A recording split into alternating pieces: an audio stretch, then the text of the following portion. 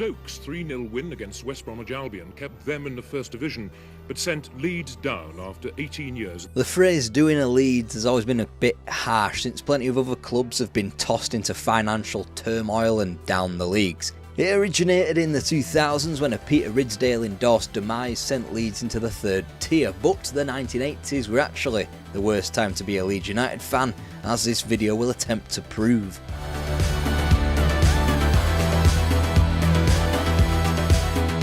As the board debated whether or not they should keep Jimmy Armfield, they wouldn't. The legends of the past were allowed to tiptoe out of the back door, most never to return. After names like Terry Cooper, Johnny Giles, Mick Jones, Mick Bates, Billy Bremner, Norman Hunter, Terry Yorif, Gordon McQueen and Joe Jordan all departed under Armfield's watch, the club let two more stalwarts depart. First Paul Rainey to Bradford, before Alan Clark departed for Barnsley. Peter Lorimer would complete a trifecta of sales later on in the season when he left for Canadian football. All the while, the rumour mill whirled into an overdrive in regard to Leeds United's new manager. After all, they were still one of the biggest clubs in English football. FA Cup winning coach of '76, Laurie McMenemy rejected Leeds' advances to remain on the south coast with Southampton. Then it was down to Aston Villa's Ron Saunders to palm off the club before Arsenal's Don Howe couldn't face returning to Elland Road where he had previously coached. Things had got that desperate that even the seemingly forbidden boundaries outside the United Kingdom were being sourced for managers like Rinus Michels and Cesar Luis Menotti. In the end, Leeds had seen fit to lurch back to the caretaker management of Maurice Lindley to begin the season until they caught wind of a fluttering piece of news from north of the border.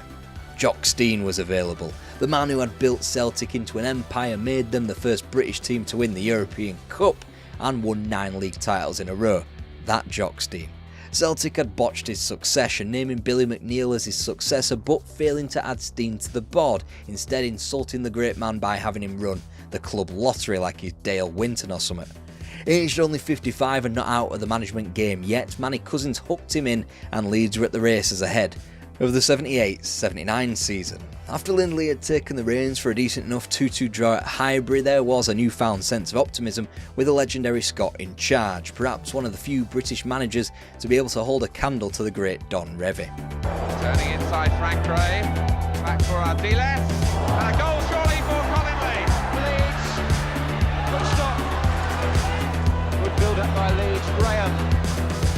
Now the results were hardly world class, but there was a glimmer of something. The pair of 3-0 wins over Wolves and Chelsea attested to that. Then in mid-September, news again from north of the border would serve to shake Leeds United to its very core once again. Alan McLeod had resigned as Scotland manager. Leeds won't do now if Jock Stein goes. He's a beaut manager, proved it with Celtic. What would you feel if he was to leave the club? Tragic really, before he's had time to show what he can do. How highly do you rate him as a manager? I think he's one of the best I think he's about best in country. Tonight's sporting headlines. Jock Stein bids farewell to Leeds United after just 45 days at Elland Road and becomes Scotland's new manager. Well, my wife just wouldn't, she didn't fancy moving, and it's as simple and straightforward as that. Some people might suggest that it will seem a somewhat cynical decision, though, only 40-odd days after you arrived here, to be disappearing again. There's nothing in it other than that. There weren't enough incentives in the world to stop Jock Stein from returning home for the biggest job in the land. Cousins tried, offering him £35,000 in cold hard cash, as well as a brand new house. And once again, the devilishly ironic number of 44 days was the length of another legendary manager departing Elland Road. Stein had signed off with his third league win as Leeds manager, another 3-0 triumph this time over Birmingham, whilst a third tie was needed to dispose of West Brom in the League Cup, officially Stein's final game. It took a full 3 weeks for a plodding Leeds United to find his successor. In the meantime, Leeds couldn't buy a win in the league, losing to both Bolton and West Brom 3-1 before taking a point from Carrow Road. The only thing to satiate the supporters was this result in a Yorkshire derby in the League Cup.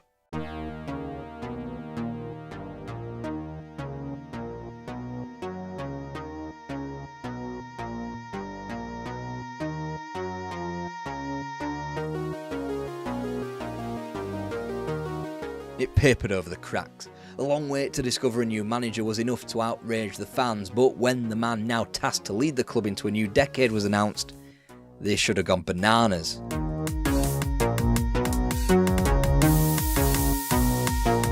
Mr. Jimmy Adamson as football manager. Well, I'll sign him later, eh? Do you think you're going to last longer than 45 days? You tell me. Your predecessor's total. I am a stayer normally, and I think that I'll be here for quite a few years. Jimmy Adamson couldn't have been further removed from the glory and esteem of Jock Stein. Here he was, admittedly armed with experience of building a decent Burnley side in the early part of the decade. The more pertinent example of his management, though, had come more recently from Sunderland, where he was unable to succeed a club legend in Bob Stoker, leading them to relegation and failing to get them back into the top flight at the first time of asking. This was the man now given the task of continuing the legacy that Don Revie had initially built. With Tony Curry installed as a new captain ahead of predecessor Trevor Cherry, the reign began brilliantly.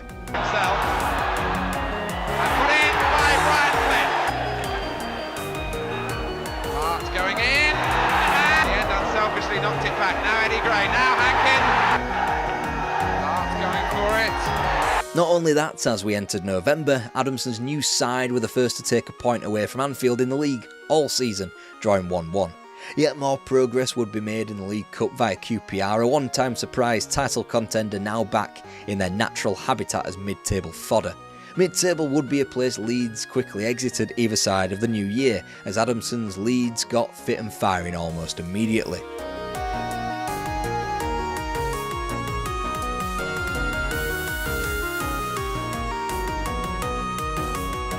Adamson had discovered the club 15th in the lower reaches of the division back in October. Now, with a League Cup semi-final on the horizon against Southampton and safely through in the FA Cup third round, they occupied 5th.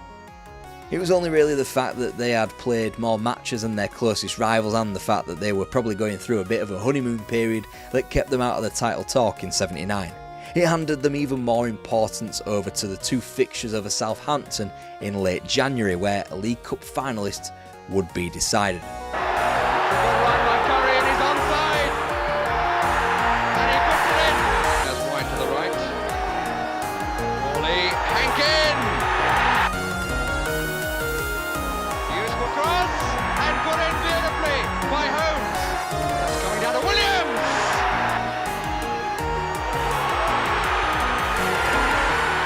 West Brom were the next team to stop Leeds in their tracks of returning to Wembley after they had swiftly eliminated them from the FA Cup in a replay in early March. Under normal, recently dour circumstances, that would be the end of Leeds' season, but they were in with a chance of qualifying for Europe again and took it with both hands. Out to the edge of the box, John Wyle, left foot, and Harvey has no... Oh, chance for Gates, it's there! But it's never really that easy with Leeds United, is it? Tony Curry handed in a transfer request so he could move back home to London with his sick wife and found himself at QPR. Joining him in departing were Frank Gray, John Hawley and later on in the season, Ray Hankin and David Harvey. In, however, were plenty of names. Kevin Hurd had been acquired late on in the prior season from Blackburn for £375,000, whilst for once there was a big name swapping Old Trafford for Elland Road when Brian Greenough made the near £500,000 move across the Pennines. The transfer that broke the short-standing record set earlier in the summer of Swansea's Alan Curtis more armoury for up front. So, surely, Leeds set off like a bull in a china shop at the beginning of the 1979-80 season. Flyover's first goal had plenty of that. Not only were they thrashed 7-0 in a League Cup contest against Arsenal at Highbury, but they were embarrassingly put out of the UEFA Cup at the second round stage by Universitatea Craiova without scoring a single goal. Then you add on such momentous league fixtures as a 3-1 loss at home to Bristol City and poor defeats on the road to Coventry, Everton and Middlesbrough, and you have the recipe of an underachieving mid-table club suddenly running out of options for silverware. Then the FA Cup draw had a wicked sense of humour, pairing up Gray brothers and feeding lead to the reigning champions of Europe, Nottingham Forest.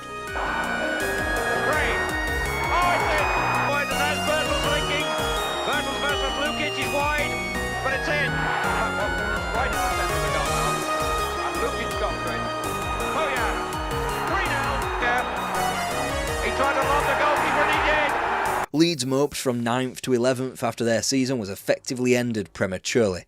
Adamson was no longer in the good books. His move to sell Frank Gray wasn't just embarrassing for the FA Cup elimination, no, it was the fact that Eddie's younger brother went on and won the European Cup with Forest. Then you got a load of cash thrown at players like Alan Curtis, Gary Hampson and Brian Greenough who couldn't stay fit, whilst John Hawley's replacement was sourced from Adamson's personal phone book, Wayne Entwistle, who would score a grand total of 2 league goals for Leeds. It wasn't that Adamson didn't have big ideas. He attempted to trigger Kevin Keegan's Hamburg release clause and wanted to bring Peter Withe to Elland Road in a double deal that would have exceeded £1 million. Safe to say those funds could not be found for that little pipe dream, and Adamson was booted out not long into the 80-81 campaign.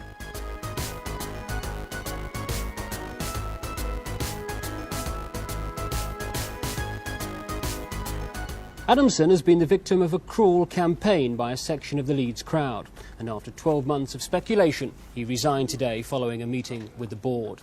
The players need a new lift, the club needs a new lift, the supporters need a new lift, and everybody connected with the club. And you either get that through signing a £2 million player, which I can't sign, or you get a new manager. And I've decided, yeah, okay, get a new manager. He had got a striker through the door, though. We've got Maradona at home himself, Alex Sabella from Sheffield United. That splurge, combined with just 1 league win from his first 8 and elimination from the League Cup, ended Adamson's time at Elland Road. He gave way for Dave Merrington, put in temporary charge. Merrington, a man Eddie Gray lambasted as a bloody idiot, which in 1980 speak is just as violent as calling someone a fucking cunt these days. His departure led to the return of a prodigal son.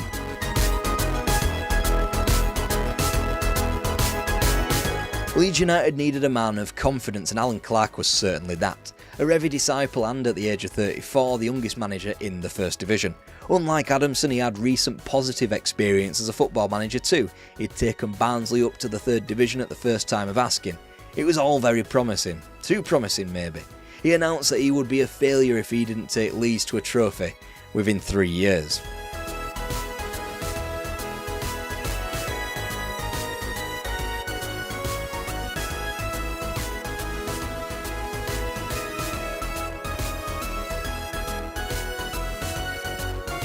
When Leeds weren't being resolute defensively and scrapping away to 1-0 wins against Man City, Everton and Palace, they were being slapped 4-1 at Roker Park and by 5 away to Arsenal.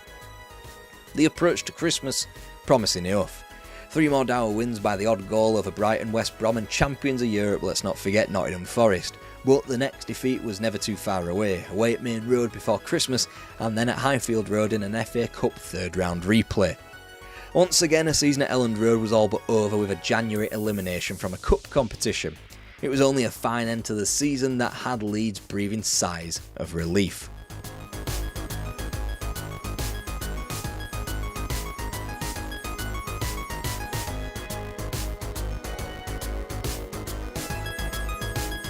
Top half safe in 9th, now was no time to judge Alan Clark despite the fat new contract the board had handed him.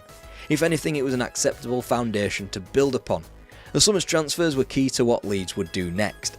Out went Alex Sabella back to Argentina, whilst Clark showed he wasn't shy to spend money, throwing nearly £1 million at West Brom for forward Peter Barnes after the rejections of Tony Woodcock and Joe Jordan. One man who did return was Frank Gray, as Nottingham Forest were pried open for both the former Leeds man and centre-half Kenny Burns. A positive enough summer, just a shame then that the football had to start at some point.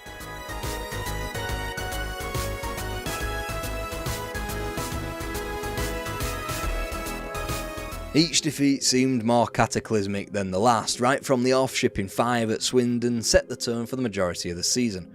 4s were put beyond the Peacocks at Highfield Road and Main Road in September, Ipswich put them out of the League Cup comprehensively by October, and a third 4-0 defeat of the season was felt in November at the Dell.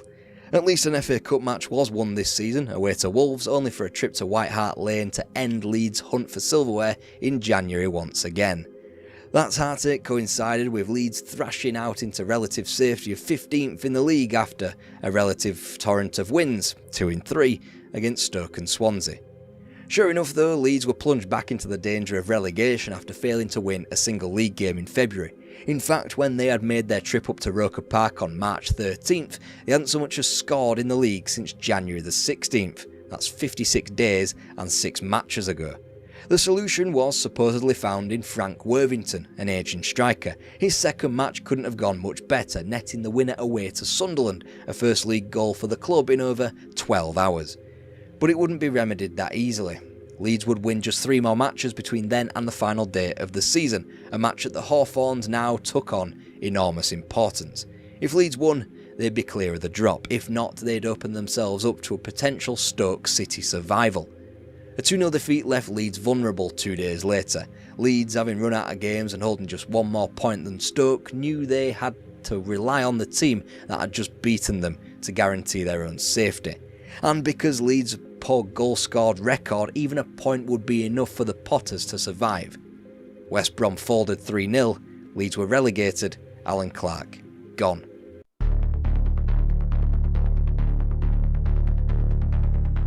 It had been 21 years since Don Revie saved the club since becoming Leeds United manager. There was now very little evidence of his existence. Leeds' new manager was a Revie disciple in Eddie Gray, the former player chosen according to the man himself because he was cheap and convenient. What a way to fan the flames of optimism.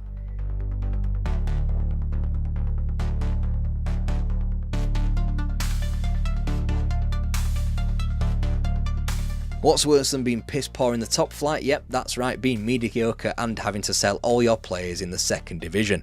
Frank Worthington's brief stay was over. Peter Barnes was quick to depart for Real Betis, and he wasn't the only name that Leeds lost heavily on, Brian Greenough leaving on a free. Retrospectively, perhaps the worst bit of business was allowing David Seaman to go for peanuts to Peterborough. In the end, the one positive departure money-wise was academy graduate Terry Connor, leaving for £400,000. The following year, a similar story. Arthur Graham to Manchester United and John Lukic to Arsenal, both departing. Peter Lorimer was coaxed back to the club, but comfortably the only excitement that Leeds had was now from the reserves, each of Dennis Irwin, Scott Sellers, John Sheridan, Terry Phelan and John Scales coming through the ranks. Ultimately, there was only really John Sheridan who had much of a career at Elland Road. Scales quickly left without playing a game in 1985 for Bristol Rovers, whilst 1986 saw the premature ends to each of Phelan, Sellers and Irwin. They were now a team living on a hope and a prayer. Saw Kevin Brock moving in behind him and he hit his shot with such force that David Harvey in the Leeds goal never even moved.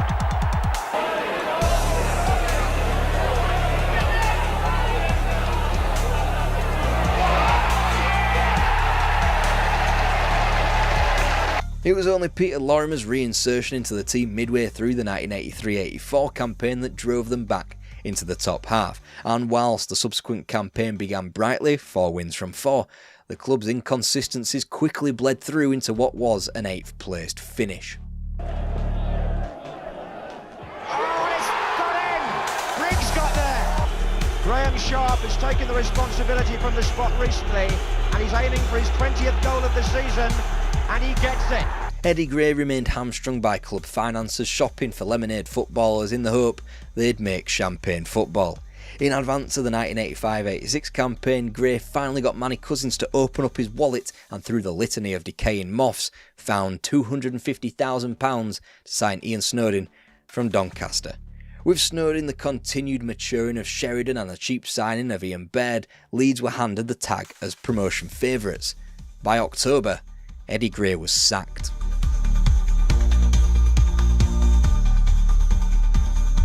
"14th in the league, there was no amount of League Cup wins over Walsall that was going to keep the board happy. Simply put, one Revie servant was exchanged for another, a third in a row, when Billy Bremner was acquired from Doncaster. Perhaps the most loyal Revie name, he was the man to take the Peacocks into the top flight again.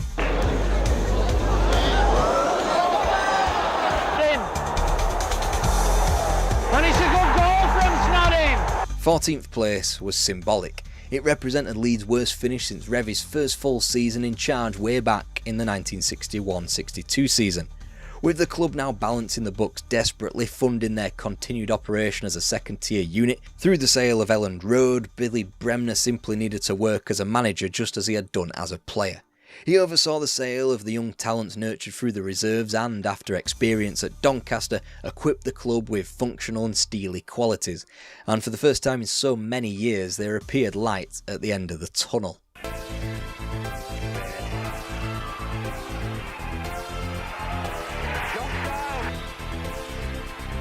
He scored in 12 minutes. On beat. Ignore the 7-2 defeat at Stoke City before Christmas, it was by no means indicative of Leeds' season thus far. It didn't infer the club's next few months either, after losing at Ipswich Town on New Year's Day. With the club's early promotion ambitions dwindling, they wouldn't be on the receiving end of a defeat until March 21st. By which point the club was still well positioned with their game in hand to make a late assault on promotion thanks to this new thing that they were calling the playoffs, which gave teams as low as 5th a second chance at promotion. Not only that, but Leeds were busy dreaming of Wembley once again. That's a lovely drop.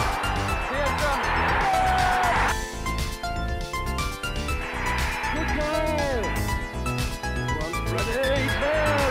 Bennett's crossed the goal now. Comes through. Jim. Holton. We must score for Coventry. And still. Richie Edwards. 2-2. Richard. Holton. Bennett. Yes. 3-2. Sadly, after such luminaries as Telford, Swindon, QPR and Wigan all fell, Coventry at Hillsborough just a step too far. All this achieved in spite of the Ian Snowden sale to Everton in January, boosting the coffers somewhat. On the pitch there was a drive towards the First Division once again. Adams, Pearson, it's there, Speed, trying to half volley, Pearson, Richie, Sheridan, yeah! Elland Road was being sold out once again. Bremner was making the club money from big sales, and low-cost, hard-working players were being bought, and they were seemingly on the cusp of the big time yet again. Wins over West Brom and Brighton to end the regular season spat Leeds out into the playoffs, a second chance at life, something exciting for the fans. Little did they know they'd be signing up for a lifetime of torment via the new format, and it all began in 1987. Edwards, yes! Spurs, Hazelwood, lots of deflection, Taylor, it's there!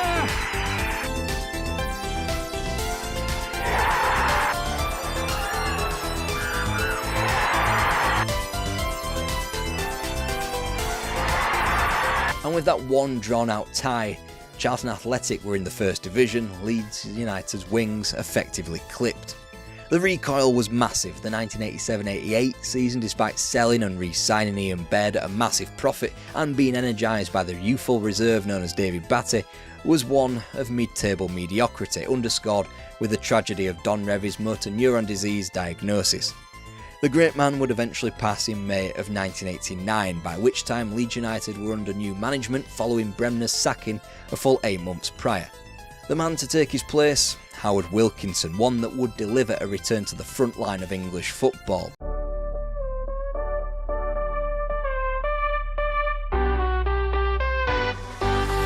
Victory to Everton and the cup.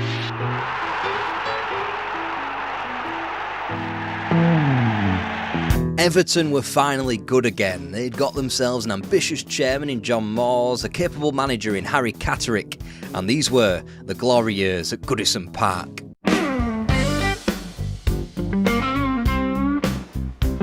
It had been a long old time since the goals of Tommy Lawton had taken Everton to their 5th championship in 1939, even longer still since the rampant days of Dixie Dean. When the Second World War halted organised football, it just about killed Everton. They returned to a limp after the war in an age of austerity, still cuddling on to the team that had won them their last success 6 years prior. Whilst others adapted, Everton struggled back into the bottom half of the table as the 1950s were upon us.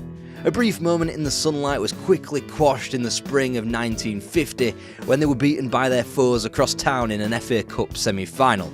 Gone was the chance for a springboard, a rejuvenation back into the upper echelons of the First Division.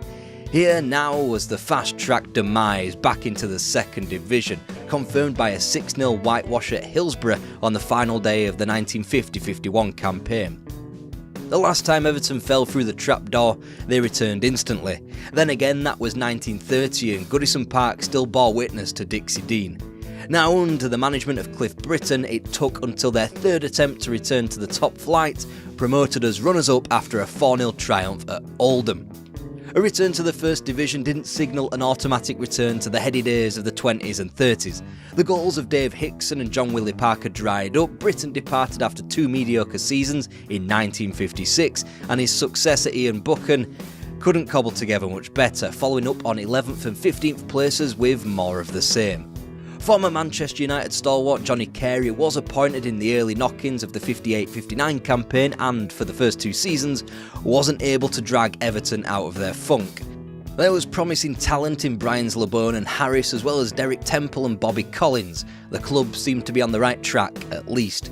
But then they went to the next level because of something from above that changed the entire club. John Moores joined the boardroom. The Pools magnate had been a millionaire since 1932, and after pouring money into the club, Everton told him he might as well just join the board. He found a club in the red to the tune of 50 grand, which of course he was able to turn around into an operating profit in the 1960-61 season. This came through ticket price rises and the slashing of matchday expenses. He was an ambitious chairman to say the least, attempting to acquire Frank Puskas at one point. And whilst obviously Everton never signed the great Hungarian, Moores had delivered the club an interest-free loan which acquired Alex Young from Hearts and Jimmy Gabriel from Dundee. Added to the recent acquisition of Blackburn's Roy Vernon, and you could whisper it quietly that the Toffees were starting to build a team. After dropping just 1 point from the final 7 matches, Everton finished 5th in 1961, a long way behind the great Bill Nicholson Tottenham Hotspur team. And yet, halfway through that unbeaten run, Moores showed his ruthless side, sacking Johnny Carey.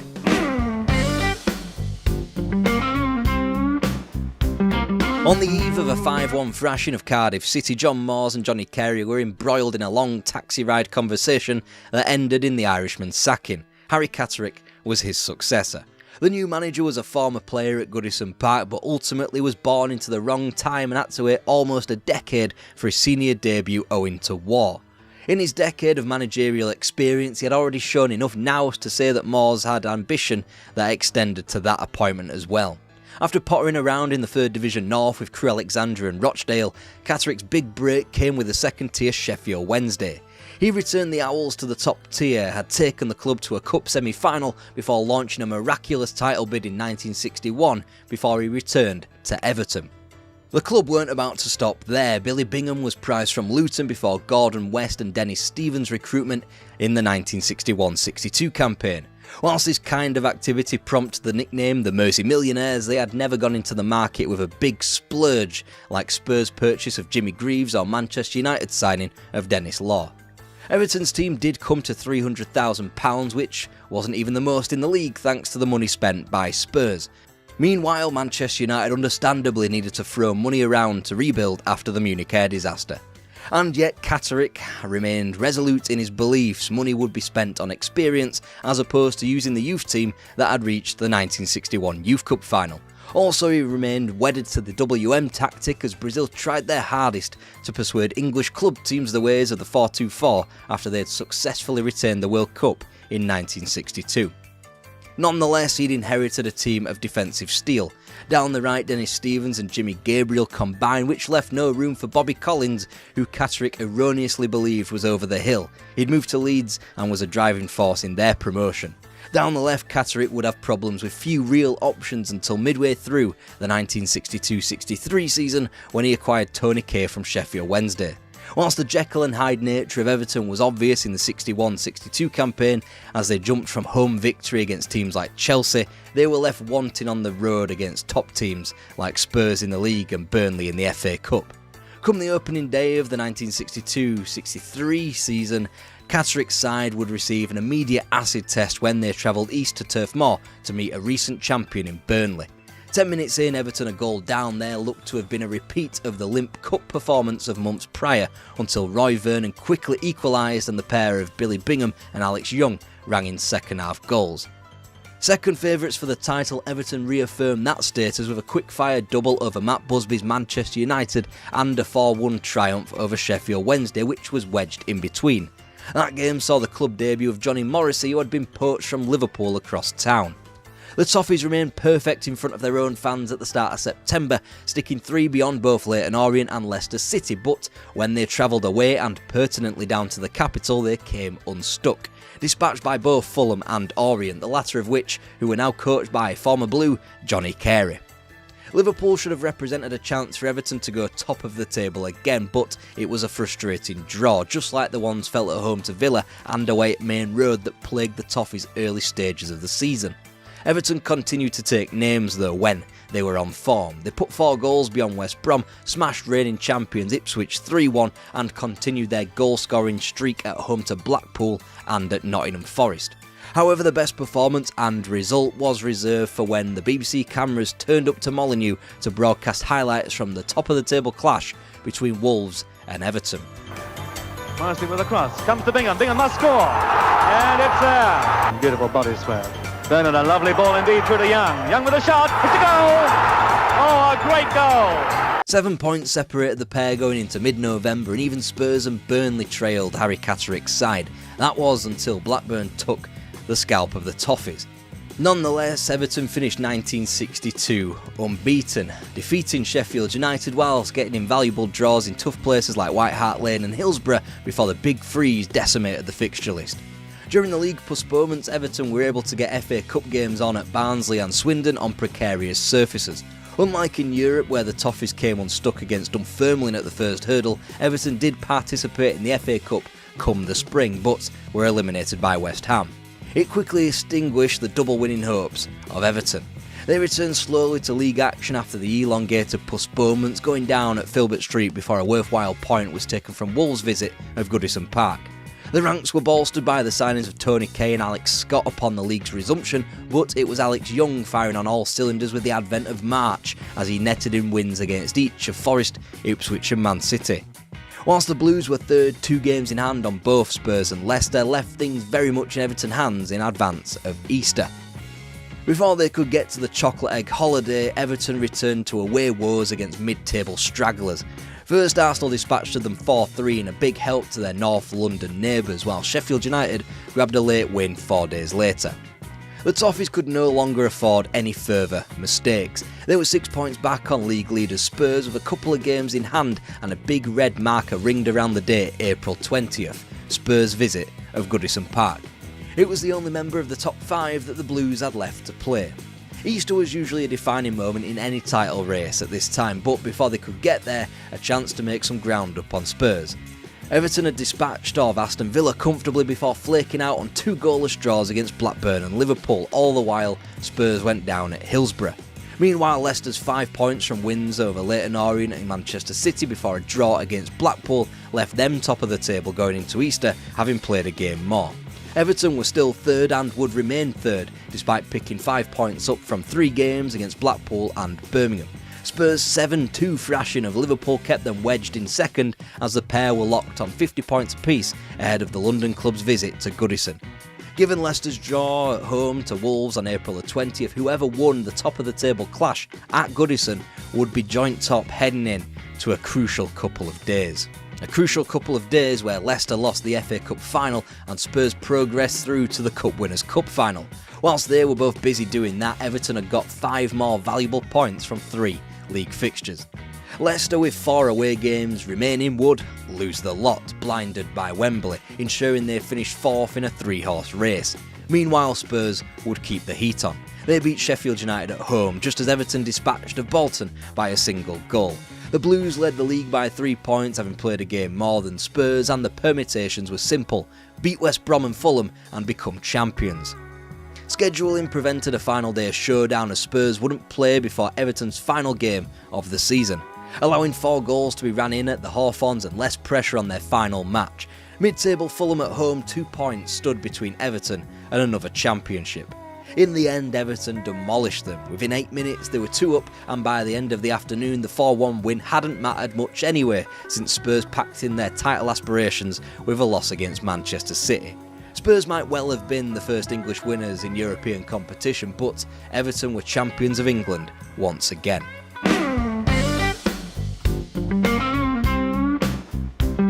Everton had gone to Europe's top table for the first time and they had been immediately turned away. What did it say about the Blues and English football in general if they were so simply swatted aside and shown to be so naive in the first round of the European Cup against Inter Milan? The year was still 1963 and whilst Helenio Herrera's Inter would become renowned as one of the finer teams in competition history, it said a lot that Harry Catterick was still willing to field a tactical system that had been undressed by the Hungarian national team at Wembley a full decade beforehand. That defeat and the rest of the mid-1960s was characterised by the manager's uncertainty of the midfield and the slow realisation that he had to alter something. He chopped and changed a lot in that area as Harris, Stevens and Harvey were all tried in Tony Kaye's role after he was convicted of fraud for being involved in throwing a 1962 match whilst at Sheffield Wednesday. Meanwhile, Alex Young took up the inside right position which didn't suit him. Up top, Fred Pickering joined after Catterick had become disillusioned with his front line after their limp European exit the prior season. Pickering netted 37 goals from 51 appearances in the 64-65 season, and yet the Toffees were some way off the Manchester United pace and didn't particularly compete in Europe, going out to that same Manchester United team in the Fairs Cup. 1965 was finally the big sea change for Catterick and Everton. With 11 points to make up in the title race for the subsequent season, the manager couldn't ignore the necessity of changing systems for much longer. And he did change. Finally, the 4-2-4 was implemented. A return to fitness for Alex Young, this time as a strike partner for Pickering, might not have bore any fruit in an 11th place finish in the league or in the Fairs Cup, where Hungarians Ujpest comfortably beat the Toffees in the second round, but there would be glory in 1966 for the English team. For the Sheffielders, team and supporters, it was the peak of excitement when David Ford scored Wednesday's second goal. Like Trabilko, each credit with a fine shot. Again, it was the 21-year-old Trabilko who scored to make it 2-0. That speedy left winger, Derek Temple, had a great chance and made no mistake.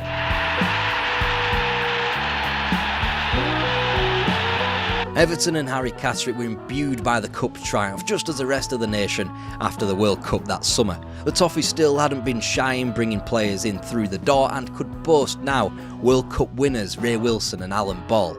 Catterick had even begun to trust the reserve teams. Jimmy Husband, John Hurst and Joe Royle were all beginning to be utilised. Topping up with other acquisitions, Mike Treblecock from Plymouth out of the front line and Howard Kendall out of the midfield, Catterick pivoted once again. The 4-3-3 was in, a holy trinity was forming in Kendall, Ball, Harvey, and Everton were slowly creeping back into the title conversation and were consistent in the FA Cup.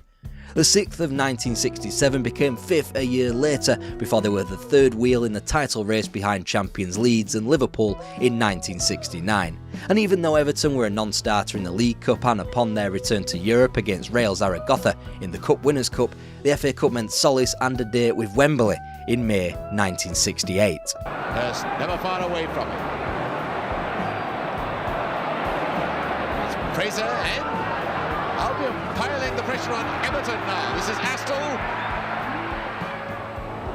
Astle comes forward to receive the FA Challenge Cup from Princess Alexandra. West Brom marginally victorious over Everton in the FA Cup final. It was silver again for the Toffees, but there was a distinct realisation that the Blues were back.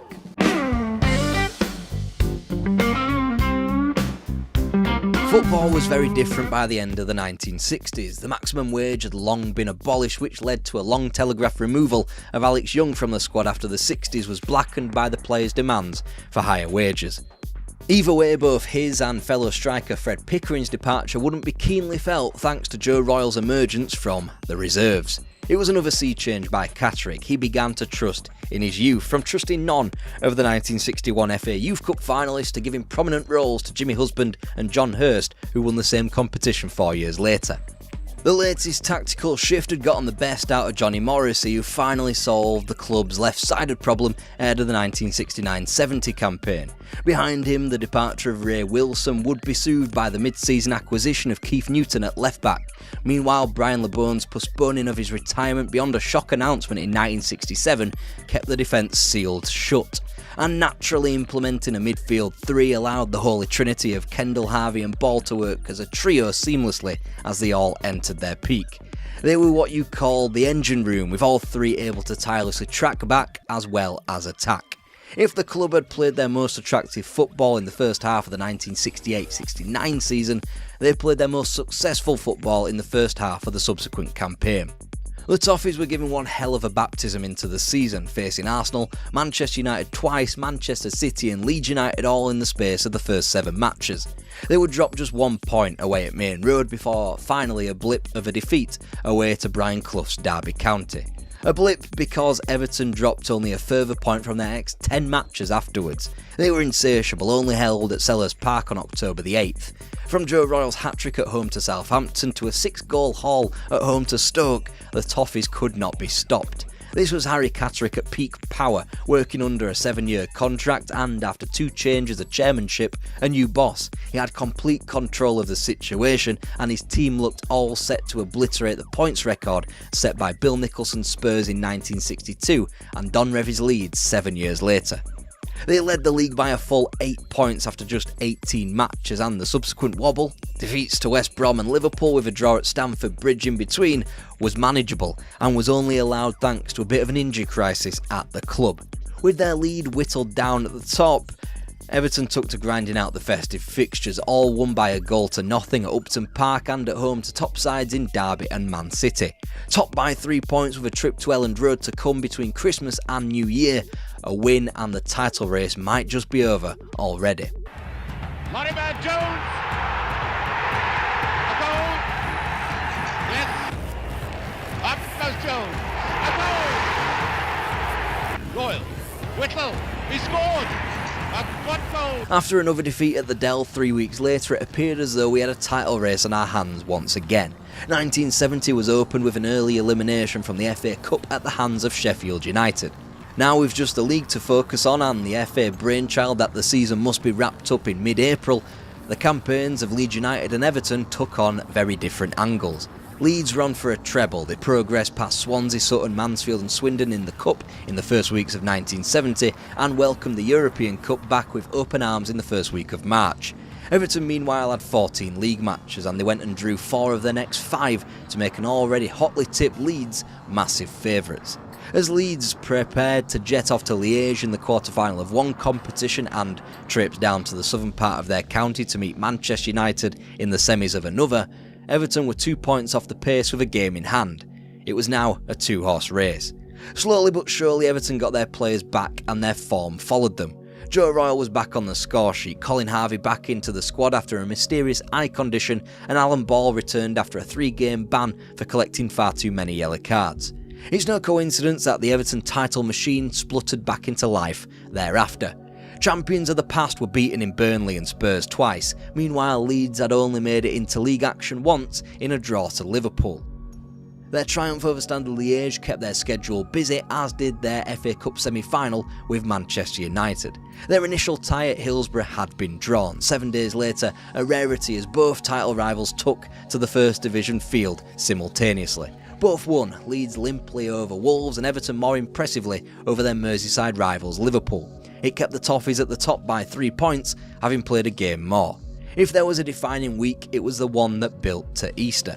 In their semi-final replay, Leeds travelled down to Villa Park where yet another goalless 120 minutes played out. Therefore they had to go again 48 hours later in Bolton, where Billy Bremner finally ended the endurance test with the only goal at Burnden Park. With that finally settled, Easter came at the wrong time. Leeds chasing a treble in a season with its final month eradicated, facing 4 games in 6 days. They wouldn't win one. They lost to Southampton and Derby in the league over the holidays as Everton stuck 5 beyond Leeds' cup final opponents Chelsea on Good Friday. Then, just 4 points away from the title, Alan Whittle got an invaluable early winner for the Blues at the Victoria Ground against Stoke. It meant an April Fool's Day homecoming for the Toffees against West Brom. Meanwhile, Leeds were in European action at home to Celtic as they chased a European Cup final. In a match they had rested players for, they lost. Meanwhile, the double blow came from Merseyside. Everton had coasted to the title that Don Revie had long given up on winning.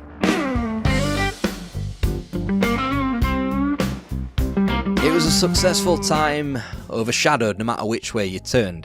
In 1963 it was Tottenham Hotspur lauded for breaking down the boundaries when they became the first English team to win European honours, shortly after becoming the first 20th century team to win the English double. 7 years on, Everton were winning another championship when everyone was busy watching someone else, their title contenders, when they lost a European Cup semi-final at home to Celtic.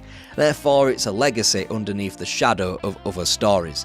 Nonetheless, the 1970s began in the best way for Everton. Harry Catterick had seemingly been able to get with the times, and in winning a second championship, they had done something the likes of Bill Nicholson, Bertie Mee and Joe Mercer wouldn't do. Don Revie hadn't equalled yet, and in doing so, he became the club's most successful league manager.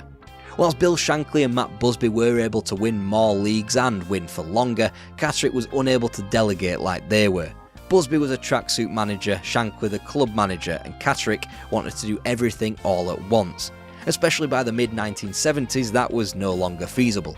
As Catterick bemoaned the fact that he couldn't sign the players he wanted, across town Bill Shankly was cultivating a revolution based on players from the fringes, signing players from places like Scunthorpe, Bury and Bristol.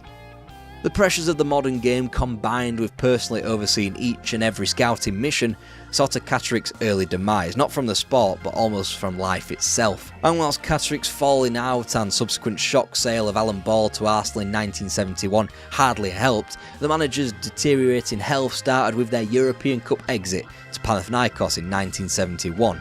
The Greeks opened the scoring in the first leg on Merseyside, an away goal that was to prove decisive. Although Everton equalised with the last kick of the game through their 19-year-old substitute David Johnson on his first European appearance, that goal was not enough. Everton could only draw 0-0 in Athens and went out on the away goals rule. After suffering an infection in Athens, he'd be quickly hit with a heart attack months later. It was the beginning of the end, not only of the manager's tenure but the club's tenure as a top club. Billy Bingham tried and failed, Gordon Lee tried and failed. Like most footballing empires, Everton needed a few oscillations to get things right once again, and they would, but those are stories for another day. Most clubs would love a perfect boot room style scenario, as Liverpool commanded the English game more and more as the 70s and 80s wore on. Sometimes though it's not possible. To read about those times though, go check out our Liverpool series here.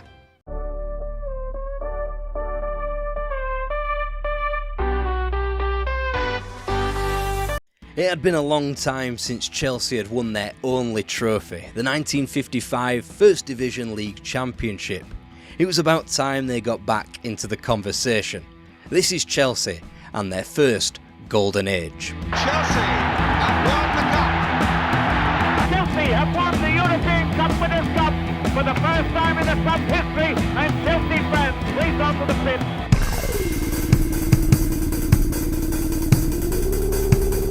Chelsea were born in 1905, not in the borough of Chelsea but in Fulham, where a team called Fulham FC played and were formed 26 years prior. Upon Chelsea's inception, they were coached by John Tate Robertson, who combined his playing career with the post, and so began the rich lineage of Chelsea being drawn to player managers. Robertson was an incredibly influential man to the sport, but only after he had departed the club when he arrived in Hungary in 1911. In his absence, Chelsea would flip-flop between Divisions 2 and 1 before finally finding a spot of solidity with their promotion back to the top flight in 1930. An entertaining enough team in their day, Chelsea languished in mid-table in the interwar years and after the Second World War was over. This despite the efforts of Billy Burrell, who was hired as manager prior to the war with the plan that the club needed to produce their own talent instead of purchasing other people's, a facet of Chelsea that has slightly faded from view recently. They were a far cry from the team of their time, Herbert Chapman's Arsenal, but it would be a product from that incredible team that would introduce Chelsea to footballing success, and he went by the name of Ted Drake. On firm but mid-table foundations, Drake conducted a root and branch review of Chelsea Football Club. He wanted the Stamford Bridge faithful to be more hostile, so opposing players would fear playing there. Aesthetically, he revitalised the club badge, introducing us to the Chelsea Lion, which still remains in place to this day. It didn't work immediately. They came as close as ever to relegation in his first ever season before rebounding with the club's finest league finish in 34 years in 8th. Still languishing in mid-table between Burnley and Charlton Athletic, still a way off the pace of Wolves, the heir apparent to Chapman's Arsenal, and it appeared to be going in a similar trajectory for the 1954-55 season. Until before Christmas, Chelsea started to win and win convincingly. The perpetually successful managers of their day, Arthur Rowe of Spurs and Stan Cullis of Wolves, both fell in 1954's last weeks, before one defeat in their final 3 months etched a new name onto the First Division's lineage, Chelsea. It should never have been allowed to be a one-time thing, especially with Birrell's passion of youth development coming through the ranks, fronted by the majestic Jimmy Greaves. Forced to withdraw from the inaugural edition of the European Cup by narrow-minded Football League chief Alan Hardaker, Chelsea flounced back to mid-table, conceding an astounding 289 league goals in Drake's final 3 years. What could have been Chelsea striding out confidently into a new age of European football was just a fleeting flash in the pan. And what's more, they now had to find a new manager.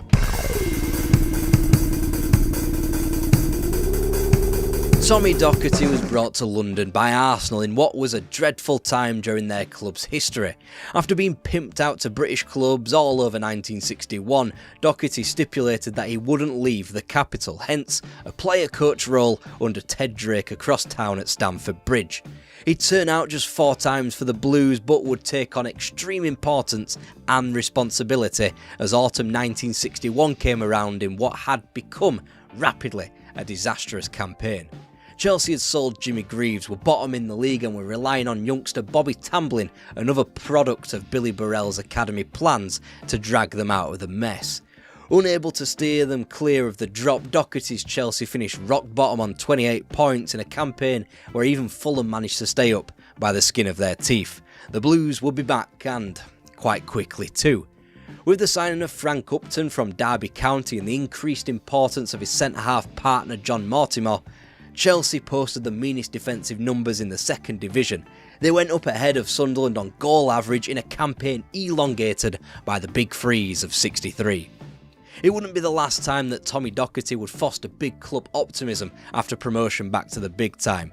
Chelsea were back, they were energetic, they were primed, Docherty was at the heart of it. A 5th place finish was all primed to be that springboard. Stamford Bridge had ambition again. That arrived in material form during the summer of '64 when £150,000 was slapped down to rebuild the West Stand. Regardless, the stadium would remain a joke and remain a thorn in the side of not only Docherty but his many successors. One defeat from the last 9 league matches of the prior campaign became unbeaten in the first 10 of this season, a run only ended by the eventual champions Manchester United in late September 1964. This was a team built on a young core, players like Peter Bonetti, Alan Harris, Terry Venables, Bert Murray, Bobby Tamblyn and Ron Harris, who had won the FA Youth Cups of 1960 and 61. Another backbone who would come synonymous with Chelsea was Eddie McCready, picked up for the ludicrous fee of £5,000 and the effort of travelling to East Stirling for a friendly match. Ultimately, it was a season of a first title challenge in a decade that was never going to pay off, what with the enormous weight of Matt Busby's return to league success after the Munich air disaster. And of course a small matter of Docherty's diamonds, as they were labelled, breaking curfew in a trip to Blackpool with the club top of the league in April 1965. They'd be humiliated by Burnley 6-2 before returning to the scene of the crime to lose at Blackpool as they limped out of the season. Nonetheless, it wasn't Chelsea's only avenue for potential success in the 1964-65 season. There was the FA Cup after all, and an almighty occasion at Villa Park in a semi-final with Bill Shankly's Liverpool. Stevenson scores.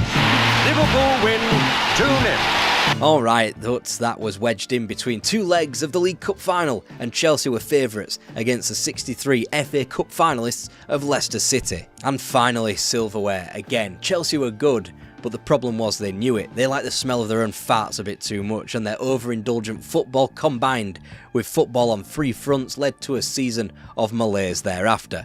They opted not to defend their League Cup crown thanks to a European campaign that took them to Rome, Milan and Munich before a semi-final replay defeat in Barcelona. They lost another semi-final in the FA Cup, going down to Sheffield Wednesday, again 2-0 and again at Villa Park. Combined with a turgid 5th place in the league, Doherty decided to renew the squad.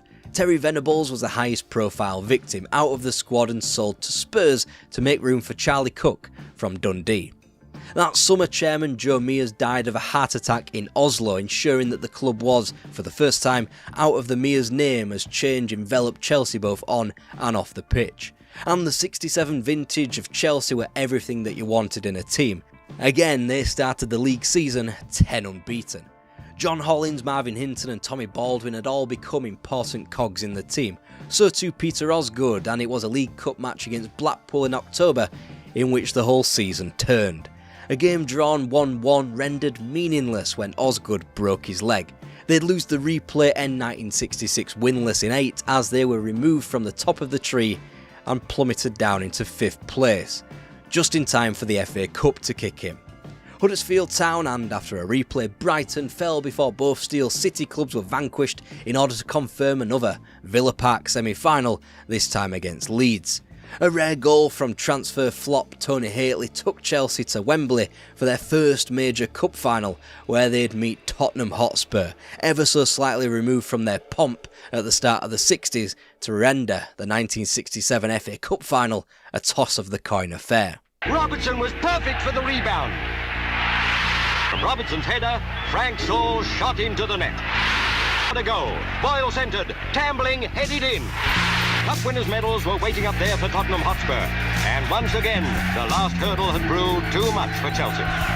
And Chelsea were officially over. Tommy Doherty departed the club in October, more so after off-field battles than those on it. He fought with John Hollins over the players' pay throughout the summer before his demise was swift after he was found to be racially abusing a Bermudan FA official during a tour. After shipping 5 at Newcastle, 6 at home to Southampton and being dangerously close to relegation anyway, the time was right.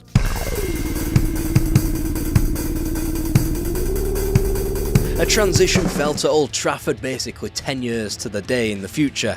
Chelsea decided to run away from the Tommy Doherty era of entertainment into the methodical arms of Dave Sexton. Previously a coach at the club, he'd got his managerial career off to an inauspicious start with Leyton Orient, a club he left in the lurches of a relegation down to Division 3. Some departure then to be suddenly managing Chelsea. The club turned their nose up with greater form either side of Christmas 1967 before another tilt at a trophy was quashed by Birmingham City away in the FA Cup quarter-finals that March. Nonetheless, 6th place in the league, a solid enough start for the new manager who had been parachuted in mid-season. Sexton's plan was to add guile into the team. David Webb moved up from Southampton, John Dempsey poached from Fulham for £70,000 before Ian Hutchinson came in for just £5,000 from Cambridge. Initially a fullback, Hutchinson would be turned into a prolific forward and therefore turned into one of the biggest bargains in Chelsea history. Andrei Shevchenko this was not.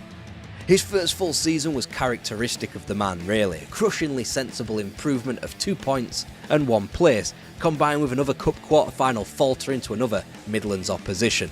Alternatively, a European campaign in the Fairs Cup would be halted dead in its tracks after defeating the second round to Dutch team DWS courtesy of a coin toss. In the second season of the Sexton era, 1969-70, the Blues limped out of the blocks sluggishly.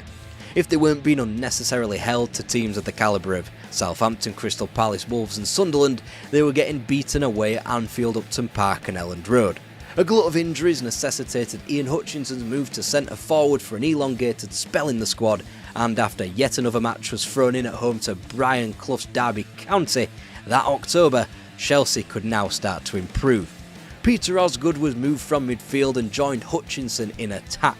The two built a great strike partnership, Hutchinson the physical force, Osgood the incessant runner, and instantly the next 4 matches were won and no league defeat in 3 months. And by the time the FA Cup swung back around, Chelsea had surged up into a spot on the podium behind Everton and Leeds United, both the runaway contenders for the title. In the third round of the Cup, Birmingham City are dispatched comfortably this time, and Burnley were going the same way as Chelsea led by 2 with 21 minutes to go. Then, just as at home to both Burnley and Wolves earlier on in the league season, they shipped 2 late goals. This game though was due for a replay up at Turf Moor. This time Chelsea bagged themselves a late equaliser through Peter Houseman before they ran away with the 5th round place in extra time. The remainder of the Cup run would be played out entirely in the capital, although none of the matches would be contested at Stamford Bridge. In both Crystal Palace and QPR, Chelsea found useful opposition who could only contain them for half of a football match before the Blues ran away with both 5th and 6th round ties. Then in a stroke of luck, Chelsea avoided both Manchester United and Leeds United and looked out on a team polluting the bottom half of the second tier in Watford. A similar narrative played out level at half time until Chelsea ran away with proceedings, winning 5-1 at White Hart Lane. 4 weeks later they'd meet Leeds at Wembley in the thin hope of third time lucky after previous FA Cup finals had been lost, first of which at Old Trafford in 1915 against Sheffield United, second of which we've already shown you. In Leeds, Chelsea were supposed to receive a knackered opponent because Leeds were going through 2 legs of a European Cup semi-final against Jock Stein's Celtic.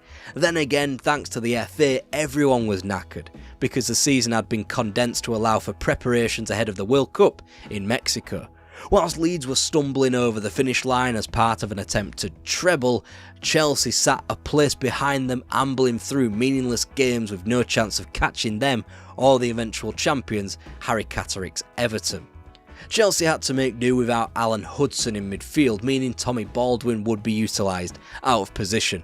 Both teams would have to make do with the right mess the Horse of the Year show had created. Wembley was set for the final, but with a pitch more accustomed to the Unibond League. Aimed towards Jack Charlton. Kick. No, it's a goal! It's gone to Houseman with a shot. And a goal! Oh, terrible mistake there! Jones, a goal! Nick Jones, 2-1. Turns to curl it in again. Hutchinson, a goal! By Ian Hutchinson! There goes the whistle for the end of extra time. And for the first time since 1912, the FA Cup needs a replay. Peter Bernetti had kept Chelsea in the Cup, providing a man-of-the-match display at the start of what would be a bittersweet summer for the goalkeeper of England. Plenty of cup finals had been drawn, most recently in 65 and 68, but on those occasions it had been settled in extra time. In fact, there hadn't been an FA Cup final replay since 1912, when Barnsley and West Brom moved from Crystal Palace to Bramall Lane long before Wembley had been built. 58 years on, the replay would be played 18 days later and away from the capital. It would be taken up north just as it had done in 1912 when the more northern team ultimately benefited.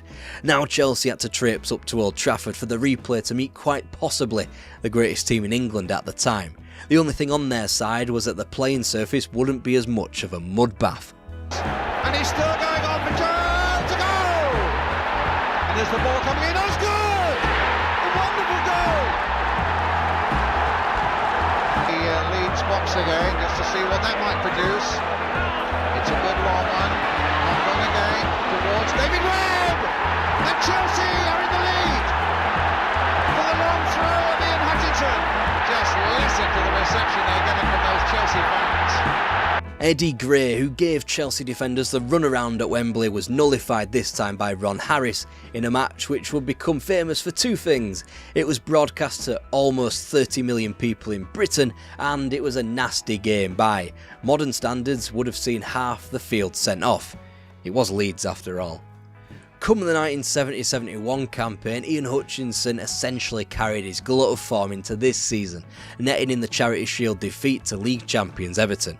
Then he grabbed himself a double on the opening day at home to Derby County, only to break his arm in a 1-1 draw at the City Ground. After just 3 league goals, injuries would rob Hutchinson of his Chelsea career. After an inconsistent winter where Hutchinson returned to the goals at home to West Brom in January and away to Stoke, the very next game away at the Dell saw Hutchinson tear his knee cartilage. Back in the 70s, this spelled the end of his season and basically the beginning of the end of his career. Hutchinson's strike partner was hardly in the good books either, suffering an extremely harsh, lengthy 8-week ban for a series of yellow cards. He'd not scored in the league in 1971 yet, as John Hollins and Alan Hudson took on the goal-scoring mantle for a miserable Chelsea. The club though simply had to march on, regardless. And what better way to do so than in a return to European action? Club Brugge had outclassed Chelsea in Belgium, and Sexton's side returned to Stamford Bridge without a clean sheet and a 2-goal deficit.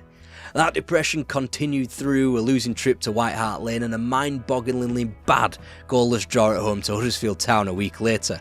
Not the ideal preparation for what would become known as the first great European night under the Stamford Bridge lights, as the Blues ran out 4-0 winners after extra time. Spurs had won the League Cup, Arsenal were busy eloping to only the second ever league and FA Cup double of the 20th century, and so this should have been the fuel to Chelsea's fire as they entered the spring. Peter Osgood had returned to the pitch, and the goals and the Cup Winners' Cup semi-final draw brought them even more fire.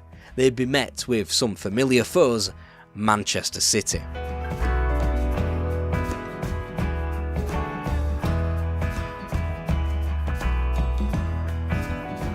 And it was easy, too easy. Either way, Athens was all set for May 19th, 1971, and Chelsea would finally be a European finalist. They'd be meeting the ultimate European finalist, Real Madrid, who saved their place thanks to a Piri goal 8 minutes from time at home to PSV Eindhoven. Champions of Europe 6 times, fair enough, it had been 5 years since their last continental triumph, and players like Gento, Di Stefano and Puskas were now just hazy memories of a bygone era. If ever there was a time Chelsea could meet Real Madrid as equals, it was now. A match that played out without broadcast in the UK criminally, except for the extra time period on BBC Radio, because the more important England vs Wales home championship clash came on the very same night. 1971 was a very long time ago. The replay, unlike the FA Cup the prior year, would be turned around almost immediately, exactly 48 hours in the same stadium. So Chelsea did what English footballers did after an intense game. They got absolutely arseholed. There'd be outcry these days, but in 1971... And Dempsey has scored! Number 8, Baldwin.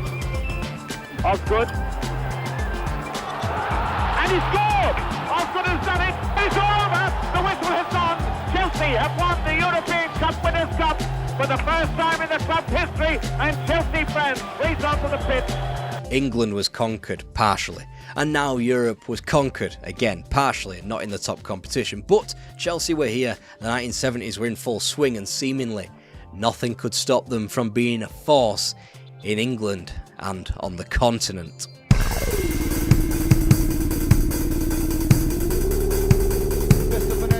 Turned in again, and now Greenhoff looking for it in the front line.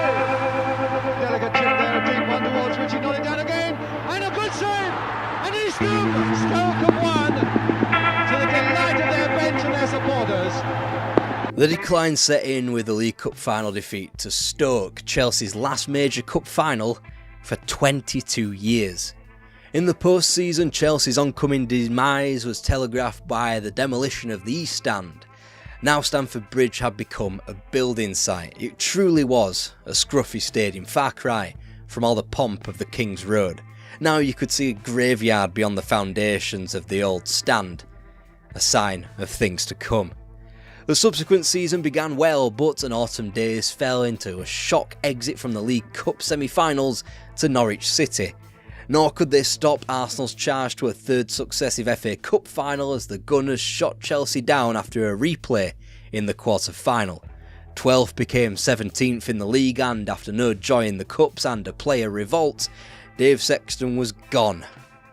He'd put both Osgood and Alan Hudson on the transfer list in January 1974 for being bad influences, i.e. getting shit-faced when they weren't supposed to. This would become known as the moment the wheels were put in motion for Chelsea's relegation. The 1975 relegation was all but confirmed when Chelsea went away and lost at White Hart Lane 2-0 on April the 19th. That was the afternoon the club was plunged into the drop zone and, with 2 matches left, were doomed. A point back on Spurs, Chelsea would go down with Luton Town and Carlisle United after Ron Suart couldn't correct the course as manager and Eddie McCready was given the feckless task of returning the Blues to the top flight. He'd achieved that in 2 years' time, but that's a story for another day. The golden age of Chelsea was earned by combining two key historical facets to the club's foundation. Firstly, they spent wildly more than anybody in England in the 10 years between Tommy Docherty's hiring in 1961 and the Cup Winners' Cup triumph of 1971. But in that 1.25 million came only a net spend of 10 grand. That is because Chelsea had been handed a blueprint by Billy Burrell during the Second World War that they should harness their own youth products. In winning the FA Youth Cups of the early 60s, the club was able to source profit from Jimmy Greaves and Terry Venables whilst keeping club legends Bobby Tamblyn, Alan Hudson and Peter Osgood around. The entertainment of the Docherty era bled seamlessly into the sensible successors of Dave Sexton, built upon a foundation of industry. Adapting Ian Hutchinson from fullback to centre forward proved a masterstroke, as did the unsung hero of Peter Houseman. He was transformed into a pivotal match-winning winger under Sexton, but continued to suffer abuse from his own crowd merely for not being George Best. As Best tanked his career in a blaze, Houseman was prolonging the 1970 FA Cup run with a fourth-round replay goal against Burnley and netting in the second leg against Club Brugge a year later, 2 goals that spurred Chelsea on for their best pre-Roman Abramovich successors. It truly was the first Chelsea golden age. They might not have won the title as a previous team had done in '55, but they had won every available cup to them, most impressively in Europe. And admittedly they were still the poorer cousin of Arsenal across town.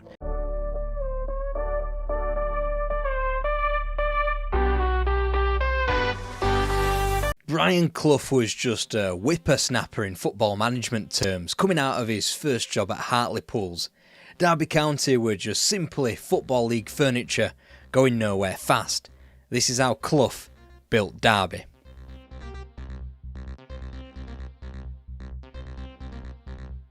Alright, here's the 4-1-1, folks. Brian Clough was a northeastern man with a northeastern plan, banging the goals for his hometown Middlesbrough to escape the doldrums of Middlesbrough. Turns out he was quite good at football, moving up to Sunderland after being capped by England, only for his career to be thwarted by politics at the national level and injury at club level. In his late 20s and with no discernible life skills outside of the game, what was he going to do now? He coached, first the likes of Colin Todd and John O'Hare at Sunderland's youth team before he was earmarked for promotion as a senior side's assistant manager. The directors didn't take too kindly to this, and after the manager George Hardwick was sacked, so too was Clough. Thankfully he got himself back into the game quick thanks to Len Shackleton, who chucked Clough's name forward for the senior post at Hartlepool's. Yes, that's with an S. 1965, aged only 30, he grabbed his old mate Peter Taylor from Burton Albion and they were off to the races. Except they would be if Hartlepool's had any ambition, cash or upward mobility. To call Hartlepool's a tip would make a tip ashamed to be called a tip, was the famous quote Clough attributed to his new club. His manager's office leaked with water, the first team had to make do with training on the beach, and Clough found himself driving the team to away games sometimes. It would be at Hartlepool's where Clough picked up his disdain for directors and owners, labelling Hartlepool's Ernest Ord as one of the most evil men I've ever met. They finished 18th in his first season, a 3-place regression and only 3 points ahead of having to be put up for re-election. And whilst he promised that he was going to take them from the foot of the Football League, and he did, finishing 8th in 1967, they reached a ceiling keeping them in the 4th Division. Of course, they go up the year after Clough left. Barely 2 years into his newfound career as a football manager, he had to start again. I would say from the bottom, but he'd already experienced that with Hartlepool's. Alright, here's the 4-1-1, folks. Derby were the 1960s version of a Bristol City or a Preston North End, by which I mean non-existent competitively despite taking up a space in the second tier. They had one trophy to their name and that was the 1946 FA Cup final against Charlton Athletic. In league terms, they had been a shambles not long after that, beginning their spiral down the division after consecutive top 4 finishes to end the 40s.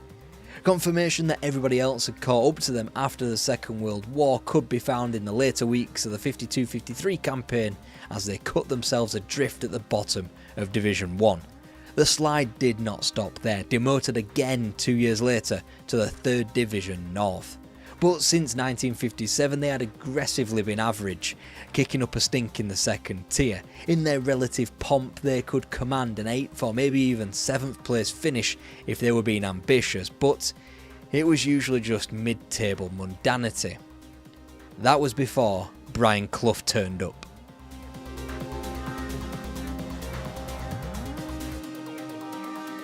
Naturally, Peter Taylor came with Brian Clough. It was a match made in heaven. If Clough was in charge of the macro, the signings, the state of the club, Taylor governed the micro, scouting players, taking training and tactical scheming. This continued from the North East and would blossom in the East Midlands. They both had Len Shackleton to thank again for finding them the club, an improvement of 2 divisions, but Derby was still a footballing backwater in the grand scheme of things. They had previously been governed by manager Tim Ward, a man too kind for the football management game. When he did try to stray from his characteristics by insisting £20,000 had to be spent on Kevin Hector, it led to the beginning of the end. Hector, a player much liked by Clough and Taylor, would surely have been sought after by the pair had Ward not done their work for them. The mood around the club was toxic as plenty of support didn't take immediately to the incoming management, such was their affinity to the previous manager. Instantly Clough made his mark, demanding that all players at the club be professional. This earmarked Ian Buxton as an early enemy, as he wished to team his cricketing and footballing careers. He was quickly dispatched to Luton for £10,000. The Clough train kept chugging, returning from a pre-season tour of West Germany undefeated before the relative spunking of 21 grand on a Sunderland reserve that Clough already knew by the name of John O'Hare. It was on transfer business as to why Peter Taylor didn't attend Derby's first match of the season. It proved worthwhile as Tranmere's 19-year-old centre-half, Roy McFarlane, was earmarked. The season began positively thanks to 3s scored against Charlton Athletic on the opening day of the season, as well as at Rotherham United and at home to Aston Villa. Roy McFarlane had made his debut in a typically composed manner and, by late September, Derby were that commanding that promotion seemed an early inevitability. There was something niggling them, and that was a lack of bite in midfield. This wouldn't be rectified this season as both Sheffield United and Willie Carling thwarted them from the latter's signature for the time being. Alas, it was a season of constant change. After 3 more wins in the league, former England international Alan Hinton was signed from local rivals Nottingham Forest, designed to add more experience and quality to the ranks. Despite being just a point off the early QPR pace on September the 27th, Peter Taylor remarked that the results were masking the club's problems and actually they were more akin to relegation candidates than promotion candidates. He'd be proven right, and quickly too, as results trailed off. Derby now tended towards the hammerings they would receive at the likes of Ipswich, Bolton, Hull and Middlesbrough before the ultimate indignity of a 1-0 defeat on home soil to former manager Tim Ward's Carlisle United on November the 18th. All this before Christmas, as their promotion bid had well and truly been scuppered. Out of shade over halfway through the season, Derby were way back in 12th, stranded to mid-table looking up at the likes of Portsmouth, Birmingham, QPR and Blackpool, who were busy contesting promotion. Elsewhere, a kind enough run had seen Clough and Taylor return to Hartlepool as early as September via the League Cup, as they swept aside their former club 4-0. Then they took out Birmingham at home, Lincoln away and in a mad game, Darlington 6-4 at the baseball ground. It gifted Clough to Don Revie and his Leeds team in a semi-final, the first meeting of English football's greatest managerial rivalry. Good ball for Gray. Cooper going outside, Gray. And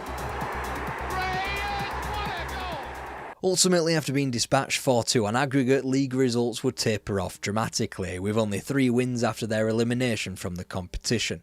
In the end, Derby regressed 1 position from Tim Ward's final campaign in charge, 18th. A lack of backing from supporters the next season was make or break. Les Green, a man who had followed Peter Taylor from Burton to Hartlepool's, now joined him at a third club, maintaining the former goalkeeper's belief that the number one should be highly regarded when shaping a club.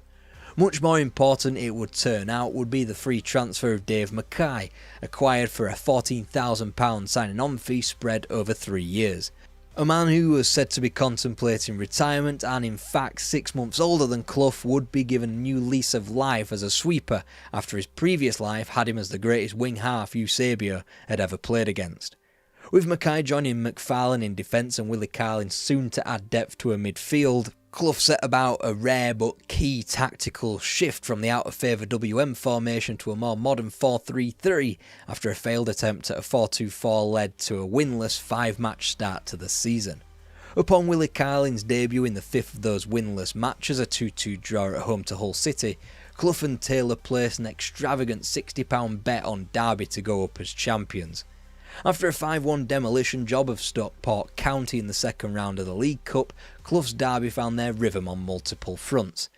They would be beaten just once more in the league in 1968, an October loss away at Hull as their new formation kept them rigid and near impossible to beat. Just ask Everton and Chelsea, who both failed to break down the second-tier Derby on their own grounds in the League Cup before succumbing to 1-0 defeats at the baseball ground. And yet it was little old Swindon Town, from a place in English football even lower than Derby's, that ended Brian Clough's tilt at the League Cup for another season. Little solace would be given to the fact that Swindon would go on to win the competition, stunning Arsenal in the final. It was those forays in the League Cup that prompted Dave Mackay to realise later Brian Clough was not a complete fantasist and this team that I had joined was becoming a bit special. That was inferred by their continued great league form in spite of bowing out at the FA Cup's first hurdle at Turf Moor. They bounced back immediately in the league from another setback, defeating Bury 2-0. Not only did they lead the league by 3 points, but they had the benefit of holding a game in hand over each of their promotion rivals. By now, John McGovern had been signed, another theme of Clough's managerial career. He had his darlings and he had given McGovern his senior debut on the final day of the 65-66 campaign whilst at Hartlepool's. His Derby debut came at home to Charlton in a winning effort on November the 9th. The return fixture on January the 18th heralded Derby's second league defeat since August. Belief for their promotion had long been apparent after a Boxing Day visit of Middlesbrough where the Rams outscored the league leaders 3-2. Derby had become tough as a late successful January trip to Bury proved, getting out of Lancashire with a 1-0 win despite Dave Mackay being knocked out cold by an elbow and requiring a 30-minute breather before returning to the field. Here's number 5. And it's the goal. Oh, McFarlane, a fine goal! Frank Wignall's signing in time for the spring gave Derby another string to their bow, and his winning goal at Fulham to begin April effectively had the Rams confirmed as a First Division team. 6 points clear, a winner at home to Bolton Wanderers 3 days later would confirm it. Alan Hinton, Frank Wignall, John O'Hare, Willie Carlin and Roy McParlin ran in the goals on a perfect day, ensuring promotion. The club celebrated wildly as they were eventually confirmed as champions, rounding off the season with 9 consecutive league wins. However, Clough and Taylor were busy preparing for the future, scouting potential signings. It was clear that this was merely a stepping stone for greater things.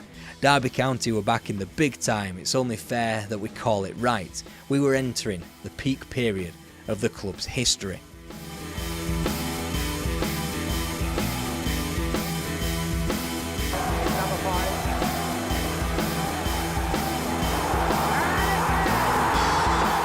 Yes, that is Derby County defeating the eventual champions of England, Everton, in what we have to assume is their traditional blue, in September 1969.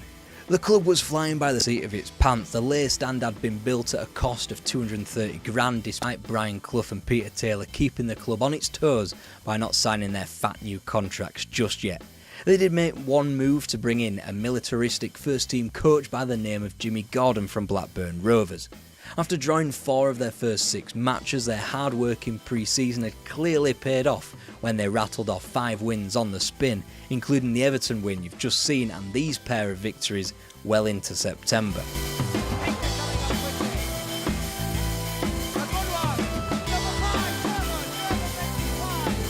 They had the best defensive record in the league, and only the table toppers from Division 3 and 4, Luton Town and Port Vale, could also boast an invincible record this far into the season. Whilst Luton would lose their pristine record in October, Port Vale in late November, and they would both achieve their desires in gaining promotion, Derby on the other hand came crashing back down to earth. In their very next game they fell at Hillsborough, only briefly recoiling against a Manchester United still aching from the departure of Sir Matt Busby before going winless against each of Chelsea, Coventry and Manchester City. Probably the most imperfect time then to head north to meet Don Revie's Leeds United.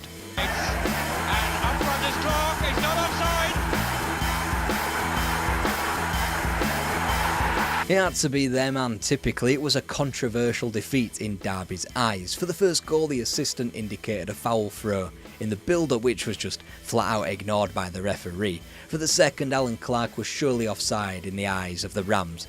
After a hellacious month of being chewed up and spat out by the top flight of English football though, Derby had only dropped to place to third but sat a gaping 9 points behind the title-winning pace of Harry Catterick's Everton. Thankfully they ended the month as they began it with a triumph, this time in the League Cup against Crystal Palace in a fourth round replay which gifted them a vulnerable Manchester United in the last 8 in November. November, a month for displaying the true inconsistencies of a new top tier team.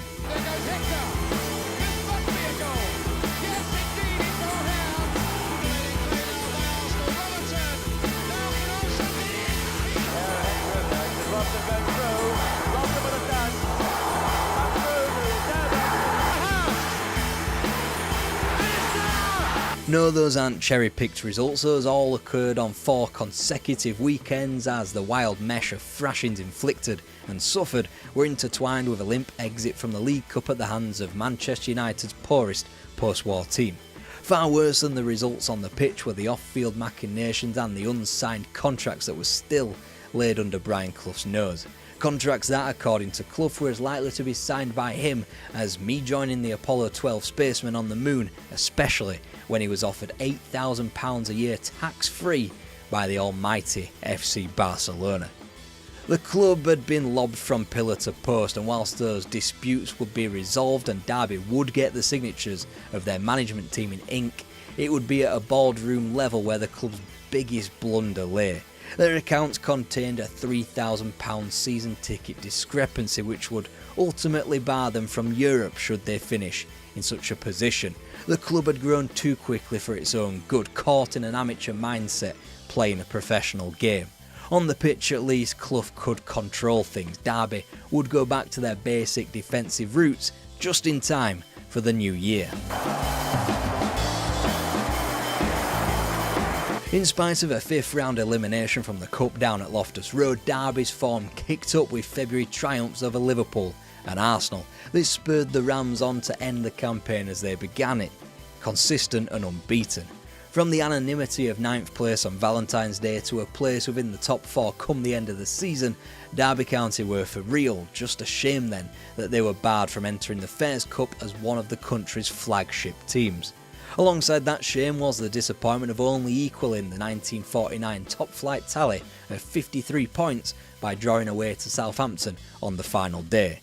Just because the football was absent from the summer though, it didn't mean that the Derby County Carnival stopped. Sam Longson was back in charge and forced the resignation of 3 directors. Naturally, Clough couldn't help himself but stir the pot, going public with an offer from the Greek FA for both him and Taylor to manage the national team.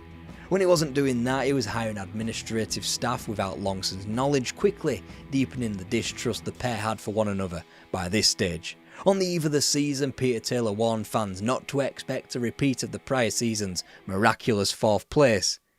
Turns out he was right. Osgood going in. Hutchinson.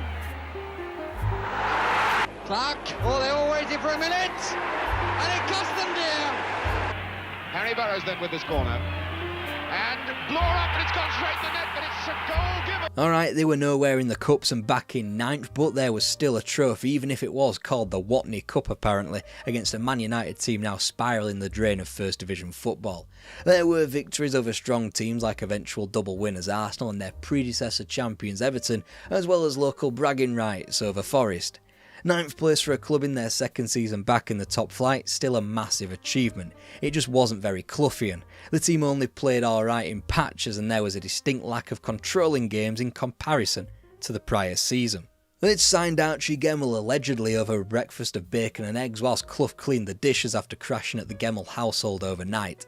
And there was another goalkeeping change after Les Green was bombed out after his part in a 4-4 Boxing Day draw at home to Manchester United. Colin Bolton replaced him. But the club survived, and more pertinently, Peter Taylor survived after a 6-week break after suffering from heart murmurs. His return gave the club a much needed lift in the second half of the season. The 1971-72 campaign, however, would be a whole other story. And John Radford with him. Into the lead. We did. A little touch off. Hector in. And he scores. Baseball ground renovated again, season ticket sales going through the roof, and on another tour of West Germany and the Netherlands, Clough hit upon the perfect attacking formula of Kevin Hector in behind John O'Hare and Frank Wignall. Consequently, whilst they might have bowed out of the League Cup to the now mortal enemies Don Revie, elimination from that and from the Texaco Cup were blessings in disguise.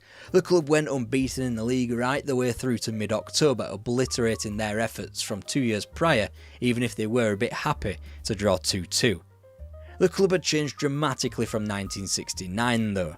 There was no overwhelming optimism anymore, this was a more serious Derby County. After the flirtation with riches had been rebuffed in favour of a traditional, anonymous footing, the Rams knew what to do now. They'd adapted. And still they found themselves bouncing between victory and defeat as Christmas came and went as Don Revie got another one over Brian Clough. Now that wasn't very Christmassy. Entering a new year, however, Derby was still within touching distance of what was obviously a highly competitive league. 29 points after 23 games, enough for 5th. There was the sense though that they were just about to click into gear. Gemmell kept his feet. And a good shot, it's a deflection, it's a goal! A brief December holiday in Greece looked to have done its job and relaxed the players into some form. Irrespective of the loss at Highbury, Derby were well in the conversation, now only 3 points back on the Manchester City pace. Whilst they performed a crucial bit of self-sabotage by adding Rodney Marsh to a blossoming strike partnership, Derby on the other hand rebounded from their FA Cup 5th round exit in a second replay to Arsenal impeccably. Still situated in third ahead of their cup demise, Derby had only gained confidence with the beating of both UEFA Cup finalists Wolves and Spurs, as well as the bragging rights that a pumping of Nottingham Forest had delivered. Derby could seemingly do no wrong, well apart from parading Ian Storey-Moore around the gaff as a new signing, despite the acquisition not totally confirmed by Forest. He would of course go on to sign for Manchester United, but Derby would not miss him. They recoiled from cup disaster in the capital. Leicester, Ipswich and Crystal Palace laid down for the Rams as the month of March concluded with a very clear top 4 teams condensed into a 4-point gap. Derby County were cast as the kingmakers. They would face all of their title rivals, with their ultimate test coming first with a visit of Leeds United.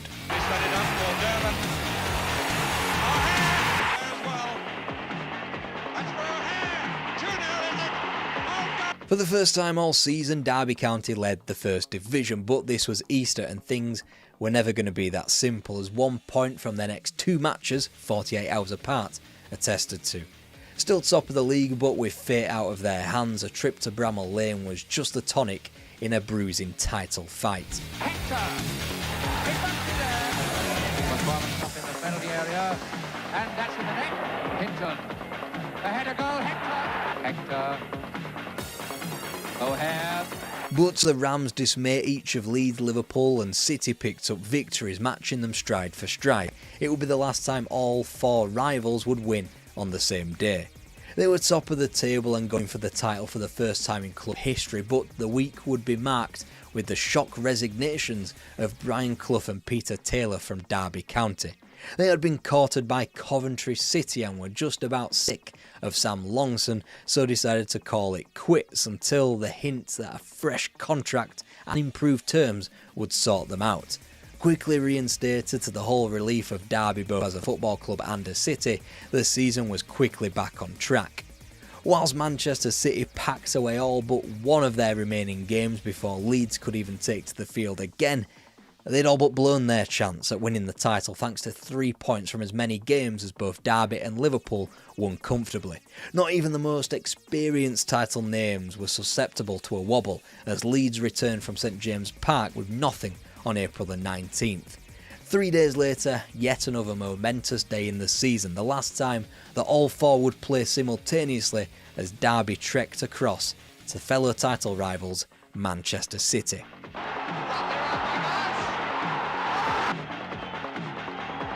Bizarrely, despite being top of the table and having played all of their games, Manchester City were definitely not going to be champions. Victories from Liverpool and Leeds confirmed that one. The quirks of an incredible season continued as May Day would play host to Liverpool's visit of the baseball ground. Derby would end their season that day and knew a win was imperative in keeping them in the title race. Meanwhile, both Leeds and Liverpool would conclude their campaign a week later with the ball in their court.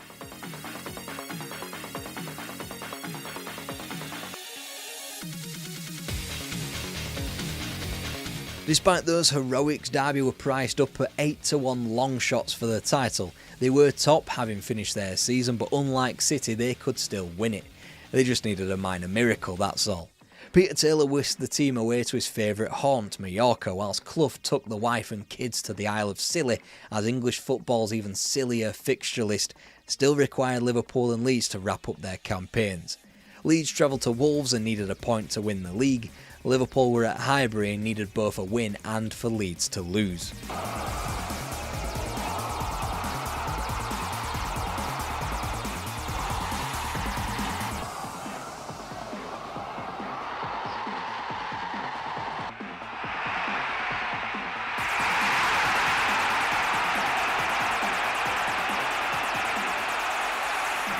The unthinkable had been achieved, not just that Derby County, little old Derby, were champions, but that the right set of results fell absolutely perfectly as Wolves disposed of Leeds and a disallowed goal stopped the left field Liverpool from nipping in to take the crown. It truly was one of the greatest climaxes to an English footballing season. It is entirely forgivable after such a high that Derby's domestic form dwindled in the subsequent season. After all, they had the novel distraction of the European Cup to worry about. Whilst they hadn't been beaten until October the 16th in their title-winning campaign, Derby went down 6 times by that stage in the 72-73 season. And when the domestic cups weren't an option again, it is only right that the entire campaign boiled down to the European Cup.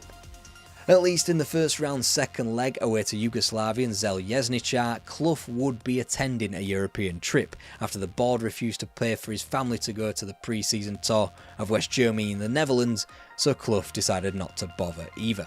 It would be a much happier time taking a 2-0 lead into the second leg where goals from Alan Hinton and John O'Hare secured a comfortable route to the last 16.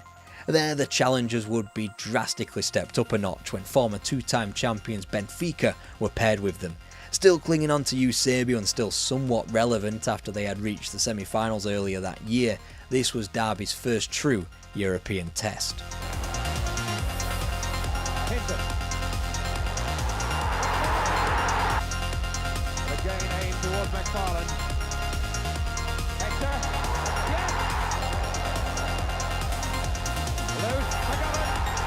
Derby had gone for the jugular against the Portuguese. For as much as it had had a checkered hit rate in the transfer market, Clough going behind Longson's back for the signings of David Nish, which did go through, and Bobby Moore, which didn't, in Europe they were firing on all cylinders. Perhaps it was a 0-0 draw in Lisbon that was even more impressive than the home 3-goal triumph. Serious football postponed for the winter, Derby could re-enter a groove back home, even if tensions between manager and assistant bubbled over somewhat. Clough more than willing to have a bit too much of himself on the television screens and in the newspaper's column inches, whilst Taylor felt aggrieved at his low bonuses and the fact that he'd basically had a heart attack for the club. The season could have been derailed in Czechoslovakia when Spartak Trnava turned them over 1-0. Back home though, Derby were obviously a very different proposition. Rendons-nous d'abord à Derby County en Angleterre. Les Anglais en blanc reçoivent les Tchécoslovaques de Trnava. 40e minute, Hector marquant. 51e minute, le ballon échoue encore dans les pieds d'Hector qui n'en demandait pas tant. 2-0, les Anglais sont qualifiés. Derby County European Cup semi-finalists, and it's not very often that the pulling out of Juventus as the opponent can draw a palpable sigh of relief, but what with Johan Cruyff's Ajax and a still very capable Real Madrid on the other half of the draw, that's exactly what Derby did. Teams that had won it all. Meanwhile in Turin, the winner of the tie would contest a potential first European trophy.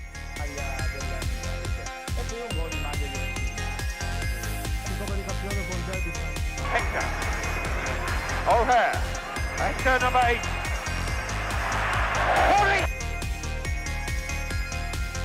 Juventus in the semi-final. The game has gone into infamy for Brian Clough's line afterwards, "I will not talk to any cheating bastards," which he demanded that the late great journalist Brian Glanville translate for him to the Italian journalists present. In terms of the goals and action in the game, it is hard to find flaw in it, as Juventus won the game fairly on the field. In terms of the wider picture, however, it's probably not mere coincidence that Derby's 2 bookings were awarded to the 2 players who were a booking away from suspension in Roy McFarlane and Archie Gemmill.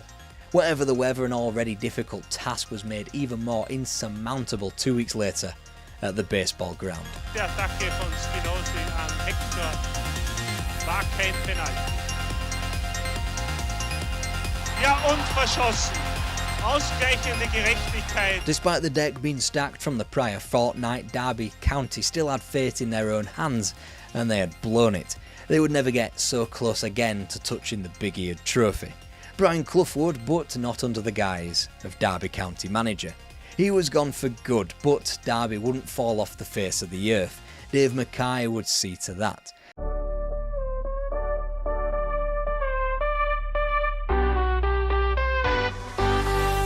Coventry City were introduced to top-flight English football in 1967 and just never left. They even won the Cup in 87. The question now was, how would the 9 lives of Coventry City fare when the Premier League came around? Oh, it's the second goal by Paul Williams!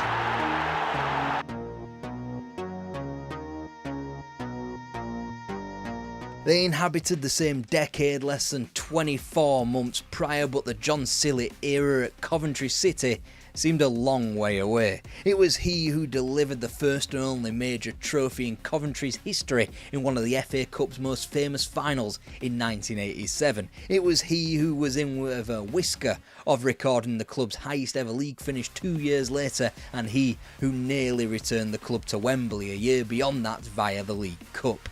He truly did pick up the ball that Jimmy Hill got rolling all the way back in the early 1960s and sent it into the stratosphere. And then Coventry City shat the bed. In November 1990, John Sillett was sensationally sacked with the club 14th in the First Division after just 12 games. It came at a time when he had thrown around the idea that senior players be promoted in order to create a coaching pathway as the English Super League loomed large on the horizon.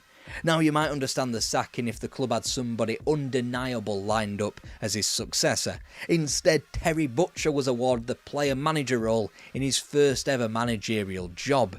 Whilst he managed a mere 6 league matches before retiring from playing, it was clear he had no time for the history of the club.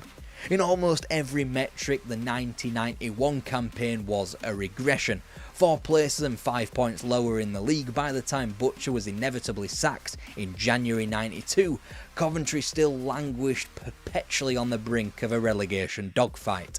Don Howe, one of English football's most respected coaches, filled the gap and took Coventry from 16th all the way down to 19th and a mere 2 points from safety.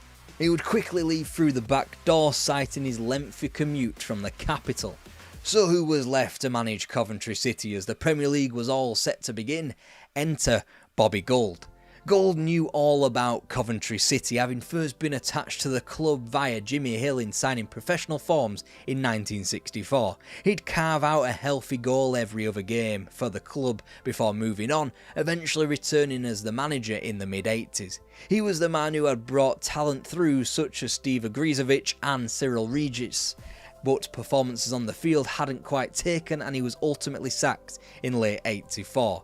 He would be returning for what they were calling a whole new ball game.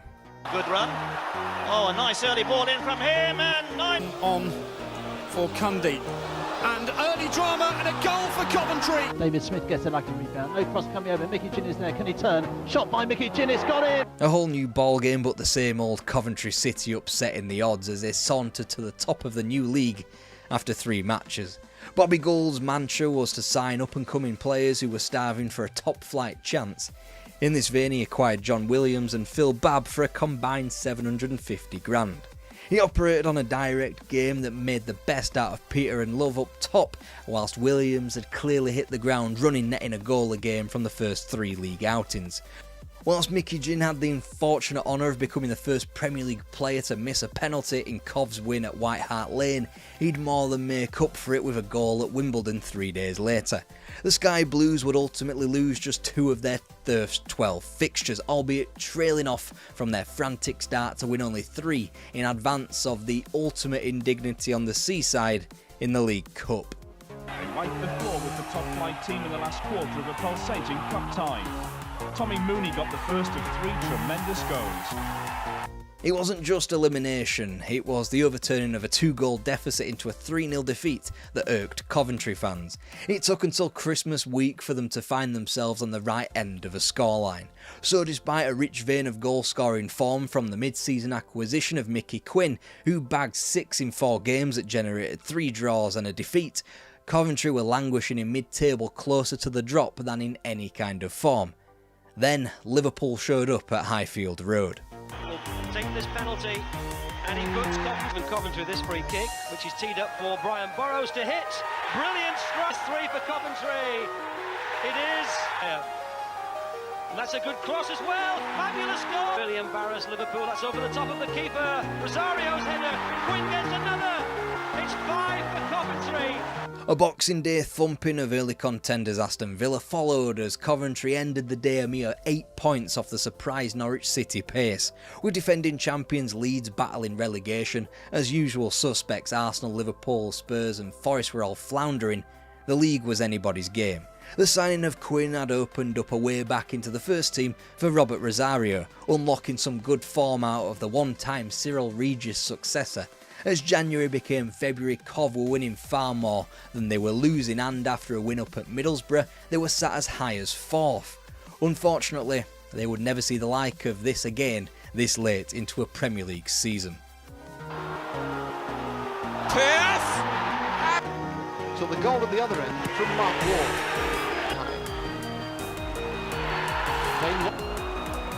The Reds got their revenge. What had been a pipe dream outside chance of a title bid, or more realistically, a half-hearted tilt at European qualification, had been a tanking of form amidst the sale of Rosario to the even more doomed Nottingham Forest. He left the club 5th, Coventry left the season only 3 points ahead of the drop. Kevin Gallagher was sold in a move which saw Roy Wergeley and a comparatively insignificant amount of cash come to Highfield Road. Talk about tanking your own season. Still, there's always a second chance to make a good first impression, as Bobby Gould toughened his players up pre-season at an army barracks in Aldershot, putting his team through their paces 6 AM till 10 PM. It worked for some, for others like Lee Hurst less so, as he ruptured a knee ligament whilst vaulting an obstacle, an injury which would end his footballing career. Phil Neal joined Gould for the second Premier League season as he worked concurrently for the England national team under the same premise. After all, he wouldn't have much meaningful work to do after England's failure to qualify for USA 94. That plus a documentary on Graham Taylor's time with the national team hardly shone the best light on Neal's character as an absolute yes man, as parried to absolute perfection by Bradley Walsh in Mike Bassett England manager some years later. Either way, Mick Harford was the experienced name coming in, for 200 grand from Sunderland as 2 club men in Andy Pearce and Mickey Ginn departed. It took 10 minutes of the 93-94 season for Stuart Robson, now best known for his inane ramblings on FIFA, to put an effective end to his career when he joined Hurst in rupturing a knee ligament. However, it was a dark cloud on an otherwise sunny start to the season for Cov. Here's Wegley giving them a problem, and Quinn is there again. Harford's on the far post. Mick Harford. John Williams through the gate, the game's only goal. 8 games unbeaten, the league title, here we come, except those 3 victories were the only ones forthcoming for the Sky Blues, and they wouldn't win again until firework night had come and gone. and by then, Coventry City had a different manager.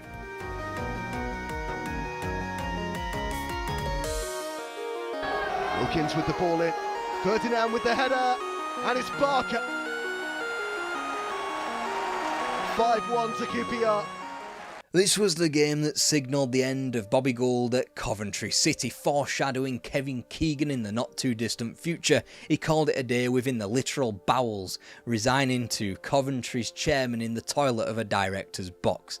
The season was by no means unsalvageable. Coventry had lost just 3 times from 12 games and sat a typically nonplussed 13th. In line for a promotion, Phil Neal, who made the immediate decision to recall club legend Steve Agrizovic in for Bobby Gould's kid in net. The results soon followed.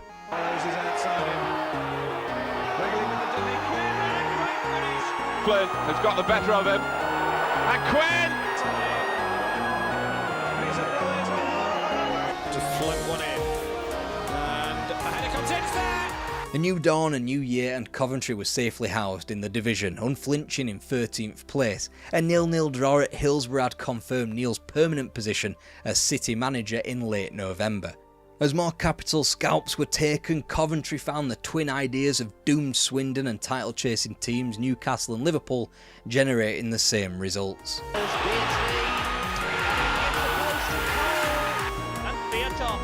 And he's put it in the same place. Looking to go through. Now giving it to Rush. Oh, great finish. All it did was speak to what Coventry had always been, an inconsistent team who were ultimately too strong for the embarrassment of a relegation. In fact, they even strengthened the more the season went on, ending undefeated and improving upon the position and points tally of Bobby Gould the prior season. John Gunn can only parry. Flynn! 2 square there. Shot coming in, 1-0. It's finally ended. Peter Unlov's kick just made it past Eric Torsfeld. Derby. 2-minute spell after half an hour. It was the line in the sand for the club. The 1994 World Cup was effectively marking the 94-95 season, what with its last 22-team campaign and influx of foreign talent as the first true Premier League season. Peter Atherton and Phil Babb quickly left, but it was a summer marked by the arrival of a certain Dion Dublin from Manchester United that created the biggest buzz. The 1.9 million rated front man would be hoping it was stairs leading up to the top half of the table. Instead, a very different start to the campaign.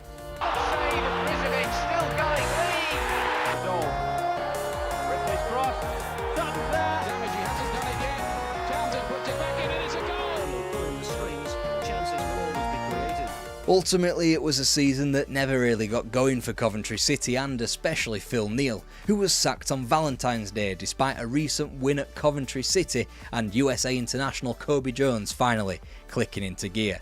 However, with the club only a point away from the expanded relegation zone, the club felt drastic measures were needed to be taken. Cov were facing their first real fight, and with 3 months out until the end of the season, something was needed fast to stem their flow back into the Football League.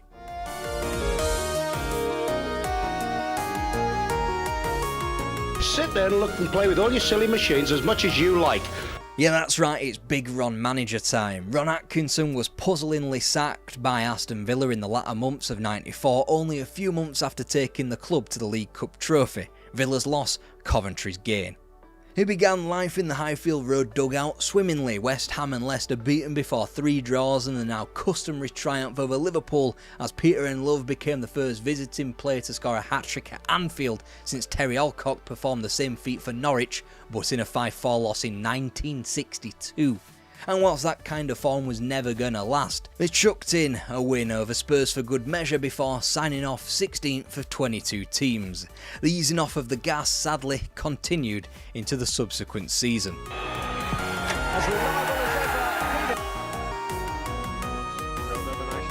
Shearer's in there. David Buist deflected in.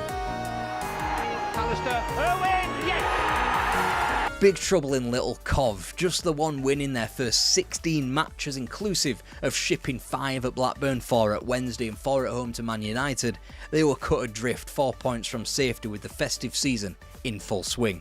This despite the defensive acquisition of David Burrows for £1 million, the returning of his former Villa captain Kevin Richardson for £300k, and the experience of Gordon Strachan coming in as Ron Atkinson's player assistant. The Sky Blues even had the distinction of signing the first ever Brazilian in Premier League history, courtesy of Azaias' $500,000 move. His was a time that was checkered by injury, however.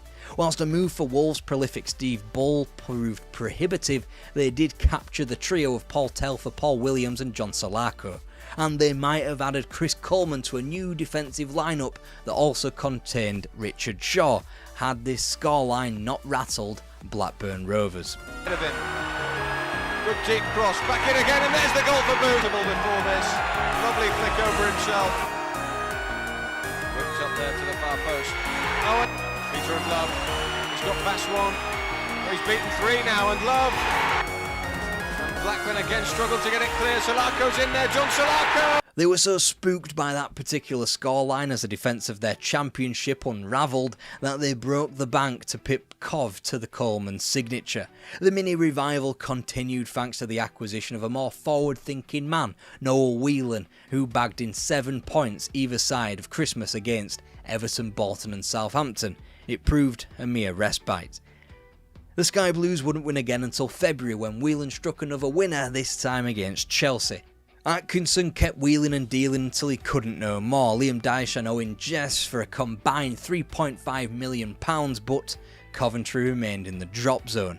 As they entered April and their final 6 fixtures, Coventry was still wedded to the drop. Then they began their great escape. Whelan at the far post, and Love is looking for him now. Whelan! Cross. Dublin waiting. They're dead. Comes in front. Play wide, Vickering. Ball in, Peter and Love, he's done it! 10 points from the last 5 games. They needed every last one of them as they entered the final weekend and the visit of Leeds United only above the dotted line on goal difference. Of course, they were best placed preying on at least one of Southampton or Manchester City to slip up, as Highfield Road remained goalless on the final day. While Southampton's 0-0 draw ensured Coventry City's safety anyway, the headline from the final day will always remain Manchester City playing for a draw when they needed to win, thus sealing their own fate with a draw of their own against Liverpool. 53 weeks later, Coventry found themselves in an even worse position going into the final day. Again, they had made a rotten start of 1 win from 16 before a brief Christmas interlude offered respite. When that arrived, Ron Atkinson had been notified that his time at Highfield Road was over.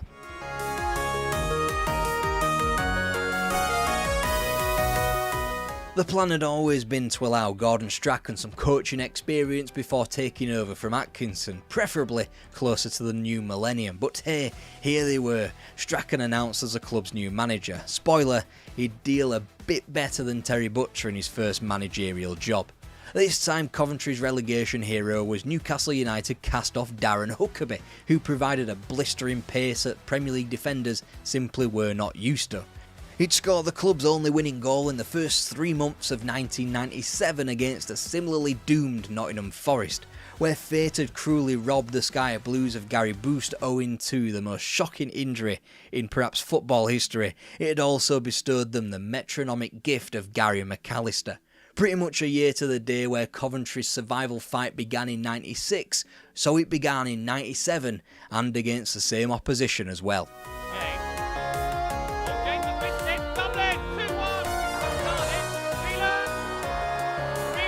With a Liverpool title bid tossed to the bonfire and an arrogant Chelsea defeated wearing Coventry's rancid purple chain strip, the great escape was on. Or at least it should have been, had only 2 points been gleaned from matches against Southampton and Arsenal, as well as a sickening late defeat at home to Derby County. Coventry began the final day in the drop zone, and that was one thing, but needing to leapfrog 2 teams into safety was another. Maybe a good omen was the fact that they would have already had their relegation confirmed if Middlesbrough hadn't been docked points for failing to fulfil a December fixture against Blackburn. On the back of such mysticism is the impossible made possible. Coventry travelled down to White Hart Lane, a positive enough haunt, needing a win and favours from the opponents of both Sunderland and Middlesbrough. Dublin! Oh, Dion Dublin! Oh, it's the second goal by Paul Williams! Sheringham takes it and struck it wonderfully. Yes!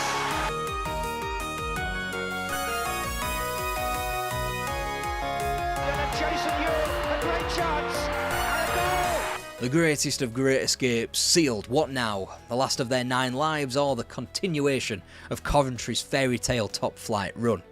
To make sure things were different, Cov cast their scouting net a little wider, namely to Scandinavia to pluck the trio of Trond Egil Saltfeldt, Magnus Hedman and Roland Nilsson, whilst flogging Peter and Love for the same amount as those signings cost.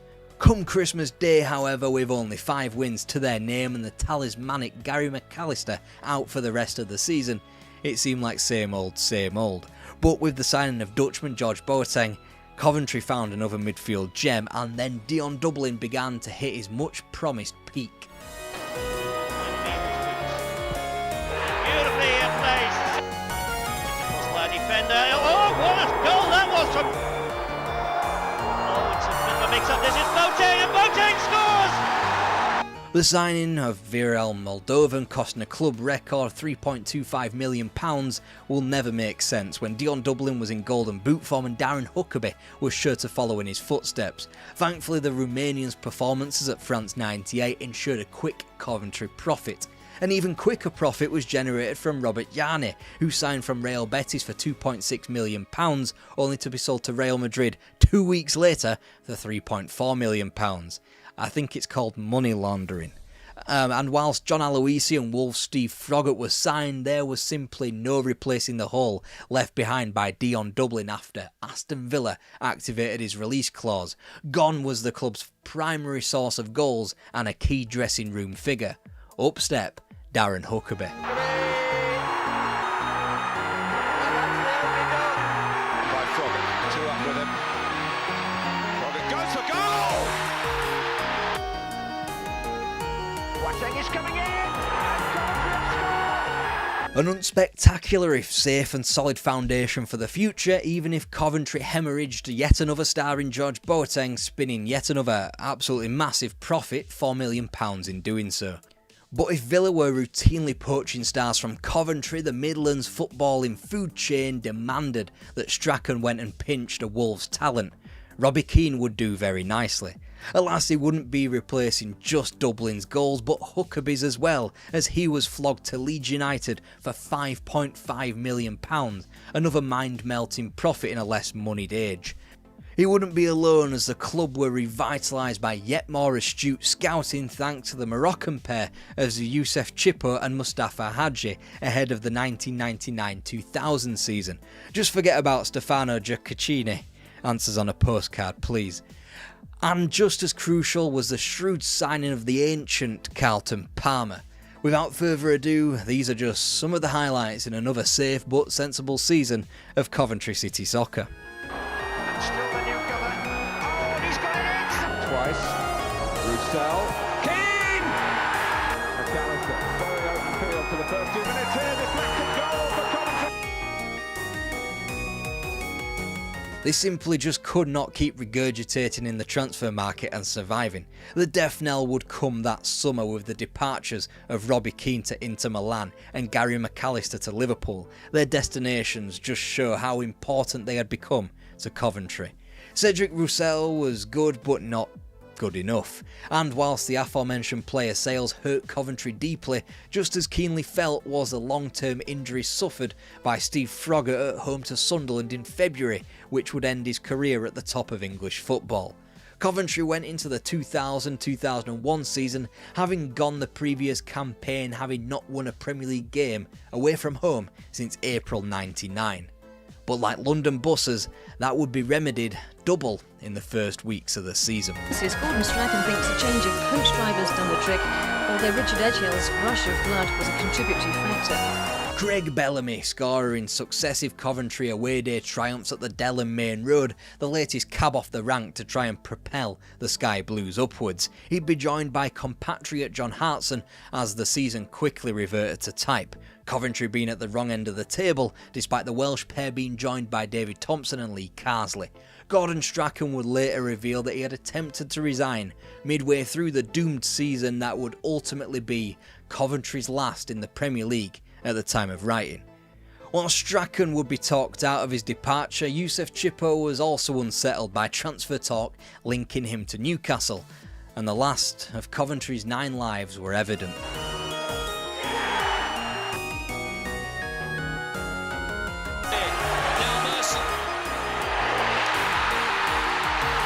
After 10 escapes on the closing day of the season down the years, they haven't quite managed it this time, but they went down fighting here. Villa Park was a nightmarish ground to visit at the best of times, but having seen a 2-goal lead turned into a defeat combined with a Middlesbrough draw against Bradford, Coventry's 34-year association with top-level football was over.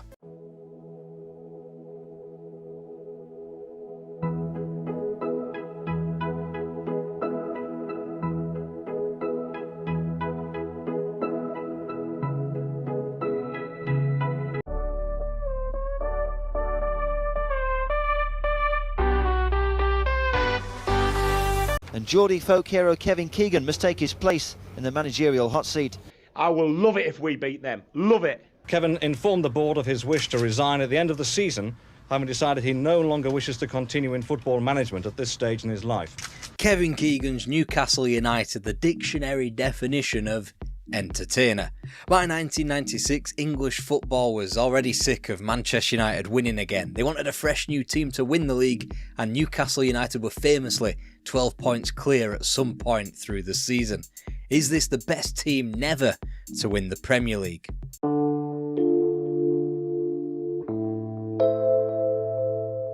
And it's Mickey Quinn who's going to take it. Mickey Quinn on his debut and he scores! Quinn's there. Oh, Quinn scored! Quinn's there with a shot. Oh, it's in! Gallagher with a shot. He scores! He's really playing well. Quinn racing through. Quinn shoots. He scored! Oh, my word! Newcastle United were back where they began the decade, Div 2, and back with a bang. Nonetheless, there were no Keegans, Waddles, Gazzers and Beardsleys. This was a new Newcastle now. But that doesn't mean there wasn't cult legends to fill the void. For one, Mickey Quinn, who netted just the 4 goals on his debut. 4 none, Jeremy. 4. It wouldn't be all plain sailing, and it was only a 6-game winning streak in the springtime that catapulted Newcastle into the automatic places on goal difference. Their failure to return to the top flight the first time of asking couldn't have been any crueler. First in limp draws to teams like Plymouth and Swindon Town, before Middlesbrough stuck 4 beyond the tune on the final day. And for the Newcastle United fan of a nervous disposition, look away now. That's a good ball for Hours. Hours has done well. Gates! Yes! Gates. Gabbiadini gets it back. Yes! That's the goal! Football sends Sunderland in the final. Quite the time to lose to the fiercest rivals for the first time in 11 seasons. So as Sunderland swanned up to the First Division, Newcastle remained in the thick of the second flight, suffering the ignominies of results like a 5-4 loss at Filbert Street in December, home defeats to rabble like Hull City, Bristol Rovers and Charlton Athletic. The hurtling towards 11th place cost Jim Smith his job that he called unmanageable, and his successor Ozzy Ardiles only proved that by tanking the club even further. A February 1992 5-2 defeat away to Oxford United a week after their FA Cup elimination to Bournemouth left the Magpies in the relegation zone. There were a band of youngsters coming through, from Steve Watson to another Steve, Howie. But this was a club teetering on the brink of the 3rd Division and financial disaster. They could not rely on the youth of tomorrow to take them out of the bind of today. But their saviour had already arrived, and he went by the name of Sir John Hall. His first big decision, and would prove to be his most popular. The talking over and done with, it was now time to face reality. Could Keegan inspire Newcastle to their first win in 7 matches? Then a team that had won 1 in 14 won immediately thereafter, 3-0 at home to Bristol City. More wins soon dripped through at Port Vale, at Cambridge, at home to Swindon, the elite of the 2nd Division of their day. The next win that tripped off the Keegan tongue was his best yet. It's quickly taken, Sheedy, big men up there. It's in, and it's a goal for Newcastle by Kelly. The win not only got bragging rights over local rivals, but also leapfrogged the Black Cats into 17th place. 5 points and 5 places from relegation with so little of the season to go, surely that was safety secured. Then Wolves stuck 6 past them, Tranmere, Ipswich and Millwall all scabbed wins from the Magpies, and then Derby put 4 more beyond them. 2 games left, the Toon were back in trouble, back in the relegation zone. Had they really pinned all their hopes on a former player with 0 managerial experience to rescue a club from potential insolvency and expected it to work? To Mickey Quinn, and then runs on to the return. The United striker stayed cool and slotted home his 22nd goal of the season. Defended well until Leicester's last throw of the dice. The ball was never really cleared, and skipper Steve Walsh bulleted his header past right.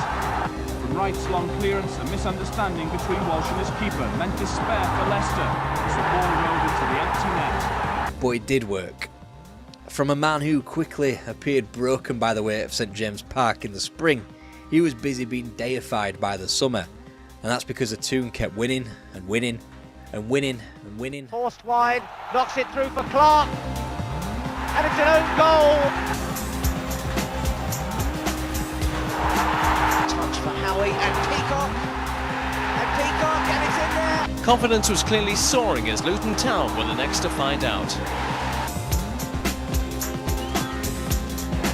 Kelly is pointing where he wants it. It's coming to Mickey Quinn.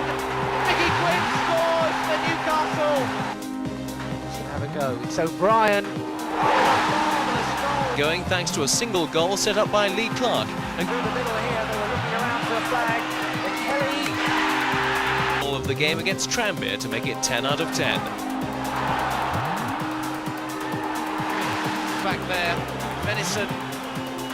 Peacock, lovely ball to Robert Lee. And it's in. And that victory at Roker Park made it 11 from 11. Promotion had practically been secured in the first stroke, 10 points clear of West Ham. Obviously Newcastle couldn't retain this perfection throughout the season.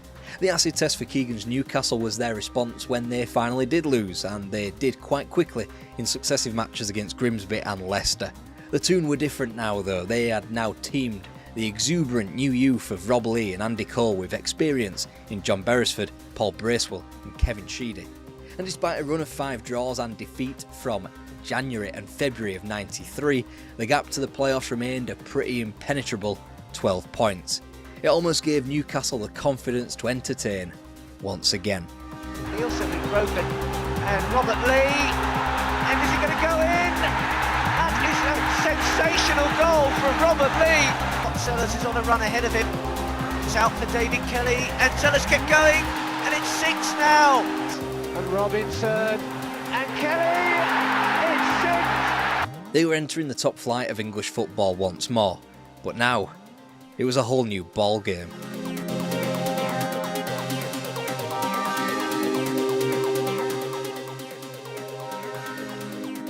Of all people, it was Ossie Ardiles who took his Tottenham Hotspur team up to his former haunt to dish out cold revenge on the opening weekend. 4 days later, Coventry City reaffirmed the idea that the Magpies had some way to get up to speed thanks to a late Mick Harford winner at Highfield Road. Although 3 days beyond that, a point at Old Trafford, home of the champions, was the first positive result of the season, the Toon never looked back. Forward dangerously, and Allen, and it's there, laying it on for him, he adjusted and he hit it. Here, Cole wants it, Cole gets it, whips in the shot, and Cole finishes it off. There, and for Cole, he's done it again, Andy Cole, square of him, Andy Cole, stopped by Speak, Cole, surely you don't give him 2 chances. It turns out Andy Cole was good enough for the Premier League. He was joined by the returning Peter Beardsley, discarded by both Merseyside clubs because they believed him to be over the hill. It could be argued that Newcastle got the very best out of the diminutive forward. When paired off with a prolific attacker, the pair were insatiable, grabbing 55 goals between them. Beardsley the provider, Cole would ultimately dwarf Hughie Gallagher's long-standing record of goals in a single season, a record that still stands today. The legend only continued when Liverpool turned up at St James Park in November. Cole is in the middle.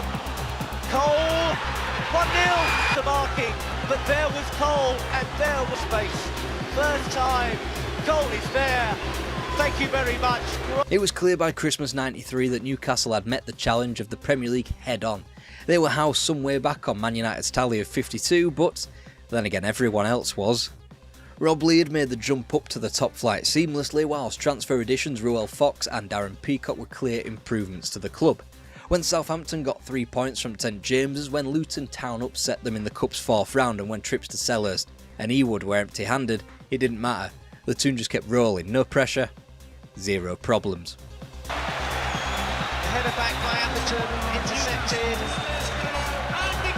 And Cole Fox, Cole, 1-0! Through the Sellers, flags down. Fox gets one now. Cole and Lee on a run. Great move this. Holland with a good looking ball for Cole. Cole, Beardsley, Lee through the middle, Lee. The result, an incredible 3rd place with 77 points from the last ever 42 match English top flight season. It meant qualification for the UEFA Cup. The Magpies hadn't had the privilege of gracing European competition since a defeat to Bastia all the way back in 1977. Any signs that they were rusty quickly dispelled. Playing it wide for Beresford, and there's Lee, and the room as well. And it's Lee, and Lee again. It's again. Cole, Sellers. It's another good ball in there, and Lee. Watson looking to go all the way and really wrap it up. Despite the quirk of that man Rob Lee scoring not just 1 or 2 but 3 headers against the Belgians, United wouldn't make a dent in Europe, bowing out to Athletic Club. It was the first real blemish to Newcastle's season. Philippe Albert was a handy acquisition at the back and a sign of things to come as a signing from Belgium and not the hardened stereotypical British talent of years gone by. With him, they'd put away teams like Chelsea and Arsenal, go toe-to-toe with some of the league's best in Liverpool and Blackburn, and in Premier League turns, had only gone down away to Old Trafford, again home of the champions. Both Newcastle and Andy Cole were proving they weren't one-season wonders. Before their first league defeat, Cole had scored in 6 of the Magpies' 9 wins so far. Then the season went ever so slightly off the rails. Again, they're through now for Clough. And Clough puts Wimbledon ahead. Little there by Anderton, and Sheringham is away here, and Sheringham there, and Adams is on his own. For the first time in 18 months' worth of Premier League football, it could be said that Newcastle United was feeling the pressure of expectation. Much worse than any run of form came in January. Andy Cole was sold with Keith Gillespie packaged up to come to St James Park as part of the deal, with a view to Paul Kitson replacing Cole's goals. Now this would be bad in any arena, but when coupled with the fact that Newcastle had just flogged their most prolific asset to Manchester United, a prospective title rival, that was unforgivable. Under those circumstances, most teams would dither into the mid-table and pack away the 1994-95 season prematurely.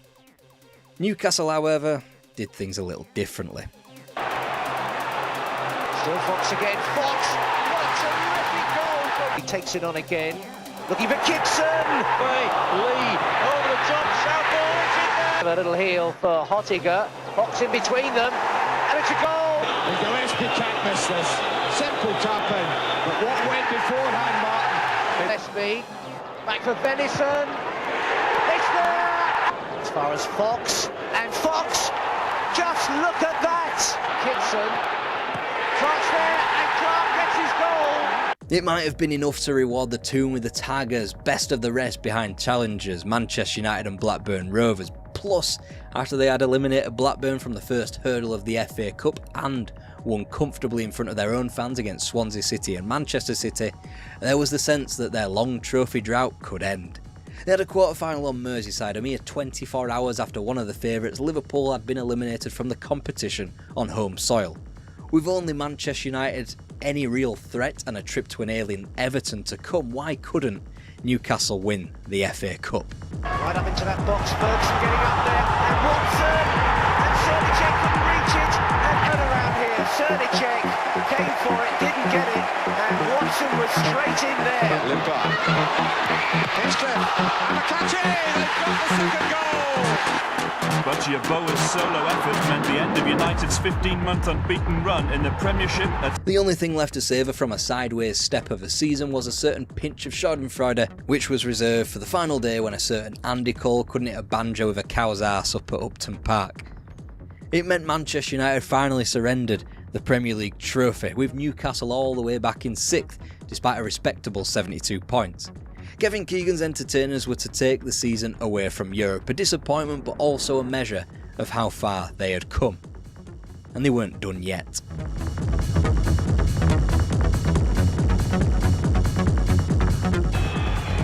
As reliable as ever. With him, 2 players, there's Lee! Has fired in a fabulous... Nick trying to close him down, and Ferdinand! Full of good running, and a good cross, and Lee! Ferdinand! 1-0! Another great cross, and it's Gillespie! Keeps his cross in. Links it in there, now Gillespie. Tries the shot to Ferdinand. There's a chance. Could it be the first goal of the day? And Ferdinand's up there. And Lukic and Beardsley. Newcastle United weren't about to lie down at the first sign of trouble in the Premier League. They had gone big in the first months of the season, supplemented with going big in the transfer market that summer.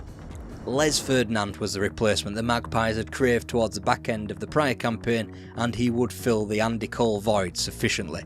Then David Ginola arrived to much fanfare, another continental signing. He would get fans marvelling at his genius down the left almost immediately. Of course, there has to be the unglamorous but important acquisitions. In the summer, that was Warren Barton and Shaka Hislop.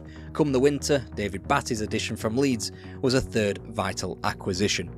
With the advent of, Newcastle had not only surged to a seemingly unimpeachable position at the top of the league, but they'd puffed their chest out and got a 1-0 win at Anfield in the League Cup. It was hard not to make a case for the Toon just simply winning everything in this kind of form. Then a defeat at Stamford Bridge in the second week of December. Fine, it wasn't their first loss of the season anyway. Then the real main event after Christmas, a trip to Old Trafford to face the team that had so far governed the new Premier League. At exactly the halfway mark in the campaign, Newcastle led Manchester United by 10 whole points. Even a draw would likely be enough to all but put the title to bed already. It's Giggs to Cole! And Keane has got it. Roy Keane for Manchester. It shouldn't have been terminal, and wasn't yet. Newcastle United holding a 7-point advantage at the top of the English football pyramid, and it was New Year. Nobody had seen the like of it. But then their confidence and momentum was chipped away slowly but surely. Arsenal eliminated them from the quarter-finals of the League Cup. 7 days later, it was Chelsea's turn to end cup dreams via penalties in a third-round FA Cup replay. But the Toon kept winning in the league. Coventry down, Bolton gone, Sheffield Wednesday evaporated, the Borough beaten. Mid-February, with an 11-day break ahead of them, and Newcastle United had reopened the wound at the top of the Premier League to 9 points. Plus a game in hand. Despite Keegan topping up his attacking talent with Tino Asprilla, the lead at the top of the league was now whittled away week by week. They said he disrupted Newcastle's rhythm, another attack-minded forward in a rigid 4-4-2 of wide men Gillespie and Ginola, when the team still cried out for a deeper number 10 in the ilk of a Cantona, Bergkamp, Zola, Beardsley.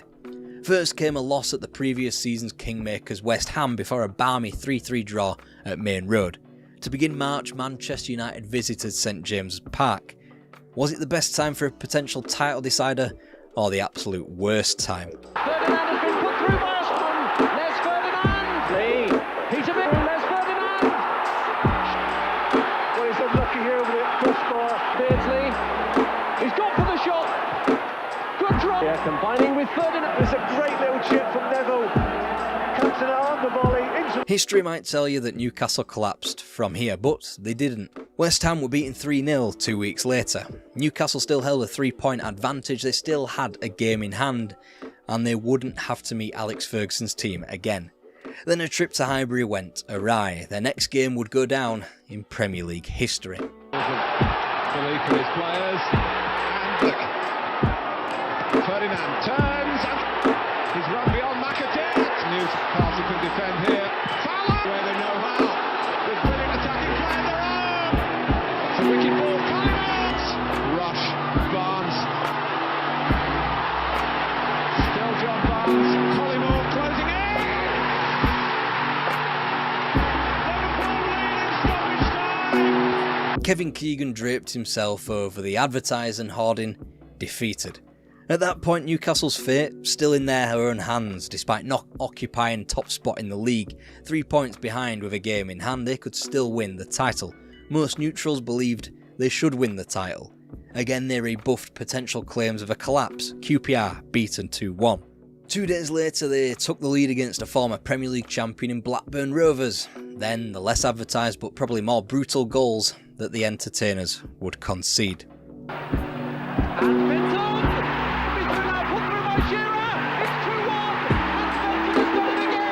Still clutching a game in hand, Newcastle's advantage was now gone, given the other United's 6-point lead. Collapse? Not a bit of it.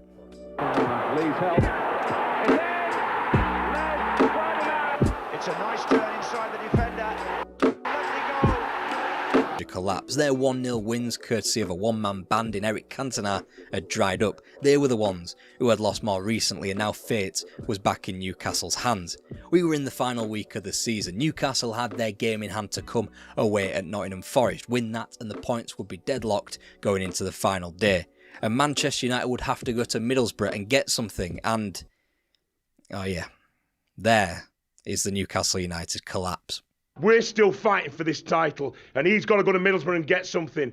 And I'll tell you, honestly, I will love it if we beat them. Love it. This is worrying for Newcastle. One goes for goal. That's a good turn and an even better finish. And Spurs have taken the lead. They say history is written by the winners. If Newcastle would have beaten them, that quote-unquote rant would have been immortalised as a rousing speech that won Newcastle the title. Instead, it became a method to poke fun at an emotional manager that had fallen into the web of Alex Ferguson's quote-unquote mind games. History will tell you the United from Newcastle were the happy-go-lucky entertainers, the United from Manchester the battle-hardened winners, and yet it was Ferguson's team that scored more goals, and the difference in goals conceded, just 2. The gap was 4 points, the title won by Manchester United 6 points against their closest rivals. The question was, could Newcastle go again? Brent, and Pierce is in the middle, and it's the equaliser. Then forward here, Ferdinand's making a run against his old club. Fairly deep. Ferdinand got a touch and that's in as well. And Shearer, goal. Just the 4 or 5 in the middle. That certainly suggested so, but we've not got to the main event yet. We've not got to the match that arguably encapsulates the Kevin Keegan era at St James's Park, despite it taking place the season after their closest brush with glory. No, that came when Manchester United returned into the Toon's crosshairs. The club were destined to battle for the title again, and by the time Keegan welcomed Ferguson to St James's Park on October the 20th, they led them by a point, and a win would take them top of the table. Shearer going up well, Peacock! The goal is given. What a magnificent strike. Shearer, well, how did he work the ball in from there? That is game set match. And it started and finished excellent. Quite a majestic goal. And there is the most famous clash between the two, and it was carnage in respect to Ferguson's team, utter and pure bloodshed. The Toon had won the first battle on the pitch against the Red Devils, but it wasn't the first victory over their rivals that season. No, that was the acquisition of Alan Shearer for a world record £15 million. He was supposed to not work with Les Ferdinand and/or Tino Asprilla. Those critics proven wrong. They'd wrapped up the UEFA Cup for the winter, qualifying for a quarter-final against Monaco, but crucially they had lapsed to 7 without a win in the Premier League before Christmas. In that dodgy-ass week between Christmas and New Year, however, the famous Newcastle United entertainers rebounded. Between the defenders, Shearer still going. Still Newcastle trying to keep it. Beresford coming up well. And Ferdinand with Lee. Plenty of defenders there. Well there, but it has now. Albert, Lee down, Shearer, Matty back. And Lee, and that's a magnificent 7. Again, things aren't as simple as they appear.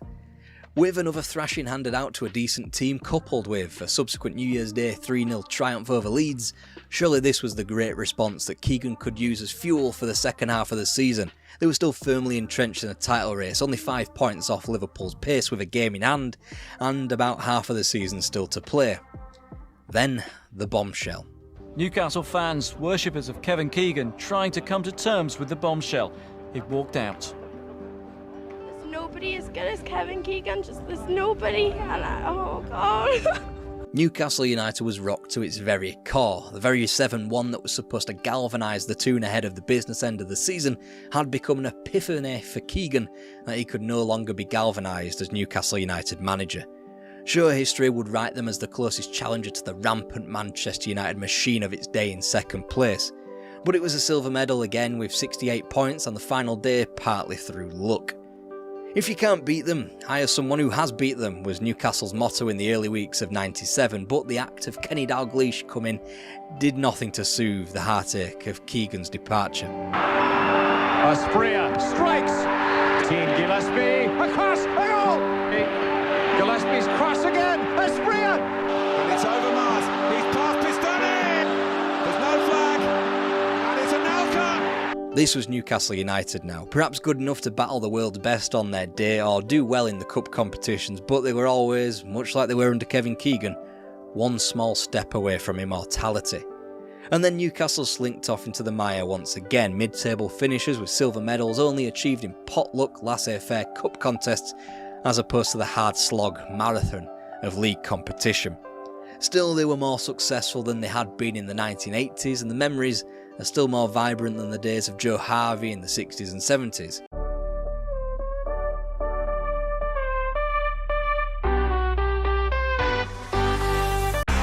Charlton headed it home. He simply walked the ball into the net.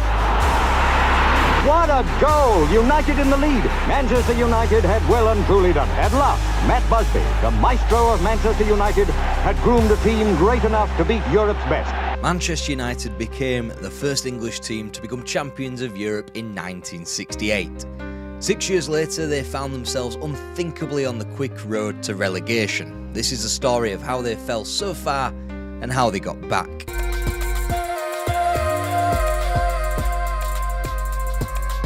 It had been 10 years since half his team perished on the Munich runway, but finally Matt Busby could call himself a European champion. He called himself the happiest man in England, but warned his club's rivals that winning the 1968 European Cup final was not the end of his road. After nearly a quarter of a century in charge at Old Trafford, amid the most perilous rebuilding of a football team in sport history, there was no way it wouldn't be.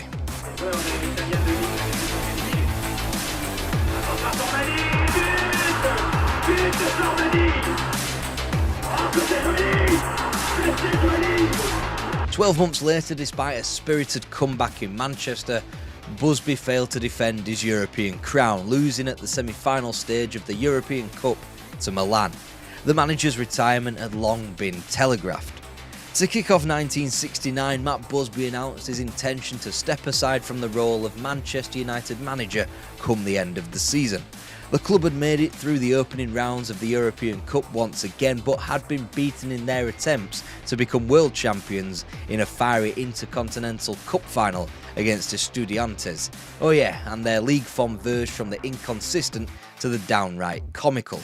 In August, they'd been humiliated 4-0 at Old Trafford by Chelsea before the Holy Trinity's 4 goals at Hillsborough couldn't stop another defeat to Sheffield Wednesday. So in the midst of another losing fit with losses either side of Christmas at Filbert Street, the Dell, Highbury and at Elland Road, Busby called it quits and United were in 16th place.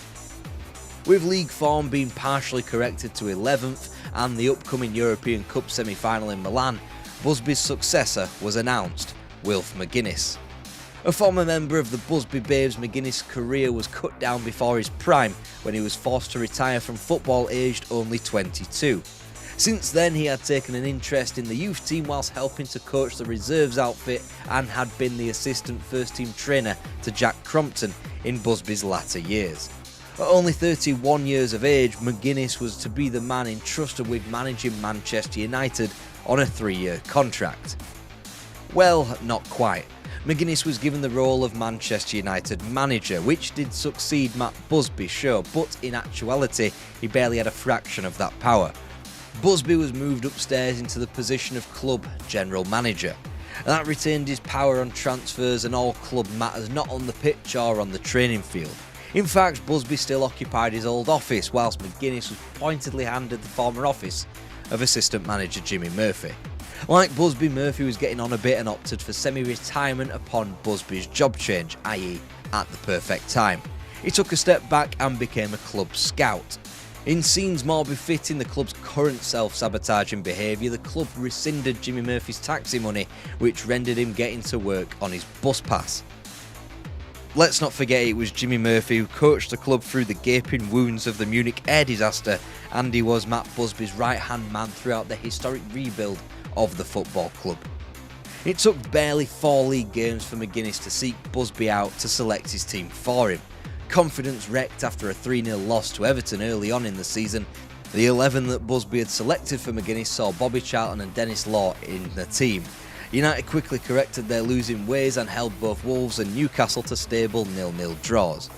Whilst it took McGuinness until August 30th to grab a league win at the 7th time of asking, United corrected their form during the autumnal months and made themselves useful in the cup competitions.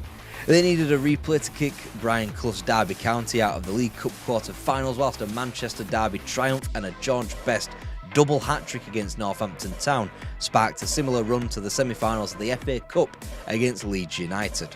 I think the Sullivan is coming to the middle. Lee pouncing on it. Red shirts are bobbing around there. Bell! A goal! Colin Bell! And on the far side it's Aston. Straight into the path of Charlton! Can he now give City this league to take to the second leg? He has 2-1!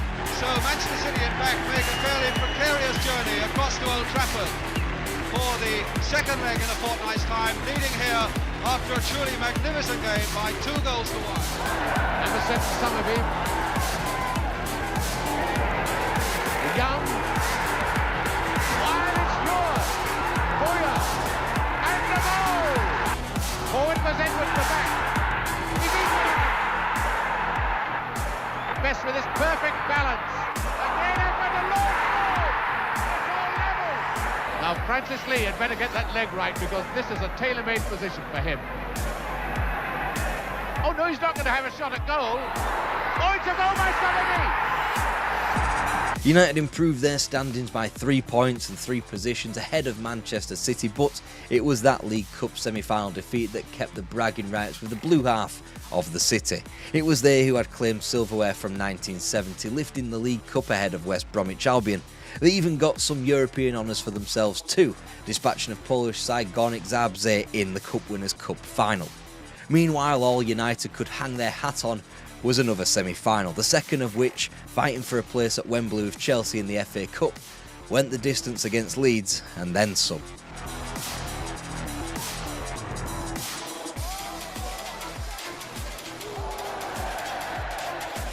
Another semi-final in 1970 between Leeds United and Manchester United. Leeds had won 1-0 thanks to Billy Bremner in 1965, and it was the same player to win the match in the second replay 5 years later. It was the last nail in the coffin for United's season as the 1970s began. Wilf McGuinness had grand plans for the club, targeting players such as Malcolm McDonald, Colin Todd and Mick Mills, but quickly found himself unable to govern the club properly. Matt Busby wanted his boys in place, which included keeping on the ageing Bobby Charlton, as well as Dennis Law, whose peak was hurried along thanks to a glut of injuries. George Best, who was still in his peak, was left to flounder without an authority figure as manager. McGuinness did get one signing, but it wasn't one he wanted when Arsenal's Ian Ure was acquired for the backline. Ure was signed on the basis of a medical that consisted of a few bends of the knee. It wasn't anywhere near thorough enough to diagnose the obvious knee problems that Ure had become riddled with in his latter career. So what should have been a quietly optimistic team that improved on their league standing and went some way in both domestic cups was one beset by all kinds of doubt. McGuinness was manager in name only, and when he tried to implement his vision, that being dropping players like Bobby Charlton and Dennis Law for John Aston and Don Givens, he quickly found himself coming to Matt Busby for advice well into the 1970-71 season. Munich survivor and European champion Bill Foulkes returned to the club as a coach, which might be a sign that McGuinness was trying to finally imprint his vision on the club. It could also be seen as another one of Busby's European Cup winners coming back and undermining the new manager even more so. Either way, the 1970-71 season regressed into an autumnal slump and 9 defeats before Christmas. The club was 5th from bottom in the league and undeniably in a relegation scrap, but McGuinness had one final roll of the dice before Christmas. In defeating the likes of Aldershot, Portsmouth, Chelsea and Crystal Palace, United had earned themselves another two-legged semi-final in the League Cup and had avoided the biggest shark left in the draw, Tottenham Hotspur. Occupying the 3rd Division North as it was at the time, Aston Villa were the opponents, and we were getting increasingly close to this tie being a must-win should McGuinness have any designs on keeping his job. David Gibson. Hamilton looking for it, and look in! And a goal! And he looked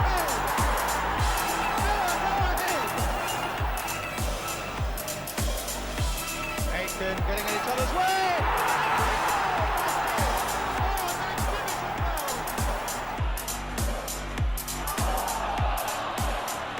Kidd. Oh, brilliant bit of work by Kidd. It's a goal, a great goal. Lockhead, he's got it. Oh, beautiful link. Lockhead to Anderson. Backman, he scored. Backman has scored for the Villa. And with that, the writing was very much on the wall for McGuinness. He had no power, he'd lost the dressing room if he ever had it at all, and now even the results weren't going remotely in his way. Compounding these incremental defeats was a straw that broke the camel's back, also known as a 4-4 draw at the baseball ground to Brian Clough's Derby County. Entering 1971 with no signs of positivity, Wilf McGuinness was sacked. The only thing that made sense was to get Matt Busby back onto the touchline, not that he'd conceded any power in the intervening 18 months anyway. Wilf McGuinness' meek run at the Manchester United job was completely encapsulated with his tucking straight back into the reserve manager job before pride overcame him and he left the club entirely after just 2 weeks. He moved to Greece and allegedly all his hair fell out from the blatant effects of stress and maybe embarrassment. With the adults back in charge, United could hope for an uptick in form. Either way, one of Matt Busby's first acts was to tank the club's chances of winning the FA Cup as they went down to a 3rd round replay to Middlesbrough. On the score sheet that day, George Best, who so typically flicks the switch and got his form back on the straight and narrow for the remainder of the season. David Sadler was critical of the team when he said the side as a whole did not give 100% effort for McGuinness. As soon as Sir Matt returned to the scene, it changed at once. Tools picked straight back up. United weren't beaten in the league for 5 weeks as their inconsistent oscillation between win and defeat on a weekly basis lent itself for a return back to the mid-table where Busby had left them. In a fitting denouement to his time as a football manager, Busby took his United team across town to Main Road where each of his Holy Trinity found the net in a 4-3 win. That confirmed 8th place with 43 points, and with that, Busby re-retired back into his general manager position as the club sought another new manager. The legend of Celtic Park, Jock Stein, was chased but not captured. The governor of the big team across the Pennines, Don Revie, was chased and not captured. Even Dave Sexton, who had done some good things with Chelsea, wasn't captured. So the new manager of Manchester United must have come as some disappointment when Leicester City's Frank O'Farrell was announced as yet another Matt Busby successor. If you've endured the 12-year torrent of post-Sir Alex Ferguson form of Manchester United, then you won't be surprised to learn that the reign was botched right from the very start. So United come to O'Farrell with an offer of £15,000 per year, and when it comes to finalising the deal, general manager Matt Busby enters a number of £12,000 per year. O'Farrell did eventually get the bigger and better offer after ownership intervention, but that one little moment had sown the seeds for the rest of his tenure at Old Trafford. The new manager was stepping into a changing landscape. First off, Nobby Stiles had been sold off to Middlesbrough and Paddy Crerand had retired to join the coaching staff. It meant 2 more of the European champions had departed the club as it slowly but surely took a stand in breaking away from the successful era. Perhaps more significantly, O'Farrell got his feet very literally under the table when he got the manager's office from Sir Matt Busby, who finally relinquished it. The new manager got his team behind him too, as Malcolm Musgrove got his name as the assistant. Despite all of the hurdles, including a 2-match stadium ban which diverted home fixtures against Arsenal and West Brom to Anfield and Stoke's Victoria Ground respectively, both were won as United seamlessly smashed through the gears, winning 13 of their first 19 league matches. Was this really what United's future would be like after Matt Busby had definitively taken a little step back from power? George Best was even back in form, netting a hat-trick away to Southampton, which helped him secure a new contract at the club. United were 3 points ahead of City and light years ahead of the rest of the chasing pack that featured Derby, Sheffield United, Leeds and Liverpool. Then the wheels famously came off. If 3 successive draws against Stoke, Ipswich and Coventry had closed out 1971 in a negative manner, then George Best skipped training in the first week of 1972 and the club lost 7 on the bounce. 9th in the league, 10 points off the pace, United were shot. And when Ian Storey-Moore was finally signed after the circus that surrounded each of United, Nottingham Forest and Derby, his goals had a hand in each of United's next 5 league wins up until the end of the season. The problem was, they were the club's only league victories as United remained in freefall. Also in freefall, see George Best. He'd moved out of his club digs into an alleged state-of-the-art post-modern house with remote-controlled curtains, which would only serve as one of the most expensive prisons on earth. He'd continue to miss training, continue to piss off senior figures like Bobby Charlton as Manchester United continued to look less and less like former European champions. Best would blob a post-season tour, choosing instead to sunbathe in Marbella and announce his retirement. It wouldn't be the last time as he re-announced his availability ahead of the 1972-73 season. As George Best played chicken with his entire livelihood, so United would begin playing chicken with their First Division status. Frank O'Farrell attempted to continue in his march to change the club and make them successful again. The wholesale changes in the summer of '72 included the sales of John Aston, Jimmy Ryan, Alan Gowlin, Francis Burns and Don Givens. In their place, the strike duo of Wyn Davis and Ted McDougall. Anything could happen, and it did. United lost the first 3, they drew the 4 after that, before failing to score in defeats against Coventry and Wolves. Rock bottom, seemingly, O'Farrell's tenure hung from a thread as both Derby and Birmingham visited Old Trafford and got beat in September and October. Then George Best returned, only with the magic not following him. O'Farrell didn't want him there, he'd been charged with assault whilst in a nightclub surprise, and the use for him actually being there for much longer was dwindling with each match. And yet they sunk further and further into the sludge, losing 3-0 at Main Road on November the 18th, 1972, as United officially physically hit bottom of the league. But they'd not properly hit the true rock bottom yet.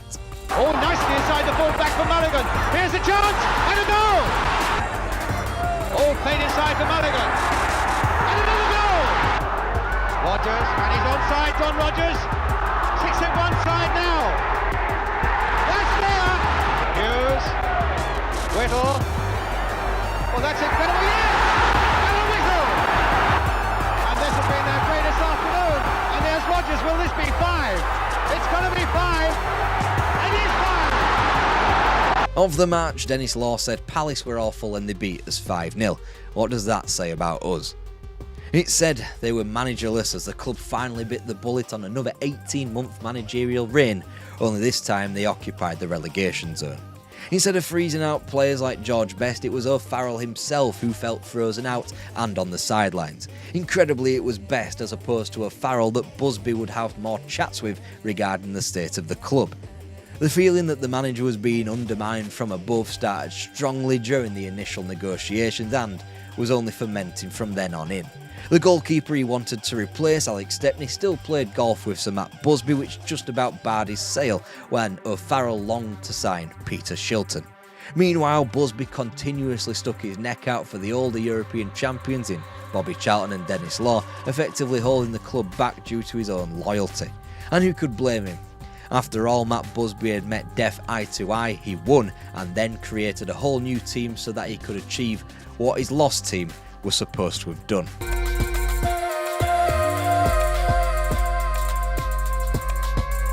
'73 was just coming into focus, but United had got their new manager for what had hoped to be a successful latter half of the decade. Accosted during the Crystal Palace slump at Sellers Park was Tommy Docherty, who was purely in South London on scouting work. It soon turned the afternoon into an invaluable opportunity when he was effectively handed the reins to one of the biggest clubs in English football. A week later he'd oversee a 1-1 home draw against Don Revie's Leeds United. Docherty had success in his managerial past, most notably with the League Cup with Chelsea, but had since failed in stints with QPR, Aston Villa, Rotherham United and in going abroad to Porto as well.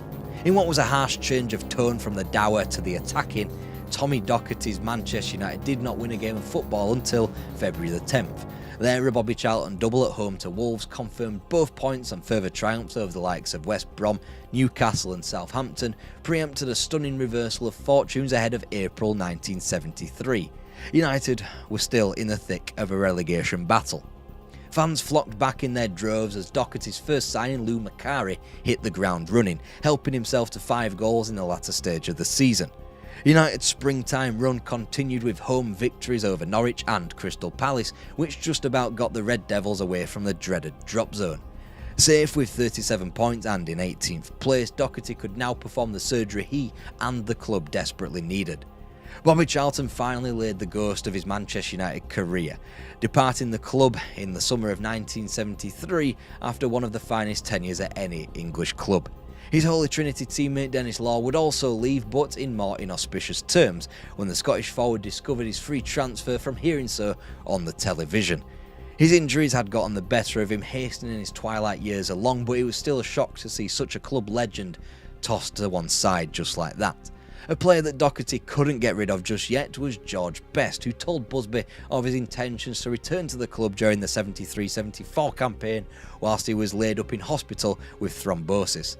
Joining other European champions were Tony Dunn and David Sadler, which left only Best, Brian Kidd and Alex Stepney as the 1968 survivors. Meanwhile, Brian Greenough, Jerry Daly and the final Busby babe Sammy McIlroy featured more from the reserves as a much-needed youth was applied to the team. The season started as it meant to go on, United losing to Arsenal, Leicester, Ipswich and Leicester again in the first 6 matches. When George Best did return, it was clear that his intention of returning to the club was laid on shaky foundations. He netted the odd goal in his final 12 appearances for the club as his Old Trafford career ended with a pitiful run-out on New Year's Day against Queen's Park Rangers.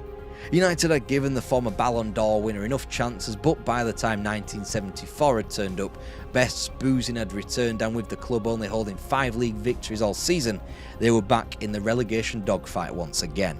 This time, Best's threat of retirement was at least true to Manchester United as they slumped to 3rd bottom with the defeat against QPR. They'd scored just 20 goals in 23 matches, shipping over 30, and now couldn't pull the emergency ripcord of a new manager to rejuvenate their plight of sitting within the relegation places. Their joint top scorer summed it all up. Goalkeeper Alex Stepney was the man sharing that accolade after he had been given the so-called honour of being the club's penalty taker. He'd scored in home matches against Leicester, lost 2-1 at Old Trafford in September, and the only goal of one of United's rare victories against Birmingham in October. The fact that he'd also scored 2 also made George Best joint top scorer, not that it was much of an accolade with January kicking about. United weren't about to pull clear of the mire anytime soon, not winning a league game in 1974 until March, and with the FA Cup a long-forgotten memory, United had 12 matches to save their First Division status. A draw away at Main Road in the derby followed. Matt Busby implored Docherty to remember his and United's attacking spirit, so when the club travelled to Stamford Bridge to meet a similarly underperforming Chelsea, Docherty changed tact. A 4-2-4 was deployed and the club's fortunes changed. Jerry Daly, Sammy McIlroy and Willie Morgan each netted in a 3-1 win before a topsy-turvy draw at home to Burnley. Then each of Norwich, Newcastle and Everton fell as United tightened up their defence with the advent of April. Ultimately, they'd given themselves far too much to do when only a point could be brought back at home from Southampton, and even less so could be achieved at Goodison Park. So on the afternoon of April 27th, 1974, Manchester City of all teams travelled to Old Trafford with the chance to put their nearest rivals out of their misery. Lee pulled across for Law! Dennis has done it! So that presumably is the end of the game, and apart from 90 minutes at Stoke on Monday, the end of Manchester United's 36 years unbroken run in the First Division. It was a Manchester derby for the history books, one in which the blue half tends to poke fun at the red half because it is supposed to be the match in which Dennis Law backheeled United into relegation, as if he was wiping his shoes on the doormat before he entered his home. In actuality, United would have gone down no matter what happened that afternoon. Birmingham's 2-1 win at home to Norwich and Southampton's 3-0 triumph at Goodison Park confirmed United's relegation to the second division no matter what occurred at Old Trafford. Only now had Manchester United truly hit rock bottom. Sir Matt Busby told Tommy Docherty that his job was safe. The club, after all, needed stability more than anything now. To toast relegation, a crate of champagne. After all, the worst that could possibly have happened had happened. United could now breathe before beginning to heal.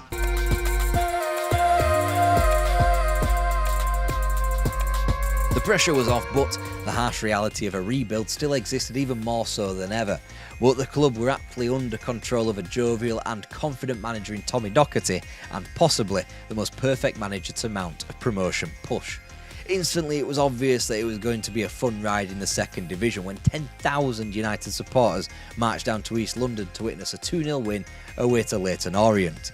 Back at home, the average attendance was touching 48,000 in one of the biggest averages at that level for a quarter of a century. Everything came a little easier, even Manchester derby wins, the only one of which in the 1974-75 season was played at Old Trafford in front of 55,000 supporters in the third round of the League Cup, won with a Jerry Daly penalty. Unfortunately, United would not get to return to Wembley just yet under Docherty, thanks to a semi-final two-legged defeat to Norwich City. But United were soon back in the big time thanks to a free-flowing attacking football played under Docherty and the carefree spirit it was played under. It was like the club had gone under a much-needed fortnight's worth of a package holiday and were back to work at the grindstone. Promotion was achieved in the fourth and final match courtesy of Lou Macari's win away at Southampton on April the 5th, with the title secured ahead of Aston Villa well in advance of the final day.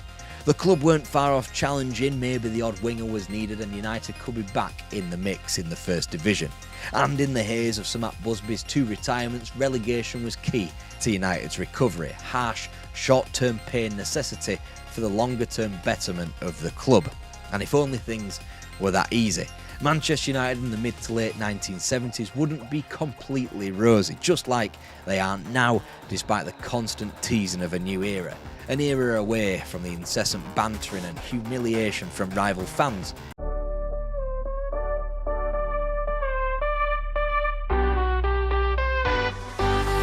If a manager is honest and he has this natural enthusiasm, I think whilst he can't go into the field with the players, he can convey it to the players, you understand?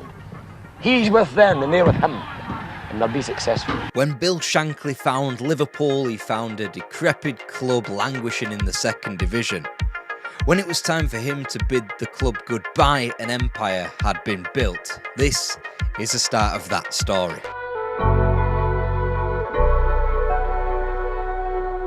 Liverpool Football Club was born out of Everton. It was their president, John Holding, who bought Anfield from Joseph Orrell Jr. for the whopping fee of £5,228, 11 shillings and 11 pence. Then, when the club refused to pay an annual rent of £250, Holding went off in a strop and formed a new football club, and he named it after the city he was in, Liverpool. The early history of rocking back and forth between the top two divisions was culled with the recruitment of Sunderland manager Tom Watson.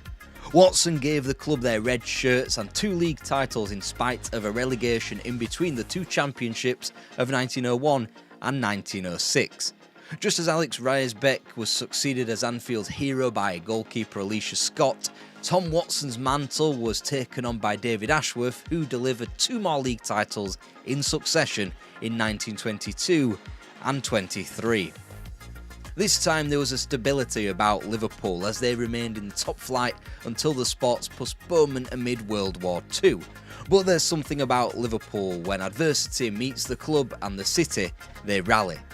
Although George Kay couldn't squeeze a second championship out of the club as his predecessors did, his title-winning vintage of 1947 was arguably the most important. He acquired Albert Stubbins to bang in the goals, and together with George Kay, Liverpool was rebuilt after the ashes of war. But there was something missing, a gaping hole where the FA Cup belonged.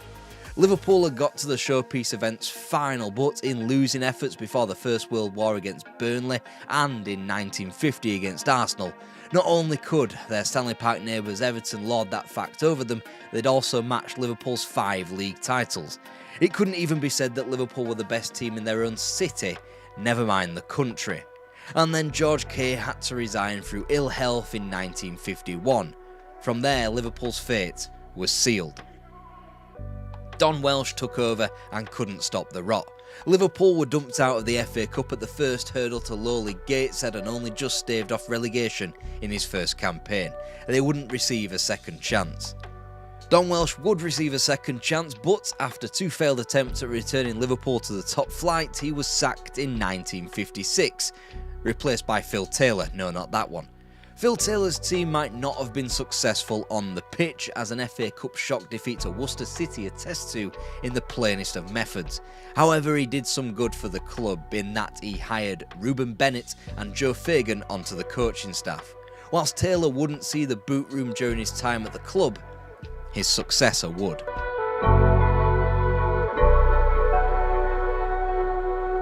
Bill Shankly was born in Glenbrook, just south of Glasgow, in 1913.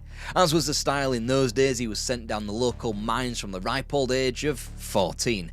Thankfully for him and the world, he broke out of that traditional spiral through the medium of football, starting out professionally at Carlisle United. Carlisle was used as a stepping stone in his playing career so Shankly could get to Preston. Then, whilst at Deepdale, Shankly used that club as a stepping stone to begin his managerial career at Carlisle United. In a move that wouldn't be seen these days, Carlisle's manager's post only became available when their player-manager Ivor Brodis sold himself to Sunderland. Shankly applied for and got the post as his successor and subsequently revolutionised the club, or tried to. In improving their training schedule, Carlisle inched closer and closer to the second division. Under Shankly, Carlisle received a spot of attention in the FA Cup in reaching the 3rd round against both Arsenal and Leeds United. What should have been a treasure chest waiting for Shankly to improve the club never arrived, and Shankly never did get the club to Division 2, splitting after he felt the board was skimping out on bonuses for the players. It'd take Carlisle until 1965 to reach the 2nd Division after the Football League's reformatting of 1958 placed them into the 4th tier. In his time out of work, Bill Shankly speculatively applied for the post of 1st Division club Liverpool. For a 3rd Division North manager to demand the lofty 5-time champions Liverpool the right to give him total control, it was ballsy and cost him his first opportunity at Anfield. Instead, a couple of sideways steps. First to Grimsby, where he coincidentally almost buys Joe Fagan. Still, after getting his new club achingly close to the 2nd tier with 2 top 5 finishers, he departs under the same dark cloud as he had done at Carlisle. It turns out that post-war northern teams weren't willing to part with cash in order to improve their status. The same headache could be found at Workington, as Shankly saved the club from a desperate situation in 1955. Shankly then himself was saved by an old pal from Preston, Andy Beattie, who offered him a spot in a testimonial match at Leeds Road, the ground of Huddersfield Town. After getting back in contact with Beattie, Shankly made an enormous leap of faith, becoming his assistant at Huddersfield Town. By hook or by crook, Shankly had got himself beyond the 2nd Division and into the top flight of first-team English football. As part of his duties in West Yorkshire, Shankly would govern the Huddersfield reserve team, which is where he and Beattie fell out. Shankly made sure he had power. Beattie didn't particularly like that, and with the resignation of Beattie weeks after Huddersfield's relegation from the top flight, Shankly completed his circuitous route to managing a 2nd Division football team. He got to work immediately, changed training at another club, he nurtured young talent through another club, this time in a club that featured Dennis Law and Ray Wilson.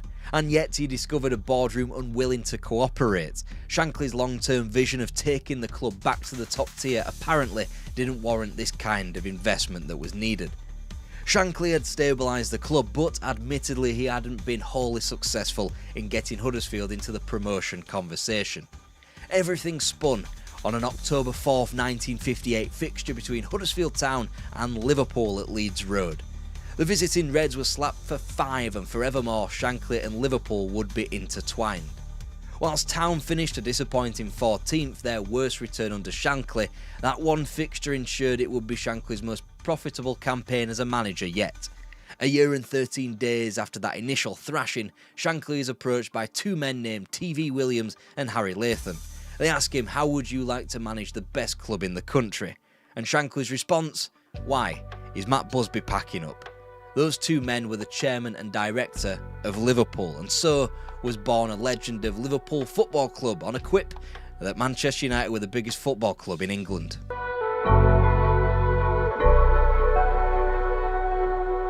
A few lines in the odd national newspaper greeted Bill Shankly's appointment to Second Division Liverpool. He worked tirelessly from his arrival in December 1959 to ensure that his shock retirement 15 years later would read like the obituary of a monarch. The arrival came mere days after Shankly's Huddersfield had beaten Liverpool at Leeds Road for the third season running. Whilst the infrastructure implied that the club was on shaky foundations, what with Anfield being called the biggest toilet in Liverpool according to the new manager, and a training ground with no running water, the kind of facilities you'd expect from a 2025 Manchester United, there was hope though. Hope in the coaching staff waiting for Shankly upon his arrival.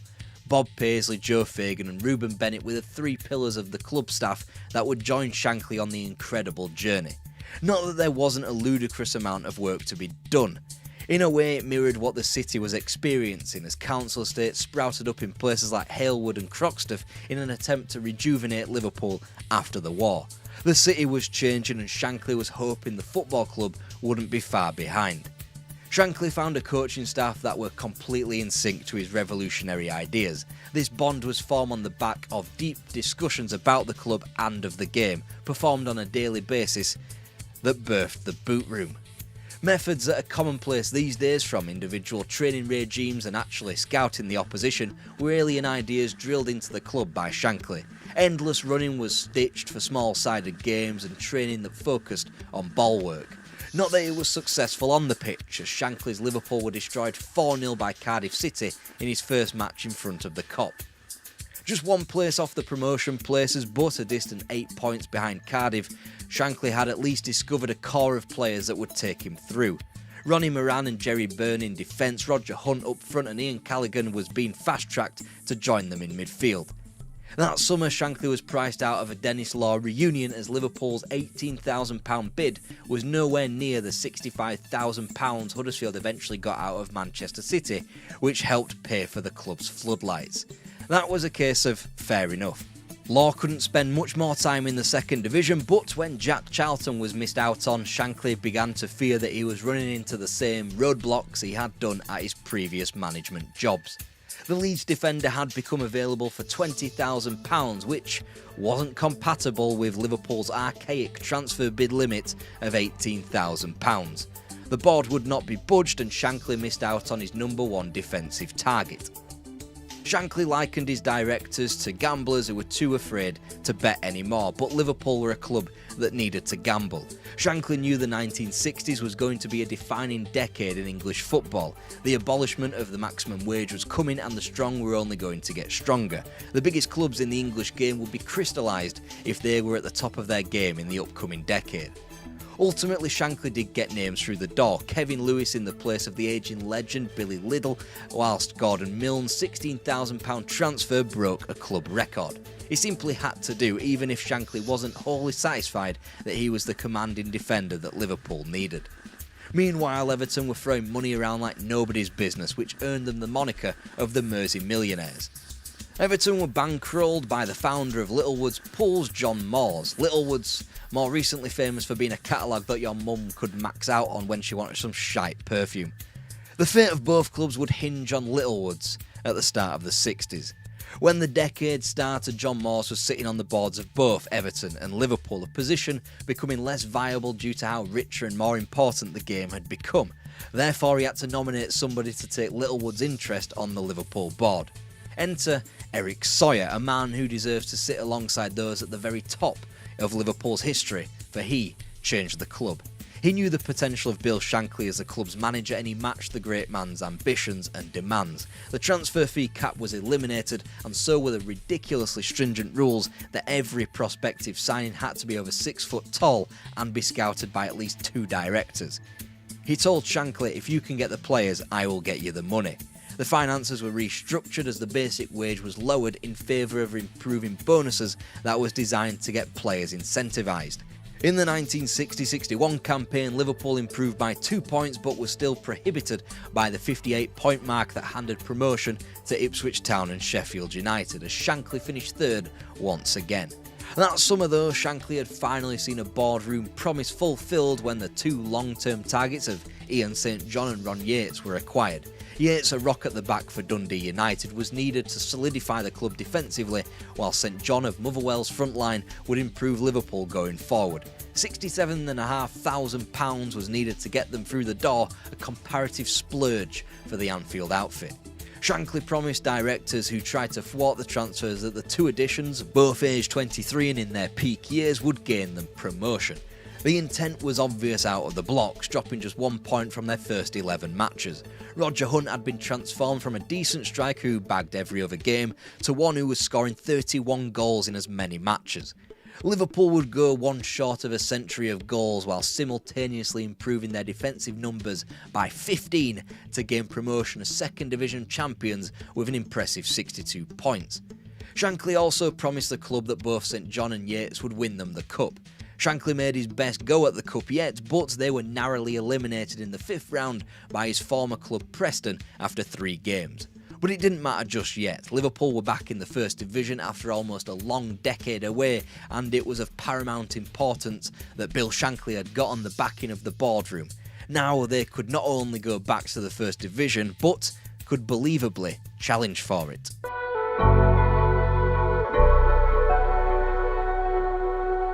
It was supposed to be a time of celebration when one of England's great clubs returned to the peak of the sport. Then again, the board stuck their oar in and sold Johnny Morrison without the manager's permission. A stern ultimatum was given to the board by the manager, and that kind of shit never happened again. In through the door was Rangers midfielder Willie Stevenson to replace Tommy Leishman, whilst the £37,000 needed to prize Peter Thompson from Preston was called daylight robbery by Shankly. Other debutants included Tommy Lawrence in goal of Vox Pop fame. I'm just wondering whether you remember the Derby match in 1967 at Goodison FA Cup. Do you remember it? Yeah, I do. I played in it. Whilst both Tommy Smith and Chris Lawler were knocking on the door from the reserves. An insatiable middle portion of the league season capped by 9 games won on the spin between November 14th and February 16th made up for the sticky beginning and end to the campaign as Liverpool made decent returns in 8th place. And they went achingly close to a 3rd ever cup final where they would be introduced to their bogey team, Leicester City. Riley takes a free kick for Leicester, up go the heads, and Mike Stringfellow has the ball in the net. But 1-0, Leicester City win the right to go to Wembley. Just as Hunt and St John were prolific in front of goal in the Reds' first season back, they were joined by Alf Arrowsmith, a born goalscorer according to Shankly. Together, their trident helped themselves to 67 of Liverpool's 92 goals in the league in a scintillating campaign of football. Successive thrashings against Chelsea and Wolves, as well as a win in the Merseyside derby against champions Everton, marked a September for the ages that proved a springboard for a title challenge. 5s and 6 followed against Wolves, Stoke and Ipswich, whilst a 3-0 demolition job at home to Matt Busby's Manchester United left Shankly on the precipice of the 1964 championship. After a simple enough win at Turf Moor 10 days later, Liverpool needed just one more triumph to confirm a 6th ever title. Within 7 minutes there was only going to be one winner, as St John, Arrowsmith, Thompson and Hunt all got in the act of a 5-0 disarming of the Gunners. The title won it might have been an unimpeachable domestic double had Swansea Town not stunned Liverpool in the quarter-finals. That holy grail would come, but with qualification into the European Cup, Shankly's team had another competition they were besotted with winning. These were the days of the Cop adopting a Jerry and the Pacemakers track everyone was calling You'll Never Walk Alone. And as the Beatles cracked America, it was the football club's turn to do the same to Europe. Shankly's first championship win was won with the cut-and-paste tactic of its day, the WM, which simply had to be modified for the European Cup. A back four system was creeping into the English game long behind its continental counterparts, and Shankly went with the times. Liverpool's first European post took them to Iceland, and via flights from Manchester to London, London to Prestwick and Prestwick to Reykjavik, their campaign was allowed to kick off without a hitch in a 5-0 win. One of the more important stylistic changes preempted the next round against Anderlecht, where for the first time Liverpool lined up in all red before a 3-0 victory over the Belgians. After success in Brussels, Liverpool needed 3 games to take care of FC Köln, but couldn't, drawing 2-2 in neutral Rotterdam after 2 goalless draws. It meant that Liverpool's fate in Europe was settled on the toss of a coin, and thanks to Ron Yates' call of tails, the club were through to the semi-final. The reigning champions Inter Milan were next, and in only Anfield's 3rd ever European night came one of its most famous, as Hunt, Callaghan and St John contrived to dispose of Inter 3-1. They were never going to be allowed to win the match in Milan, however.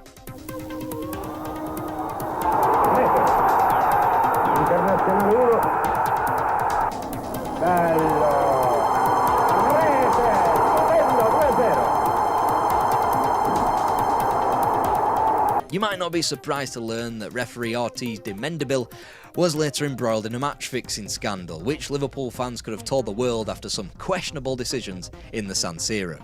League form, it has to be said, was stymied by a gruelling US tour in pre-season, a mistake that Shankly wouldn't repeat as Liverpool regressed to 7th place. The season, which kicked off with their participation in the first ever fixture shown on Match of the Day, a 3-2 win over Arsenal, ended with success as well. Because finally, Liverpool had shaken the FA Cup monkey from their back when they met Don Revie's Leeds at Wembley. Here comes Bird. Yes, a goal! Hunt has scored. All this, Charlton up in the attack. Now Bremner, he's equalised. 2-5, a goal! There they are, cream of Europe, so they say. And it ought to have been another glorious honeymoon for Shankly and Liverpool, but the manager was faced with yet more deplorable actions from on high. A bonus had been agreed for whenever Anfield gates ticked over 50,000 spectators, yet the board weren't willing to part with that same bonus for a cup final that was played out in front of over double that number at Wembley. Shankly didn't get what he, the staff or players deserved, but at least we got this soundbite when he said, "At a football club, there's a holy trinity, the players, the managers and the supporters. Directors don't come into it, they are only there to sign the cheques." After recuperating in the off-season, Liverpool went again with a squad of just 14 players. Long gone were the days of Shankly sifting through a bloated squad in the second tier that could boast 40 names. Now Liverpool operated on a shoestring team that was only capable of reaching the pinnacle of English football because of their supreme fitness. Over the course of the 1965-66 campaign, Liverpool fielded 14 players in the league. Even then, Bobby Graham only featured once and Alf Arrowsmith was fielded 5 times as 9 players featured in 40 or more fixtures. The foundation of which was circuit training and small-sided games. Joe Fagan and Ruben Bennett carried out the training which Shankly devised, and, as the season wore on, the stronger Liverpool got. 4 losses from the first 14 league games, admittedly in a stretch that included an emphatic 5-0 win against Everton, became just 3 from their final 28 fixtures. Liverpool topped the table from December and never let go. 6 points ahead of Leeds and Burnley, Liverpool were champions for the 7th time. They were confirmed as such in the penultimate game of the season against Chelsea. So confident were their opponents of losing the game that they gave them a guard of honour pre-match. Roger Hunt's second half double in a 2-1 victory confirmed the title later that afternoon. Whilst they would make a hash of their FA Cup defence, losing at the first hurdle to that very same Chelsea, there was another run for the ages in the Cup Winners' Cup, and this time Liverpool made a European final. Through the Italian revenge over Juventus and the triumphs over Standard Liège and Honved, Liverpool were poised for an enormous Battle of Britain against Jock Stein's Celtic. Celtic challenging all the way before losing out by dint of a disallowed goal against Liverpool in the semi-final, which they won after 2 quick-fire goals back at Anfield. They'd return up north for the final against Borussia Dortmund at Hampden, where only the bizarre and the mystical could stop them now. Eines Tages wieder auftauchte. Jetzt hat HELP seine Möglichkeit und trifft so den Kopf von Lawler. Die Fußball senkt sich ins Tor. Liverpool had dabbled in success beforehand. Tom Watson and David Ashworth have presided over eras like this in the past, but this was another plane entirely. Liverpool had won everything there was to win at home. They were a team ready for European success, and in an era where winning anything was infinitely more difficult.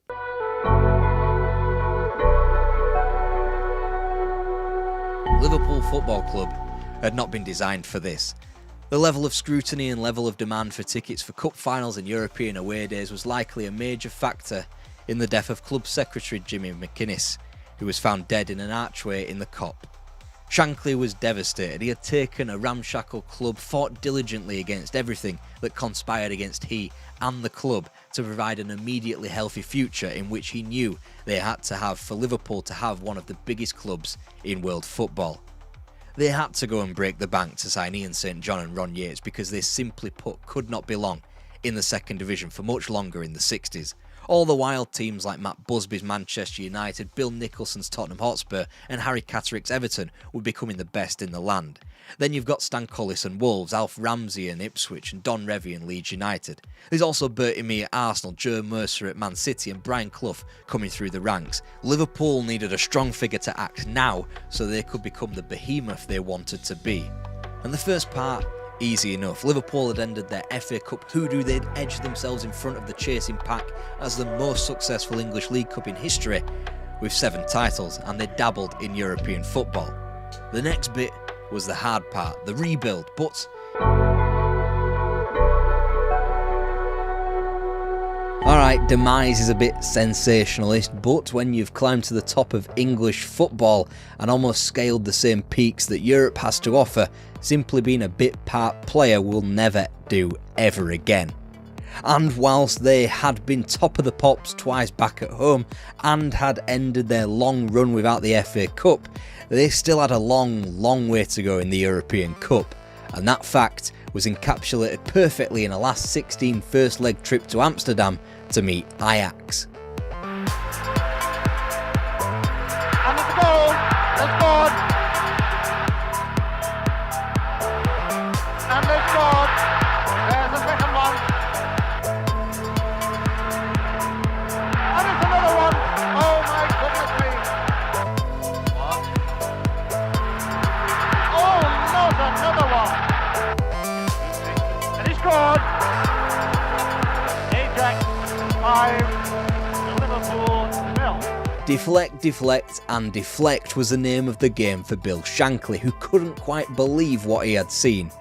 First off, there was the matter what he had or hadn't seen.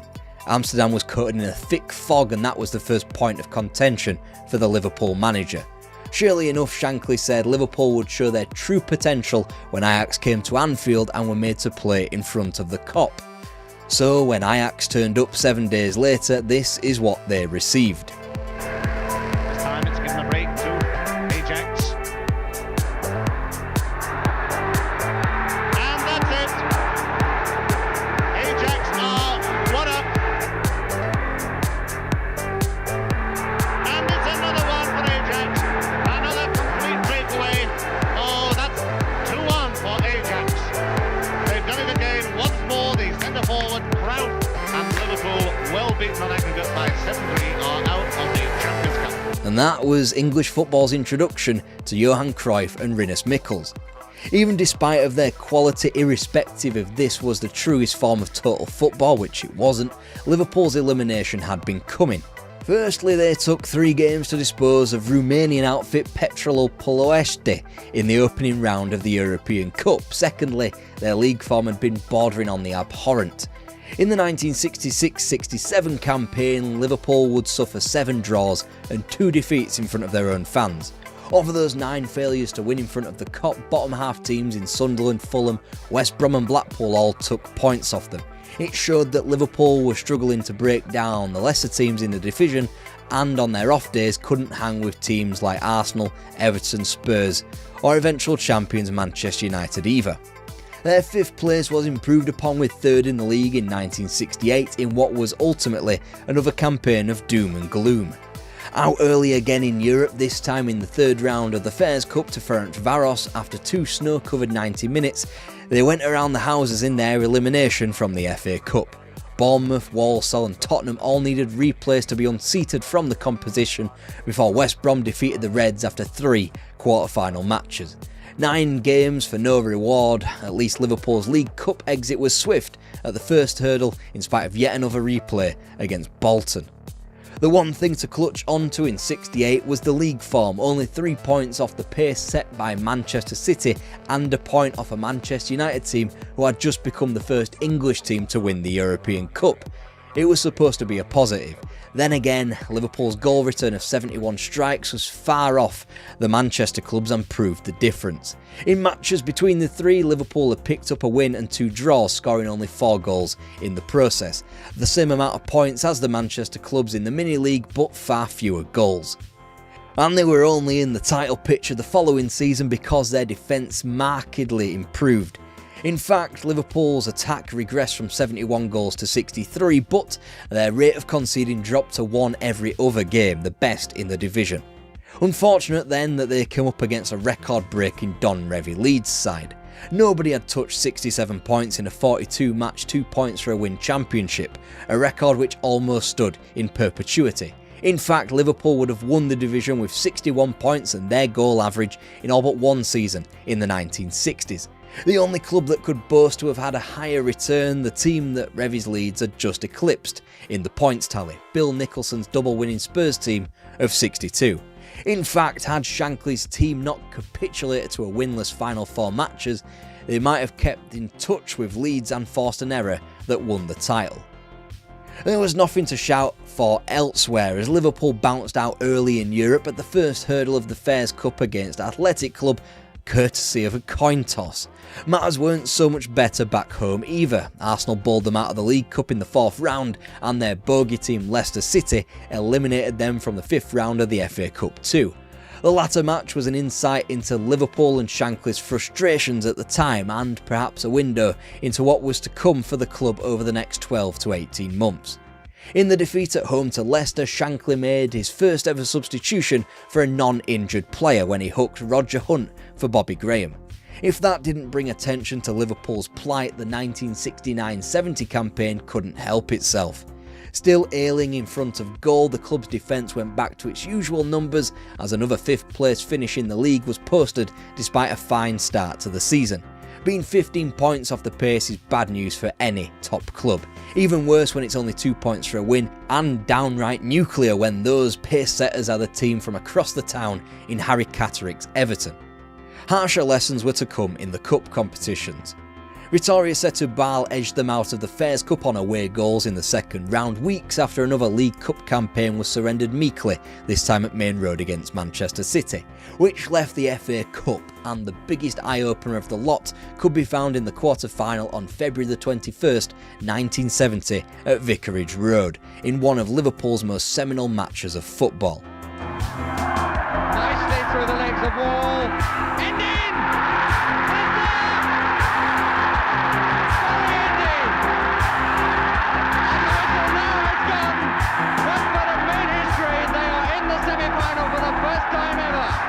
If it wasn't clear Liverpool needed to rebuild before, it certainly was after that February afternoon at Vicarage Road. The 1970s were here, but Liverpool was still stuck in the mud of the 60s and struggling to get out.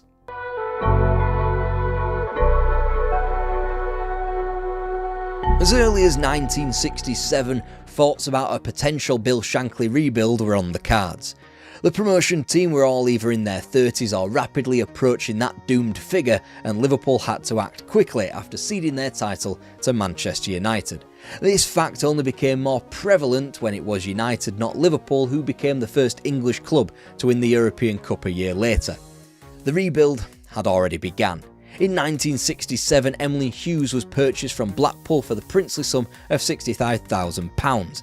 He would be utilised in midfield before going back into defence soon enough. 2 years later, Larry Lloyd was picked up from Bristol Rovers for £50,000 with a view to succeeding Ron Yates. Meanwhile, Tommy Smith and Chris Lawler could be categorised as first-teamers in defence alongside him following their promotion from the reserves. 1969 saw the departure of two club legends, first in Roger Hunt's sale to Bolton, aged 31, whilst Jerry Burns sadly departed the club due to his repeated injuries, aged only 30. With the advent of the 1970s and the FA Cup loss down at Watford came the speeding up of the incomings. The success rate did not relent. Skelmersdale United could hardly be said to be a football talent factory either now or in 1970, but they provided Liverpool with winger Steve Highway. Meanwhile, an impact up top was felt when John Toshak was signed for 110 grand from Cardiff City. They would prove a match made in heaven, but prove a hellish existence for Ian St John as he found himself creeping closer to the exit door. That was all but completed the following summer when Scunthorpe United was raided for Kevin Keegan on the basis of an FA Cup replay against Tranmere Rovers. £33,000 proved to be one of the bargains of the century. St John's departure was complete when he had to be informed by an opposition player that he wasn't starting against Newcastle during the 1970-71 season. From then on in, Shankly and the forward were ancient history. The man who joined at the same time as St John and helped Liverpool over the line in the second division 9 years previously also departed the club at the same time. That man, Ron Yates, was sold to Tranmere Rovers alongside Tommy Lawrence, who had lost his place in goal to Ray Clements. It wasn't just the playing staff that was being revolutionised, it was the staff too. Jeff Twentyman was hired as a chief scout in 1967 and his brief was to get players young and cheap. He'd be joined in the boot room clique by Tom Saunders, who acted as the club's head of youth development. Now, it wasn't all plain sailing and there were some players that Liverpool couldn't quite reach. Bill Shankly felt he had to tender his resignation in 1967 when the club failed to capture a certain Howard Kendall from Preston that year. Quite what happened to him, Merseyside doesn't know. Then there were the expensive mistakes. Both Tony Hateley and Alan Evans were signed for 100 grand a pop, and in their attempts to lay the groundwork for life after Ian St John, they barely cobbled together 150 league matches between them. Shankly had changed too, as the pressures of top-tier football management changed with it. Gone was the nurturing, calm and collected Shankly of the 60s that bore out promotion, cup success and league championships. Here was a demanding Shankly, more prone to raising his voice, a Shankly that, according to one player, dished out 90% rollickins, which is a word that just nobody uses anymore. The 1970-71 campaign told an all too familiar tale in the league, as the club returned to a defensive masterclass, conceding a divisional best of 24 from 42 matches. The goals dried up once again. This time Liverpool only managed a goal a game, which is fewer than the relegation-threatened West Ham, who occupied 20th place. Regardless, this was a league season in which Shankly's Liverpool went the campaign unbeaten in front of their own fans. Less impressive was the fact that they drew 10 matches in front of their own fans. Included in this were teams way outside the chasing pack: Crystal Palace, Stoke City, Blackpool and West Bromwich Albion. Meanwhile, they were able to dispatch of 5 teams that they would be representing the country with in Europe the following season, and this included league champions Arsenal.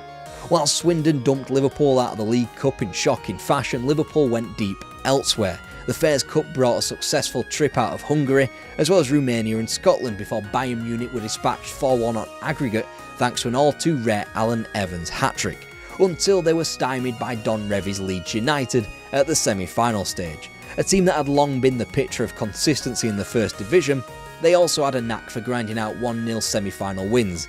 Didn't matter if it was over one game or 2 legs, as it was here against Liverpool. No matter, the Reds were adamant that they had their day out in the sun in the 1970-71 season, and after dispatching of Spurs in a quarter-final replay and vanquishing Everton at Old Trafford in the Final Four, they were pencilled in for Wembley, to meet an Arsenal team hoping to become only the second English side to win the domestic double that century.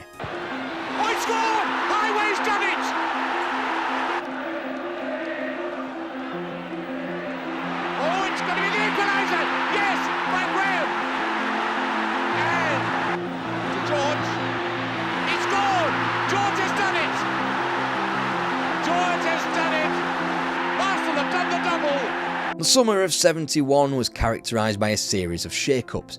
Behind the scenes, there were movements from within the boot room that saw Joe Fagan promoted to the first team as trainer, whilst Ronnie Moran took his place as reserve team manager. Meanwhile, Bob Paisley was officially and belatedly named the assistant. On the pitch, Phil Thompson was starting to be eased in from the reserves, whilst Kevin Keegan fast-tracked that part of the plan and would appear 42 times for the club in his first season, helping to ease the constipation up front with 11 goals. They were able to limit their defensive numbers to just 30, still a high in the league that season, whilst improving their attacking digits to 64. It might have helped that they got bowled out of each cup competition at an early stage. They were out of both the League Cup and the Cup Winners' Cup in the space of a week in late October and early November before Don Revie defeated Shankly again in a knockout tournament when handing him a 4th round elimination from the FA Cup. It was a league campaign that could be forgiven for looking disastrous before that cup elimination to Leeds.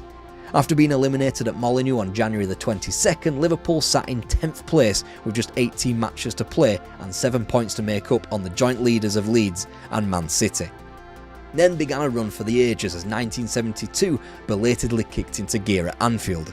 Crystal Palace, Huddersfield Town, Sheffield United, Manchester City and Everton were all dispatched as the club shipped just 1 goal, scored 15 and a perfect 10 points lifted Liverpool into the top 4. Despite that hard work, Liverpool still had 6 points worth of ground to make up on Manchester City, albeit with a game in hand. Chelsea kept Liverpool at bay on March the 11th and Liverpool simply just kept going thereafter. Wins over Newcastle, Southampton and Stoke ended March pristinely as the gap close to 4 points and a definitive top 4 of title contenders revealed itself. Man City still kept pace, but Derby were only a point back now and Leeds were 2 back, albeit with a game in hand. Liverpool were distinctly sat in 4th but with a formed team in the division. That was only confirmed with West Brom, Manchester City, Coventry City, West Ham and Ipswich all falling in a perfect April for Liverpool. In their past 14 matches, Liverpool had taken 27 of a possible 28 points. Fate was now in their hands. Manchester City, despite being top, had been eliminated from the title race because they'd run out of matches and their weak goal average wasn't enough to hold off one of Liverpool or Derby. Then suddenly John McGovern hits one as he's falling over and it goes in the top corner and suddenly we've got a chance of winning the league. And the title would be won again. His domestic cup ambitions with a 2-0 win at Main Road. No, Liverpool's season crept onto another plane thanks to their exploits in Europe and a long overdue return to a final on the continent after 7 years. After dispatching of Eintracht Frankfurt and AEK Athens, they nipped over the Berlin Wall either side of Christmas to dispatch of the best East Germany had to offer in BFC Dynamo and Dynamo Dresden. Before finally the springtime revenge over Tottenham Hotspur thanks to the underrated Steve Highway scoring the decisive goal in the White Hart Lane second leg.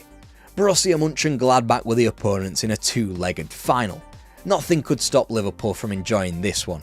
Not the omen that they had lost their previous European final to a German team in Borussia Dortmund, nor the fact that the first leg abandonment after 27 minutes due to torrential rain happened. In fact, those 27 minutes had been instructive to Shankly, as he withdrew Brian Hall for John Toshak for the replayed first leg on May the 10th. It was a brushstroke of a genius as Liverpool finally reigned in Europe. Keegan, 1-0. Hughes. Hooks. Toshak. Keegan. 2-0. Floated high, Lloyd. 3-0.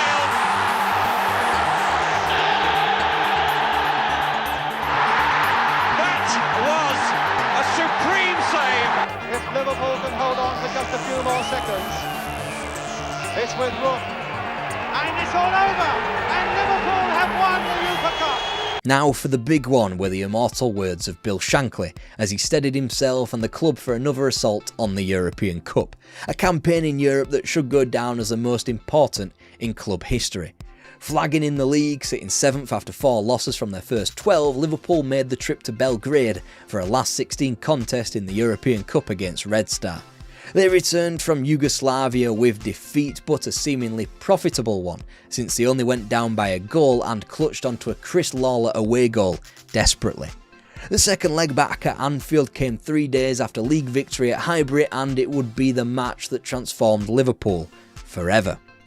Red Star came to Anfield as the underdogs and surrendered territory and possession like the underdogs they were. Usually this would be cause for celebration and a subsequent routine victory for the Reds, especially in front of the Kop.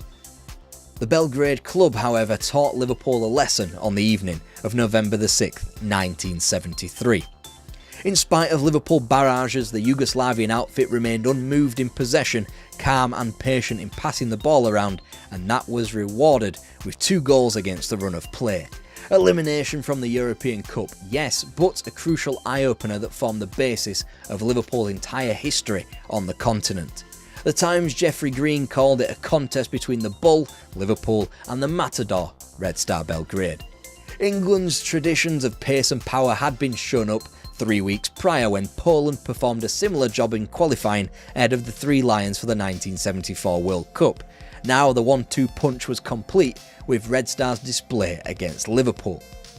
It was a match that gave life to Phil Thompson's career as he was moved back from midfield into defence to partner Emlyn Hughes.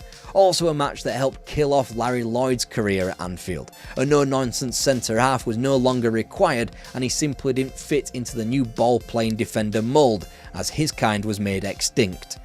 Nonetheless, Liverpool headed into Easter week with the advantage in the First Division. Not top of the tree by any means, their 4-point deficit behind Leeds United in Don Revie's final season at Elland Road was soothed by 3 matches in hand. A domestic double was most certainly on after a 3-1 cup win in a semi-final replay against Leicester City at Villa Park, which granted Newcastle United at Wembley. Before they could get there, they frittered away the league, winning just 1 of their next 7 matches, ceding the title to Don Revie. To salvage a season in terms of silverware, therefore, Liverpool met a Newcastle United team that hadn't lost a cup final since 1911. It was the perfect day and the perfect performance. Goals pay the rent, and Keegan does his share. Good flick by Toshak to Highway. Could this be 2? Yes! Highway, Liverpool showing the party pieces. He wasn't offside. Smith. Yes! Keegan second. And then the bombshell, delivered swiftly around midday on July the 12th, 1974. Bill Shankly had retired. The response from the city was to grieve, so much so that one journalist conflated his work on his interview in the public after Shankly's retirement with an incorrect memory that had performed the work after his death. Liverpool FC, though, was officially in mourning. Their most transformative and successful coach was leaving, just as his latest transition was bearing fruit.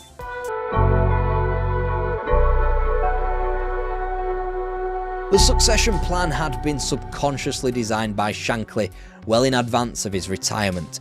With the work of such a tight-knit boot room delivering ample success on home shores and on the continent, what better successor for Liverpool than Shankly's system?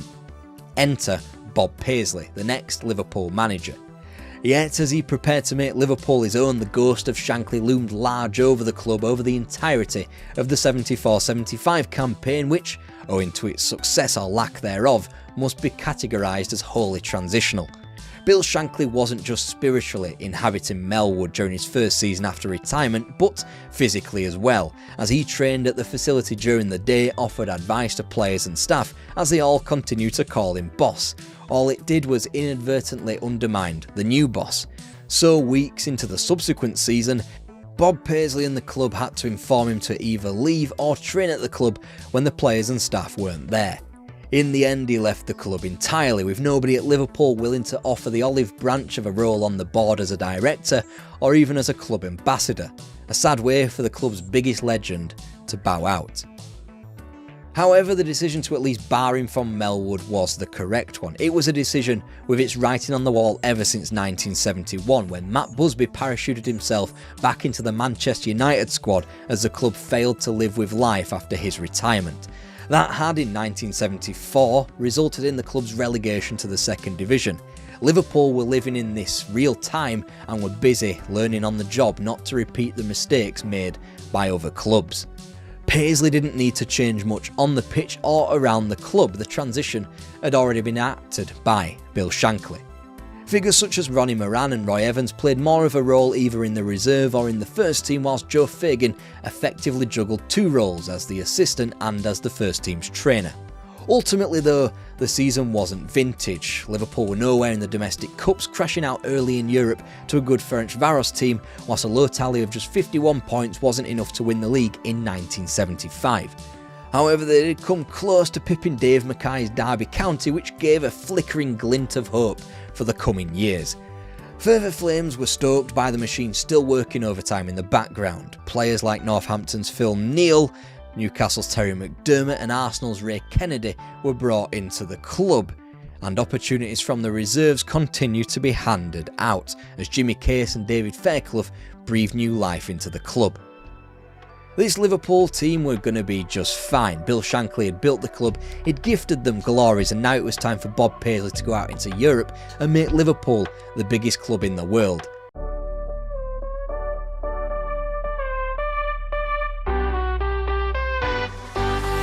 Celtic were going nowhere fast. They'd not won the league in an age, not won anything at all really for quite some time. Then a former player turned up in the Parkhead dugout and changed everything. This is Jock Stein's Celtic and why this team will never ever be topped.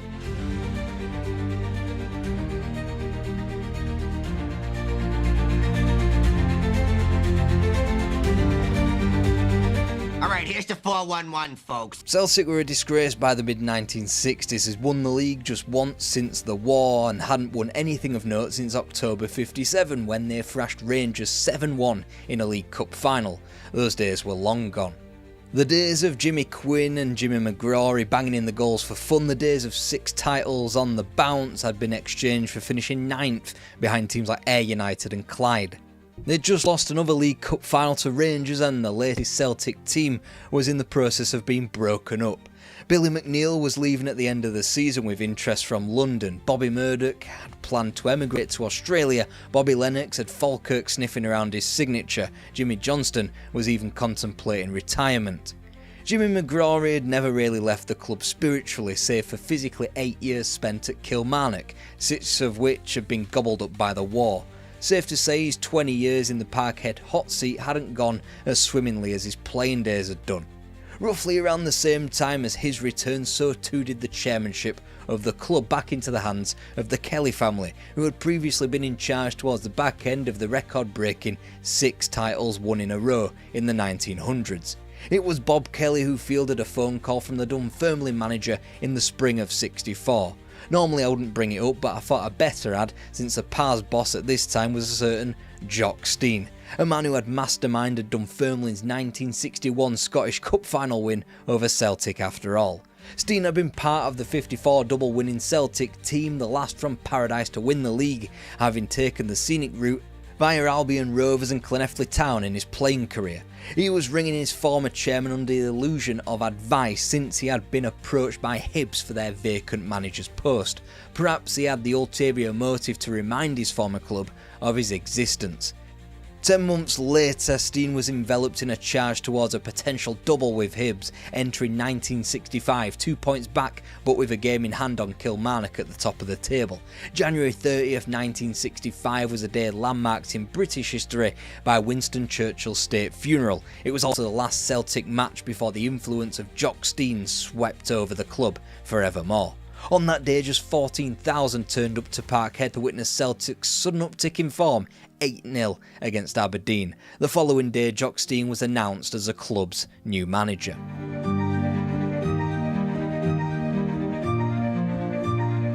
Sean Fallon had effectively coached and managed Celtic through the anxieties and ailing health of Jimmy McGrory for quite some time.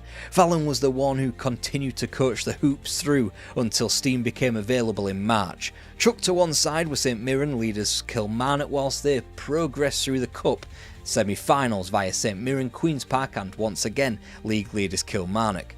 Jock Stein would finally arrive for the semi-finals, having scoped out Dundee gaffer Bob Shankly for his former post in Edinburgh. Whilst both Hibs and Celtic were still alive in the Cup, it was probably with great relief that one of Stein's first games in the job wouldn't be against Hibs in the Cup. After all, his final game at Easter Road was in disposing of Rangers in the quarter-final before he seamlessly drifted into the Celtic job, earning a 6-0 win in Airdrie in the league. You could tell this was going to be a different era, not because results in the league spiked immediately. Stein actually lost more than he won in the Championship in his first few months, but because the new manager was actually the manager. Like his countrymen south of the border at equally prestigious clubs, Bill Shankly at Liverpool and Matt Busby at Manchester United, Stein demanded full control. He would get it, and with that came a new Celtic, and like those aforementioned names, he would don the tracksuit and coach the team himself.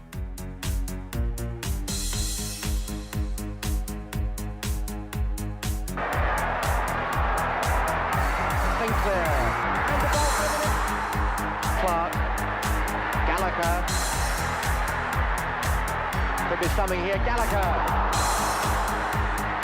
All turning in. All scored. McLaughlin has been taken. There he goes.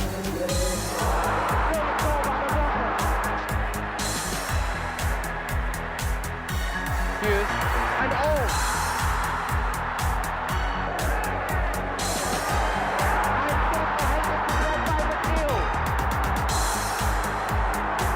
The semi-final replay victory over Motherwell had been completed by John Hughes, who had been transfer listed by Stein. Whilst he would make the final starting 11, a fellow transfer listee, Jimmy Johnston, would not. One name that did make the team sheet that day at Hampden was Billy McNeil, who passed fit after a calf injury. He had been taken by Stein from the new boss's very first day, and maybe it was his introduction, or maybe it was McNeil's winning goal in the final itself that prompted him to reverse his decision to leave the club.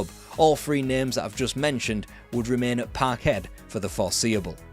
A name that would be departing would be defender Jim Kennedy after 10 years of service with the club. His well-telegraphed decline was something Stein couldn't countenance in his backline if Celtic were to return to success. Another building block was Neil Mocken, a man hired in July off a Jock Stein recommendation and one that would devise a training regime that whipped Celtic players into gear. Now he had his fundamentals sorted, Stein needed some of his own players in. After Sean Fallon had been instrumental in bringing youngster David Hay to the club, Jock Stein's first proper acquisition was Motherwell's Joe McBride. Celtic needed a man to take all the goal-scoring onus away from Stevie Chalmers, and the forward who helped take Celtic to a semi-final replay a couple of months prior was the one designated to fulfil that task. In warming up for the new season, Celtic tiptoed over the border into Roker Park, where they whipped Sunderland 5-0. In further tune-ups arrived the League Cup group phase, where mixed fortunes against Dundonian clubs had Celtic on the ropes. However, they'd ultimately scraped through thanks to their results against Motherwell. With the end of August came the resumption of the Championship, where an early marker was laid down at Tannadice. Whilst Clyde didn't come as cleanly as they usually did, only going down 2-1, it was a 100% league record in advance of Jock Stein's first taste of Old Firm derbies as a manager on September the 18th. Thankfully for Celtic fans, no available footage could be sourced for this game, as a flurry of goals lent the way of Rangers and an injury to McNeil reduced Celtic's chances of recovery. With the first die cast into the title race, Stein made more changes. Inside forward John Divers was let go to Partick Thistle, and the manager made his first of many oscillations on the goalkeeping front when he replaced John Fallon with Ronnie Simpson as his number one. Not that Celtic appeared to need a goalkeeper in the coming weeks. Rafe Rovers laid down for goals 9-12 in a two-legged cup tie in the League Cup. Aberdeen was slapped for 7. The Cup Winners' Cup run began with 6 in the Netherlands, and Hearts were beaten 5-2 well into October. Jimmy Johnston had booked his ideas up in training, and now he commanded a spot in the starting 11 for the more important games. He was there during a 4-0 triumph over Hibs in a League Cup semi-final replay, and there once again at Hampden 5 days later for the final against Rangers. It was Stein's most important game yet. Sportsmanship gave you a shoot. Goal! A goal for Celtic after 18 minutes.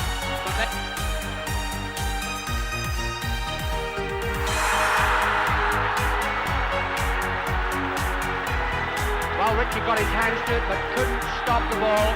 So, Rangers 0, Celtic 2. Not only had Celtic kept a safe pace with Rangers in advance of their traditional early January clash at Parkhead, they had also eased into the springtime quarterfinals in the Cup Winners' Cup, where they would be met with a much sterner task than Go Ahead Eagles or Aarhus, when Dynamo Kyiv would be their opponents. But first, a chance to go top of the pile back home with a win over their neighbours. But you appear to see on the pitch, caused by the sand which has been spit on to give the 30 to Wilson. And headed there by Chalmers. Cutting away from Stetson and then Coven. Gallagher. Johnston. Back it comes to Gallagher. Murdoch. What a brilliant goal by Murdoch. Gallagher and a cannon from behind Johnston. Johnston again. And knocked in there by Chalmers. Whilst Rangers were going down to rabble like Clyde and Dunfermline, Celtic had their tails up. Morton fell by 8 on Christmas Day, and 5 days after the Old Firm victory, Dundee United had been swatted to one side in advance of Celtic's visitors from behind the Iron Curtain for a European first leg at Celtic Park.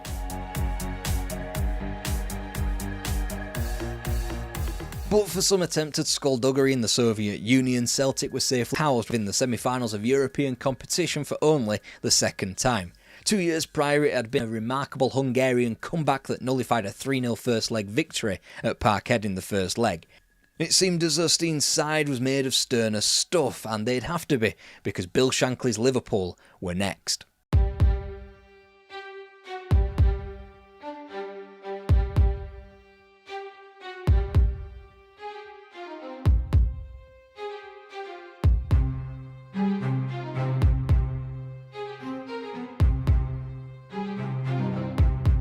By now though, Celtic had other irons in the fire. Firstly, they'd rebounded from January defeats in Aberdeen and Edinburgh, as well as in Stirling in February, to continue their march through the league in March. St Johnstone, Hamilton and Kilmarnock all tumbling. Then through the goals of Bertie Auld and Stevie Chalmers, another cup final had been pencilled in against Rangers. While Celtic had hardly been blazing through the league, Rangers had undergone a tumultuous march, being held at home to Hearts, at Kilmarnock before going down at Tannadice. It left Celtic a commanding 3 points ahead of Rangers, with no further games between the two scheduled in the league. And after grabbing 5 points from an available 6 in and amongst a European exit, Celtic and Rangers would meet at Hampden, with the former leading the championship by 2 points with 3 fixtures remaining.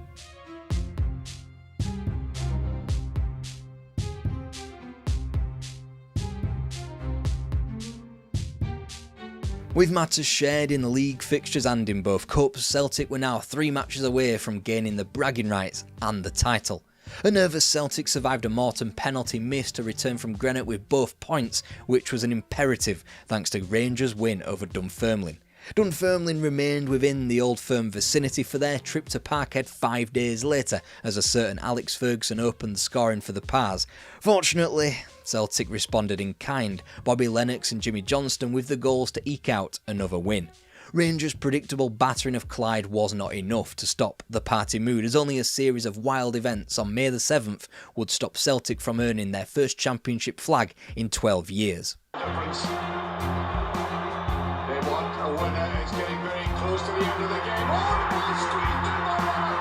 And with that, it was clear that Jock Stein now had total control over the club. Within 5 days, they were in Bermuda playing a local 11, the start of a gruelling month-long tour of the Americas, which took in opponents as lofty as Spurs, Bologna and Bayern Munich. This was Jock Stein's drive right here.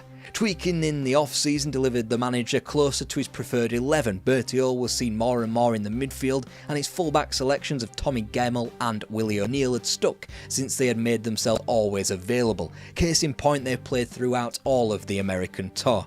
Meanwhile, Bobby's Murdoch and Lennox had long since been coaxed back into the 11.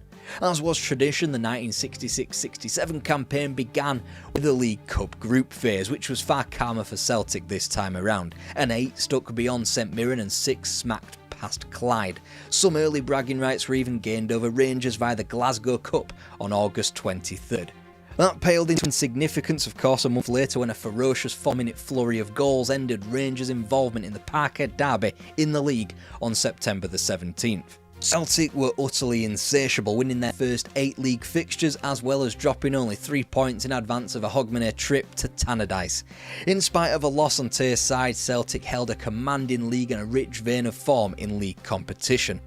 The sweetest win of the lot though came in the League Cup final at Hampden against the predictable opponents of Rangers.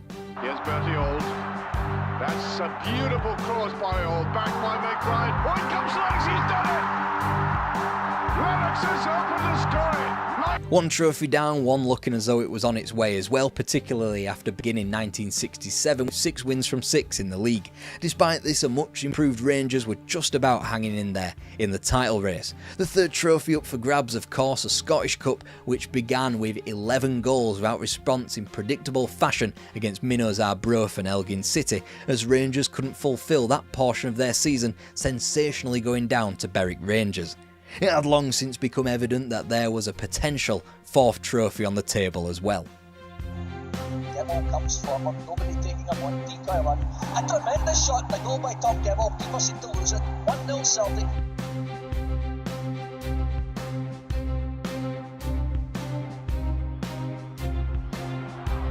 Eh oui, très belle action. Et Butlinski a été à 2 doigts de marquer contre... There's usually a point in the season of a champion where the entire campaign seems to snowball its momentum into an inevitability. With the pacing of French champions Nantes, Celtic won a battle back at home too when pinching Hearts' Willie Wallace from under the noses of Rangers. Good job too, since Joe McBride's knee and season gave way on Christmas Eve at Pittodrie. And yet Rangers still just about hung in there in advance of the Ibrox derby that had been rearranged for May the 6th, in spite of a run of 6 consecutive wins by Celtic, trailing by just 4 points. And if Celtic had sampled the Alps and the sunny west coast of France in the earlier rounds of the European Cup, the latter part of the competition would offer very different challenges.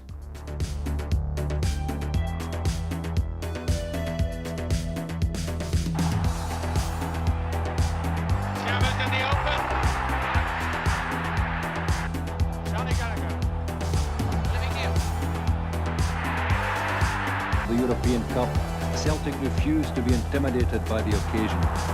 After Jimmy Johnston scored the first, for Willie Wallace would see them through. They would gain a 0 each draw in Prague. Vojvodina and Dukla Prague, perhaps not the household names of today, but back in the 1960s, becoming champions of Yugoslavia and Czechoslovakia respectively was no mean feat. Combined with the Cold War, poorer travel and all-round discomfort in trips into the eastern half of Europe, Celtic were well worth their place in a European Cup final. They would line up in Lisbon to become not only the first Scottish team to potentially win the European Cup, or the first British one, but the first team outside of the Mediterranean to lift the European Cup. A well-versed team in Helenio Herrera's Inter Milan would meet them there. But first, domestic matters. Queen's Park had been truly beaten in the quarter-final of the Scottish Cup, but it was usual throwaways Clyde who had given Celtic a hard time in the semi-finals. Such were the nerves of a potentially groundbreaking season. Celtic were taken to a replay and only just about squeezed through that replay 2-0. Their cup final opponents would be Aberdeen. Nerves were being frayed either side of the old firm divide. When Celtic could only manage a goalless draw at home to Aberdeen, Rangers limped to a home point against Clyde 3 days later. When Celtic were busy at Hampden in the final, Rangers failed to get both points from Dens Park. It meant a potential first ever domestic treble for Celtic in their next 2 games. Keeping it in, yes. It's goal!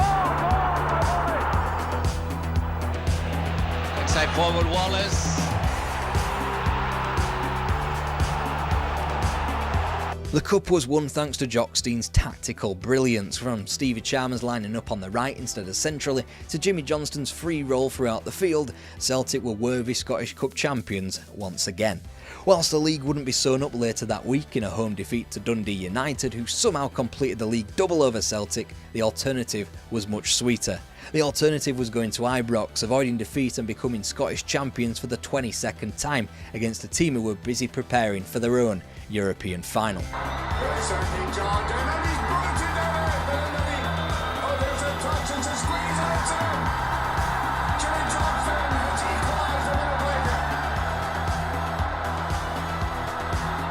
Johnson really has been a thorn in the flesh today, taking it to that left foot of it. What a strike! Magnificent! Celtic at 2-0.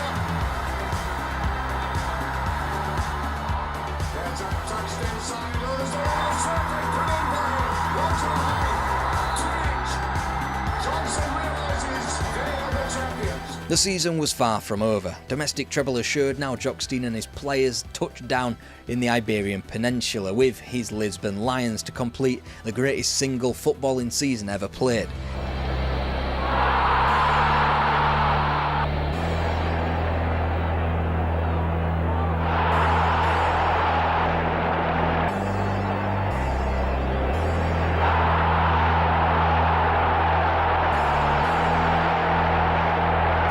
Champions of Scotland, winners of both domestic cups and now champions of Europe. The quadruple was completed.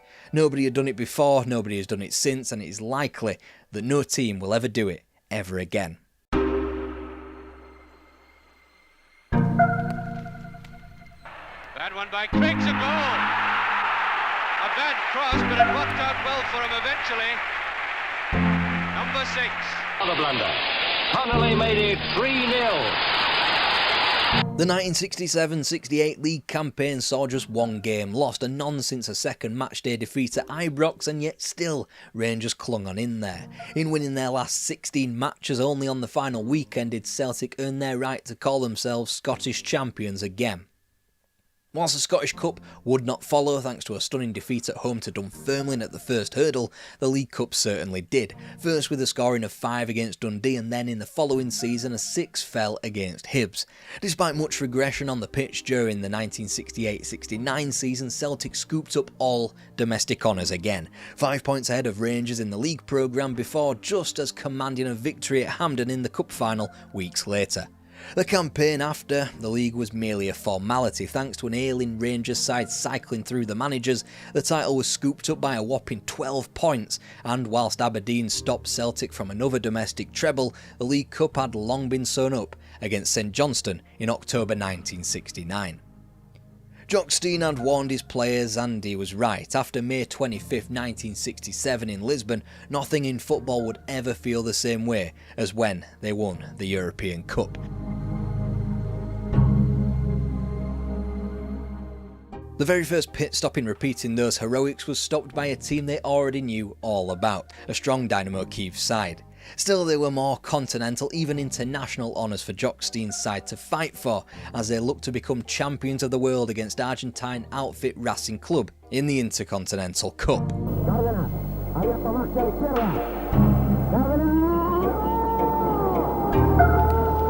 In a precursor for many Intercontinental Cup clashes, the football took a sideshow to a scene more akin to a Royal Rumble or a good old-fashioned scrap on Sauchiehall Street. The 3 matches, no matter who was at fault, devolved the game into a circus and was beamed worldwide. It was a stench that followed the hoops around all season.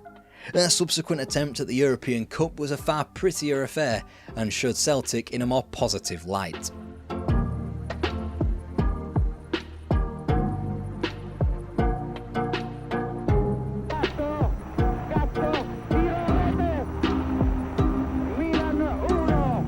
After not only overturning a French deficit in the first round against Saint Etienne, Stein's team blew a sturdy Red Star Belgrade down in the last 16, sticking 5 beyond them at Parkhead.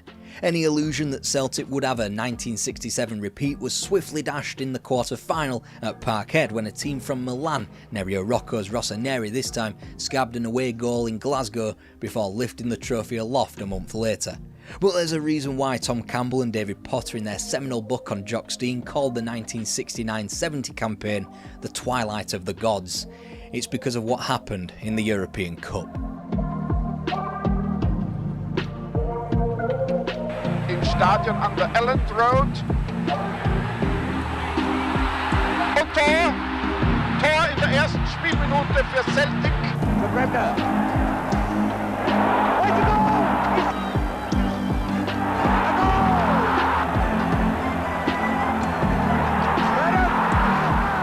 The team was older, wiser, and some parts had changed, from Tommy Gemmell's demotion from an assured starter to Bobby Murdoch being placed in and out of quote-unquote health farms to improve his fitness, with youngsters such as Kenny Dalglish knocking on the door of the first team. Somehow this Celtic team had returned to the European Cup final. Via the unknown in Basel to the one coin toss in a glorious Lisbon defeat, Celtic had catapulted their season into promise come the other end of Hogmanay. Once there in 1970, Celtic were faced with the first ever Italian team to grace the European Cup final. No, not those from Milan, whom Jock Stein had encountered before, but Florence's own Fiorentina. They too, just like Benfica, had been thrashed comprehensively at Celtic Park before the tactically astute and experienced heads sunk in for a positive return away from home in the second leg. Their semi-final opponent came from a little closer to home. It was Don Revie and his Leeds United side, perhaps the closest thing to an equal that Celtic had south of the border. But they were chasing immortality just like Celtic, but unlike Celtic, they just didn't have the knack or the experience of a big-time European Cup game like Stein's side did. And so to Milan in the final, where unlike 3 years previously, Celtic were labelled as strong favourites against Dutch outfit Feyenoord.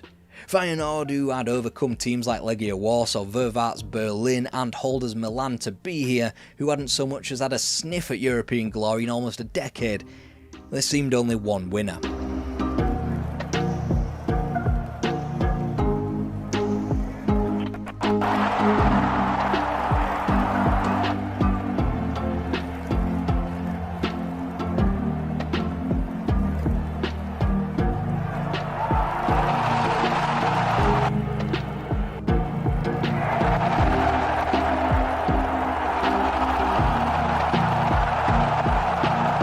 Ultimately, Feyenoord at all levels proved the hungrier upstarts. Just like Stein had studied Helenio Herrera and Inter to within an inch of their lives in '67, so too did Feyenoord manager Ernst Happel add his comprehensive homework done on Celtic ahead of the showpiece event in 1970. Celtic would never reach the same heights again. There would be the odd flirtation with a European Cup, a final back in Iberia once again in 2003, but nothing would match the first Jock Stein years. But they weren't the first Scottish team to dare to venture so close to the European Cup trophy.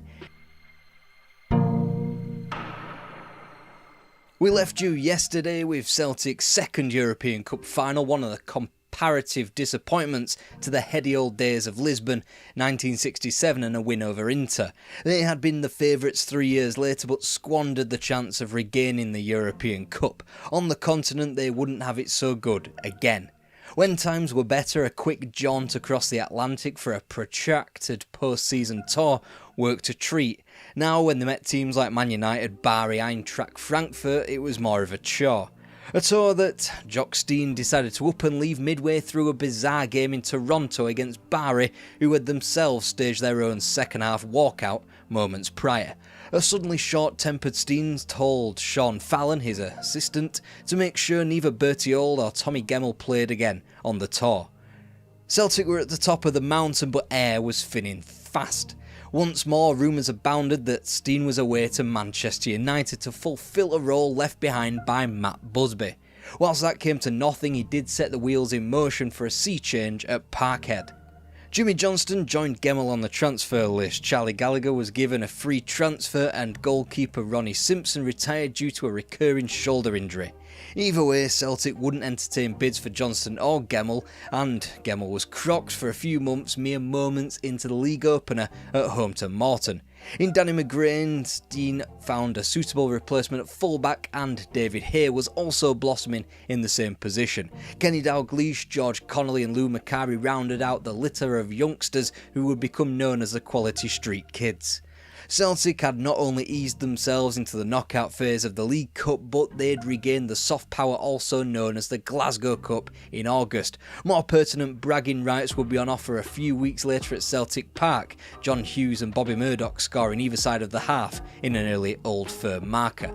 Whilst Joe McBride and Hibs came to haunt Celtic and Jock Stein immediately afterwards, the Hoops would have a chance to get on the board in terms of silverware by the time they would be defeated once again. And Denny Johnson out in front. Centre forward Johnston scores a beautiful head.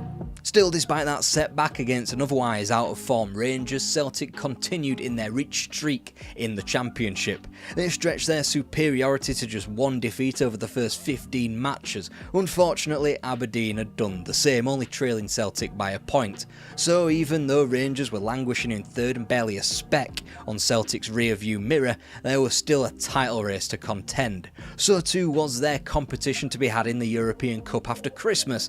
Not that Jock Stein's side had been uncontested on the pitch in sticking 24 goals past opposition from Finland and Ireland. The closest thing Celtic came to a battle was the last 16 first leg tie in Dublin against Waterford as trouble escalated on the terraces. Nonetheless, Celtic escaped with a 7-goal win and began to plot their quarter-final for March, a tie that would be a dividing line right through the Jock Stein reign at Parkhead.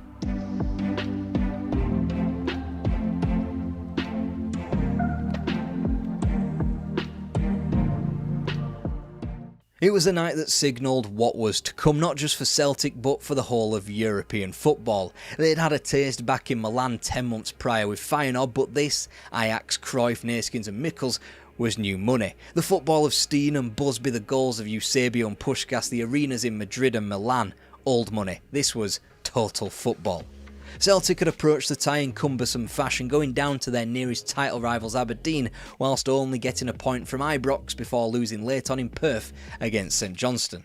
Meanwhile, in the Cup, Celtic had been forced into a replay in Dunfermline after a 4th round draw at Parkhead, before natural order was resumed with the 7-1 thumping of Raith Rovers in the 5th round. Thankfully, when Celtic had toiled in Perth, Aberdeen were busy losing at Dunfermline. Still, the Dons topped the table by 2 points, even if Stein's side did have a game in hand. Celtic would drop just 2 points in advance of a trip to Pittodrie, their hosts dropping 6 points, both sides unbeaten.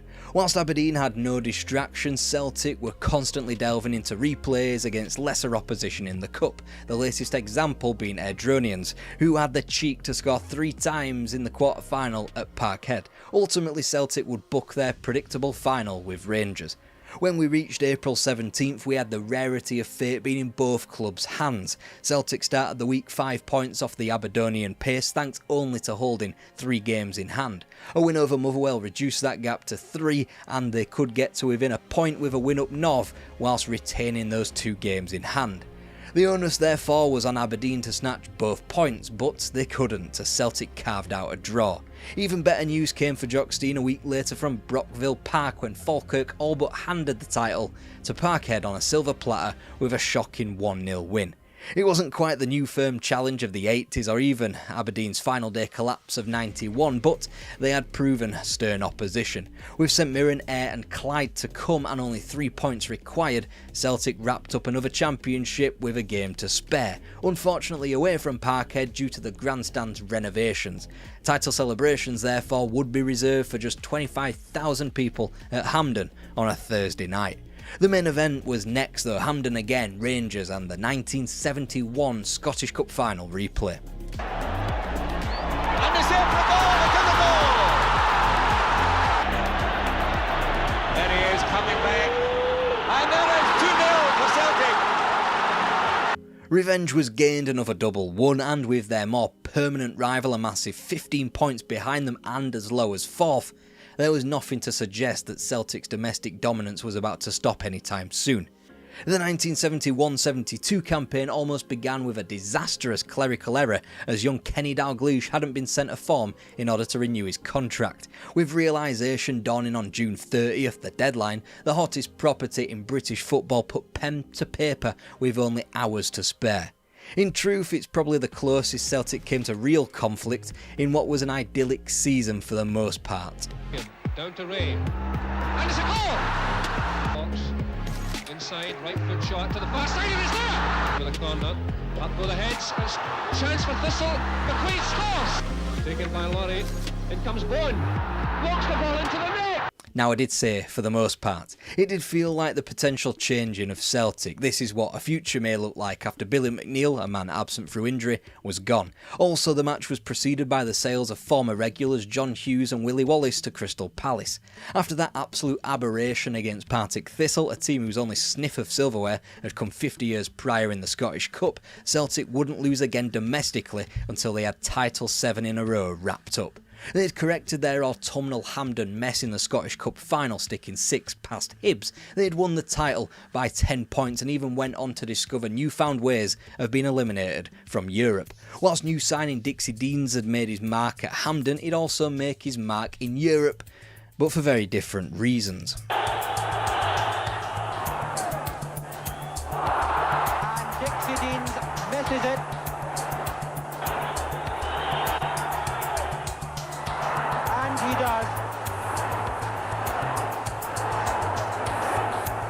After the early rounds in Denmark and Malta and a tough quarter-final in Hungary, Celtic were reunited with old foes Inter in a semi-final that didn't see a single goal across both legs before the competition's second ever penalty shootout. They wouldn't be reaching those same heights the following year thanks to the returning Ujpest Doza in the last 16 having done a spot of homework on them this time. And it didn't get much better in the domestic cup finals. Maruk leaves it to Edwards. Edwards chips it forward. Chance for Stanton. To goal. Ball. Finally covering. At least their bread and butter remained reliable as they only dropped 3 points for their first 15 league fixtures. If Easter was the kingmaker in English football, Hogmanay was the kingmaker for the Scottish equivalent. If so, bad omens laid ahead for Celtic after being held at home to Hibs before surrendering both points at Ibrox. It left Celtic behind both opponents heading into 73, but ultimately Stein held all the cards still thanks to those games in hand. Not that Celtic would fully capitalise immediately, losing in Airdrie before being held to both East Fife and Partick draws before the end of February before losing Lumakari to Manchester United for 200 grand. And yet, despite those hiccups and even Stein's own heart hiccups before the Rangers match in January, Celtic only trailed their great rivals by a point whilst clutching on to one of those games in hand. After Celtic's March tie at Tannadice, 7 matches remained for both clubs. They were both out of Europe on a collision course for Hampden that May, which would be their one and only tie against one another. Deadlocked at 43 points, Celtic had the better goal record, so entered the final straight. It was a case of who would blink first. The fixture list handed the psychological advantage to Rangers as they got their 6-2 win at Airdrie out of the way on March 20th before Celtic could travel to get both points from Tynecastle. Meanwhile, Rangers were also defeating opposition from the capital in the form of Hibs at Ibrox. Celtic flattened both Falkirk and Motherwell at Parkhead as March became April, whilst Rangers won narrowly on the road, first against Dumbarton and then against Hearts. More nerves were shredded on April the 14th as Celtic snatched both points in Perth, whilst Rangers nervously squeaked beyond the visit of Dundee United. Celtic's game in hand was next, a simple enough thrashing of Dumbarton, whilst Arbroath offered a similarly tenuous challenge 3 days later. And just when you thought that rampant Old Firm form would continue, there was a blink. Aberdeen had gotten revenge for Rangers' points at Pittodrie in their recent title challenges. The result was still the same, Celtic with one hand on the title. Only problem was the trip to Easter Road on the final day as Rangers seemingly had a walkover at home to East Fife. They'd get both points as an early Dixie Dean's goal looked to be keeping the title at Parkhead. 2 more goals remained, thankfully for Jock Stein and Celtic, the last from Kenny Dalglish, who was supposedly under a Man United offer. That wouldn't arrive, but 8 in a row had done. Celtic simply marched right through, ending what had been a near year-long unbeaten Rangers run in the 1973-74 campaign's first Old Firm offering. If they had premature signs of taking them out of the title race, St Johnstone's win over Celtic the following week might have roped them back in. Whichever way you looked at it, Celtic continued to motor through Scottish football at will, sinking Rangers to reach another League Cup final that December. Punching it forward, brought down and taken on the turn, and it's a goal. Gordon Wallace has scored for Dundee. Good again, Johnston. Despite differing Dundonian and denouements in the Cup, Jock Stein's side remained unmoved in the league. They called it total control, especially when the double was completed over Rangers on January the 5th.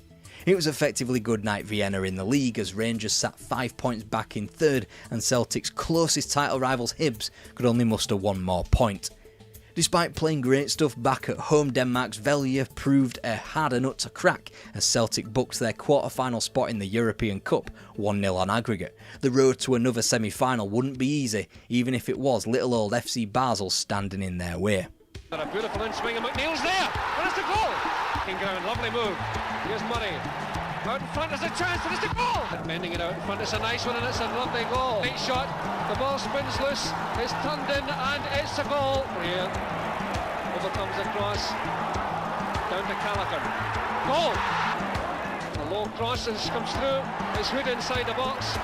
We're looking for a chance to chip it out in front, which he does. Johnston going in, headed in under the bar, it's a goal! If Basel had been a mere trip hazard on the way to a second European Cup final in 1970, they were a full-blown existential threat 4 years on. For the first time, Celtic would have to rely on extra time to qualify from a European tie. Meanwhile, both Atletico Madrid and Bayern Munich breezed through into the semi-finals, and the fourth semi-finalist, Ujpest required penalties. Unfortunately for Jock Stein, they wouldn't be dealt the latter for the third time in recent memory, but a comparative newbie to the European Cup scene. Oufa, Yarat, ouais, voilà, enfin un but. Capone, tire et but. Un but fantastique. But marqué par le capitaine de l'Atlético, but de Adelardo. It was the end of an era, 9 titles won on the spin and their last true dalliance with the European Cup. Jock Stein told his players after Lisbon in 1967 that football wouldn't be the same for his players. Now, after 1974, football wouldn't be the same for Jock Stein or for Celtic.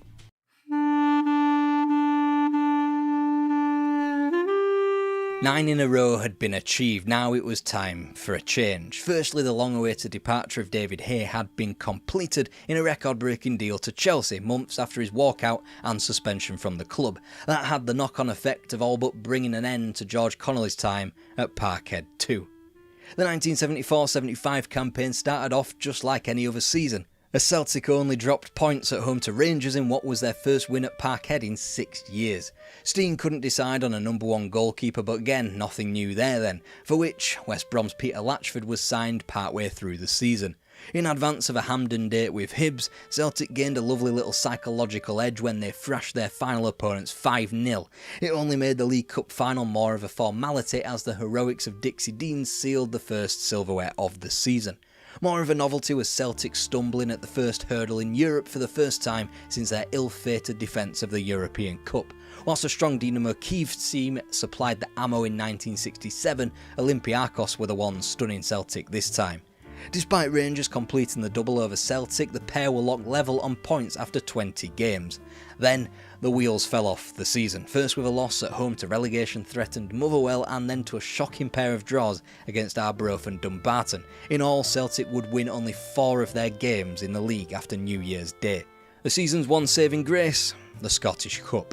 Challenge to Dalglish Douglas for the cutback.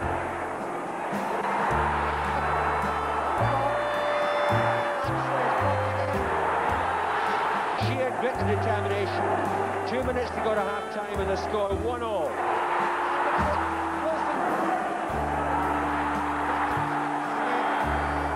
That would be the last match where everything was fine at Parkhead. It was the final match in the Celtic playing career of Billy McNeill, but 2 months later, something far more serious. Jock Stein was involved in a car accident on the A74 in which he was lucky to come away from.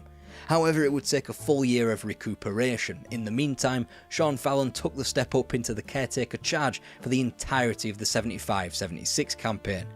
Dave McParlin was drafted in from his role as Partick Thistle manager to be Fallon's assistant. They made the worst possible start, losing at Ibrox before Rangers' hex over Celtic extended to a win in the League Cup final, a point at Parkhead a week beyond that, and an Ibrox triumph on New Year's Day. This thanks to SFA restructuring that transformed an 18-team, 34-game First Division into a 10-team Premier Division with 2 more fixtures. Despite the poor run of results against their nearest and dearest, as well as a 3-3 draw at home to Dundee on January the 3rd, Celtic were in the same position as they had been the prior season, that's level on points with Rangers after 20 games. This time the wheels didn't fall off immediately, 9 were won on the spin in the league. Even if they did bow out of the Scottish Cup in the 3rd round to Motherwell and were dumped out of the Cup Winners' Cup quarter-final at the hands of Saxon Ringsvikau, your guess is as good as mine, they still led Rangers by a point as late as April, thanks to a win over St Johnstone. It's only then where the wheels came off, 1 win from the final 7 games, including a goalless Old Firm derby, which gifted Rangers the title. The 76-77 campaign was all change at Celtic Park as Jock Stein returned. His first piece of business that summer was bringing in Pat Stanton as a 32-year-old temporary solution to Billy McNeill's departure. Meanwhile, George Connolly was finally given his free transfer as Partick's Joe Craig came in. Ronnie Glavin was now one of the main sources of goals from midfield, and both Roy Aitken and Tommy Burns had evolved into accomplished players. Unfortunately, Celtic's poor form from the prior season became 1 win from the first 5 of the following season. That's 2 wins from their past 12 league games. Completely unheard of. The test of Wisła Krakow and the UEFA Cup came far too early into Celtic's season for them to threaten the polls or the competition, and the League Cup final was also lost again for the 6th time in 7 seasons to a 5th different team. It had felt a long time since they'd racked up 5 League Cups on the bounce to eclipse Rangers' tally. Alternatively, it was only Aberdeen that could stop Celtic in the league between October the 2nd and March 16th, a run where Celtic only lost at Pittodrie twice and were held to a draw by the Dons at Parkhead. In a season without true equal, 5 points taken from Rangers wasn't all that important as a cast of characters rotated in and out of the title race. Celtic would confirm the championship with a 1-0 win at Easter Road, only seen by the 22,306 souls inside Easter Road, following the Hibs board's refusal to allow TV cameras into the stadium. Ultimately, the record books would go on to state that Rangers finished second, but it was by a staggering 9 points. All that Stein had left to do in his campaign back in management was team the league with the Scottish Cup.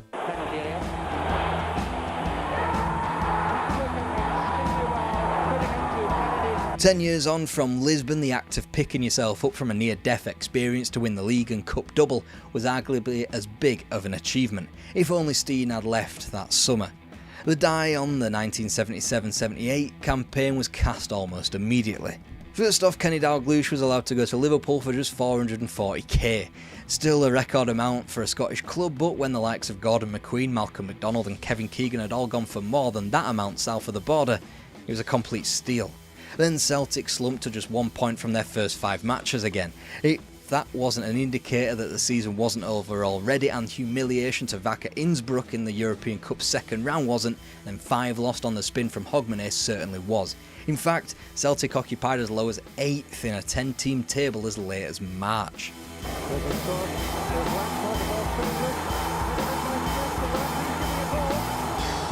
And moments later their season fell apart. This Jock Stein's last cup final as Celtic manager, ending in defeat to Rangers as Kilmarnock ended the Hoops campaign as a contest at Rugby Park in a Scottish Cup 4th round replay. 9 in a row wouldn't be matched for quite some time yet, first by Rangers in '97 and then Celtic eventually repeated the trick in 2020. And whilst the Hoops wouldn't grace another European Cup final, they ran the greatest FC Porto team incredibly close in the 2003 UEFA Cup final. Celtic's domineering past ultimately spun on the ailing health of Jock Stein. Firstly his heart attack in early 1973 and then the car accident in '75, which helped take years off both his personal and professional life, which sadly ended in a World Cup qualifying decider for Mexico '86 at Ninian Park in Cardiff. Like any football manager who was exiting his peak and advancing in years, his judgment was failing, the age gap between him and his youthful squad had gaped open too much, the sport had gone from being an honest working class game to being one where riches could be made for even your average player.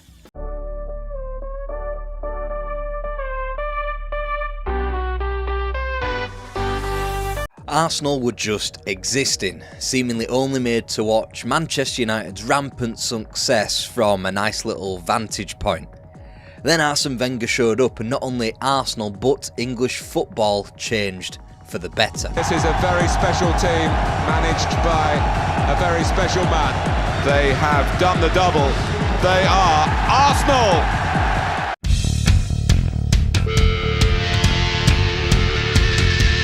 The first Premier League season went as much of the first decade would. Arsenal FC had the best defence in the division. It wasn't much to shout about in the inaugural season because they finished a garbage 10th position, but they were salvaged by their performances outside of the league. In Sheffield Wednesday, the Gunners found themselves a consolatory owl to shoot down in order to get some acclaim. In springtime Wembley wins over Wednesday, Arsenal became the first team to win both the FA Cup and the League Cup in the same season. 10th became a distant 4th, which became a shocking 12th, but the Arsenal could always clutch onto the fact that they were a decent cup team. And after broadening horizons after the Heysel disaster ban was over, that meant one thing: Europe was calling.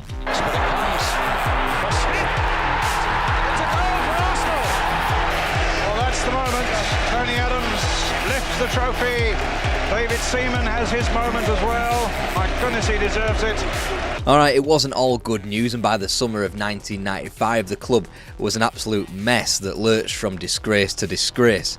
There was young English talent coming through, fine enough to grace any team when Martin Keown returned to the club and Ray Parlour was busy graduating through the academy. But for every nugget of hope there was a share box full of despair. First, Tony Adams finally began to negotiate and publicise his alcohol addiction. Paul Merson's own vices followed. Arsenal's infamous Tuesday Club was unravelling at the seams, and not even the calm and collective George Graham was immune. The fact that he was collected was part of the problem. He collected a big old bong from an agent as part of player purchases, which was uncovered at the start of '95. Accepting gifts from agents was bad enough already, but when those gifts were handed to George Graham for facilitating the transfers of such acclaimed players like John Jensen and Paul Lyderson, it was made even worse. He couldn't go on as Arsenal manager, plus fan sentiment was wavering somewhat, with the club only 4 points off the drop as late as February. Added to that rot was another mid-table finish and a silver medal in the Cup Winners' Cup final, and it was abundantly clear that Arsenal had to change with the times. Chairman David Dein knew exactly the man to take the club into the new era of the Premier League that actually welcomed foreign imports and desired to play attractive football. The only problem was, he couldn't have him just yet.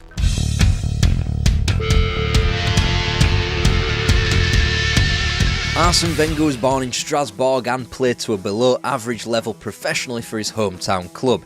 He was, however, reared on a diet of Borussia Mönchengladbach, his favourite club, since he lived close to the French-German border. Gladbach being the most stylish European team of their day, Wenger's tactical roots can be found here. He finally achieved his managerial qualifications in 1981, first taking the Strasbourg reserves before getting Nancy relegated.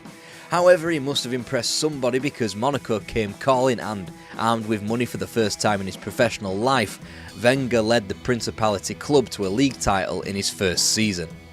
His affiliation with French football wouldn't last despite a Coupe de France in 1991 and appearances in the 1992 Cup Winners' Cup final and semi-final of the Champions League 2 years later. Bernard Tapé's Marseille had left Wenger disillusioned with life in France, so he made the extreme move of becoming the manager of Nagoya Grampus 8 in a burgeoning J-League in Japan. There he'd meet Boro Primorac, a fellow exile disgruntled by the state of French football, and he would become his long-term number 2. His next move had been telegraphed even before he fell out of love for French football. The year was 1989. Arsene Wenger found himself with a stop between a scouting mission in Istanbul and home. He found himself in London, so naturally scoped out a local game, and that fixture just so happened to be a North London derby where Arsenal would be victorious. A chance meeting that night led to a lifetime friendship when Arsenal chair David Dein hit it off with Wenger. Arsenal and Wenger passed like ships in the night as Bruce Rioch was hired as club manager in 1995, just a week before the Frenchman became available. Nonetheless, Dein still had a struggle to sell Wenger to the rest of the board at Highbury. Appointing a foreign manager was still taboo, what with the failings of Joseph Venglos at Aston Villa and Ozzy Ardiles in a managerial capacity at Spurs. The boardroom rebuffed him for suggesting Wenger as a direct George Graham successor, and by the time Rioch was appointed, the Frenchman was wedded to a contract in Japan. However, it was only a matter of time before Wenger and Arsenal were intertwined, especially once Rioch alienated key Arsenal players. Even in spite of a late home turnaround on the final day against Bolton, which secured 5th, and with it, UEFA Cup football, Rioch was sacked. The press had a field day with rumours swirling about a potential replacement. Naturally, they went down the sensationalist route, putting forward the names of Barcelona's Johan Cruyff and recent European Championship semi-finalist Terry Venables. So, when Arsene Wenger was announced on August 20th to be taking up the dugout 6 weeks later, the national press recoiled with Arsene who, and so the onslaught began. If it wasn't salacious rumours in the tabloid, it was his rival managers telling him to keep his opinions to Japanese football. This was good. It meant that Arsene Wenger had gotten under the skin of English football. To go to the next level, he had to provide the antidote for English football, and that meant changing the culture at Highbury. Out went the Stella Artois by the bucket load and Mars bars on the back of the bus. In came the creatine vitamins and massages. Out went a pre-match meal of egg, chips and beans with ketchup. In was the pre-match meals of boiled chicken, green vegetables and pasta. Out, jam as a snack. In, diabetic jam as a snack. The revolution could not be stopped. Yoga was here, militarised training sessions performed to the millisecond joined them. Stretching was now a non-negotiable and was now actually meaningful. Some players went with the times, some didn't. Enough changed though, so Arsenal did as a result. There was a head start. First off, in signing players like Dennis Bergkamp and David Platt from Italy, a level of professionalism was creeping into the club before his own recommendations in Patrick Vieira and Remy Gard were acquired. Then, with the suffering of Paul Merson and Tony Adams through their numerous vices was made public and the pair entered rehab, the club was in a far healthier position on the other side. And now I'm not suggesting Arsene Wenger is an arsonist, but months into his time at the club, the training facilities they shared with a local university, which he absolutely hated by the way, miraculously caught fire and left the club in need of a brand new training base. It was arguably the best thing to happen to the club. Arsenal had enough money, Wenger had the need to micromanage the club to within an inch of their lives, and that marriage only made the manager more comfortable, as did a half-arsed tilt at the Premier League title which promised a return to Europe and much more beyond it. Wenger had achieved buy-in from his players and the club's best finish since 1991. Now they aimed for real success.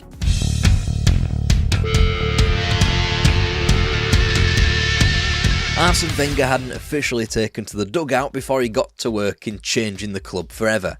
Arsenal were midway through a UEFA Cup first round contest away to Borussia Mönchengladbach and they were drawing 1-1 but 4-3 down on aggregate. They needed 2 goals to progress and Wenger marched down from the stands and into the away dressing room to give them the acumen to progress. He told them to ditch the 3-5-2 and go with a 4-man backline. Juskowiak macht das Tor! Effenberg, Tor! Juskowiak, Tor! Alright, so that failed, and so too did Wenger's plans to implement the 4-man defence upon his official arrival at the club. The Frenchman waited and waited, sitting idly by as the players, fond and comfortable with the 3-5-2, finished third and trophyless in 1997. On the first day of pre-season ahead of the 97-98 campaign, he had some news for the players. The 4-4-2 was in, or rather the 4-4-1-1, with the kingpin being Dennis Bergkamp, who would operate behind Ian Wright. Manchester United had been rampantly successful, with Eric Cantona performing in the number 10, operating between the two rigid banks of English 4. Now that he was retired, the Premier League needed a new French genius. Completing the team and allowing for this formation change to work was Emmanuel Petit and Marc Overmars. Petit would hold the midfield fort with Vieira, whilst Overmars would blitz forward down the left. Meanwhile, Nicolas Anelka would come into his own up front, signed as a fresh-faced 17-year-old from PSG in February, only now was it time for the 1997-98 season. The optimism of the new season was immediately chipped away ever so slightly as Ian Wright's opener at Elland Road was instantly equalised by Jimmy Floyd Hasselbank. A truce of a draw was combated with Arsenal's return to Highbury and perhaps the most comfortable start to a home season ever. Goal in the first half, goal in the second half, 2-0 win, Coventry vanquished. Now the season could start. The Dell next, a tricky place at the best of times, and Marc Overmars got his name on the Arsenal score sheet for the very first time, initiating a 3-1 win before August ended with 2 draws. But it would be downright rude of me not to show the goals in their fullest, I'm allowed, of the Gunners' strikes at Filbert Street in the first of those draws. Bergkamp! Those goals would keep people who call themselves content creators, ticking for generations to come, given the unique fact that Dennis Bergkamp was named as first, second and third in BBC's Goal of the Month competition. The subsequent goalless draw in the North London derby would be less celebrated, both in August 97 and now. 2 weeks later there was a personal triumph at Highbury when Ian Wright obliterated Cliff Bastin's goal-scoring record for the Arsenal. Good job that he bagged himself a hat-trick because he suffered a bit of premature celebration in whipping the top off as if to announce his record-breaking traits. Nonetheless, it was a 4-1 battering over Bolton Wanderers whose sole job was to yo-yo between the top 2 tiers of English football. The result spurred Arsenal on for more. Nigel Winterburn's stunning winner at Chelsea followed 8 days later before another London derby proved profitable in a 4-0 humbling of West Ham. Now, the season could start. Then came just one win in 4, and that one win was one of the more predictable results in Premier League history. Arsenal 5, one-time Premier League team Barnsley 0. Surrounding that little island was a rampant voluminous sewage of draws. Everton pegged back the Gunners from 2 down at Goodison before not a single goal was scored at Sellers Park against Crystal Palace, nor at home to Aston Villa. It left Arsenal second in the shake-up, 4 points behind the Hurley pace-setters of Manchester United. But there was the enormous clash between the two on the precipice at Highbury. It would be an instant classic. Anelka. Oh, what a goal! Ahead to it. Vieira. Oh! It flew in!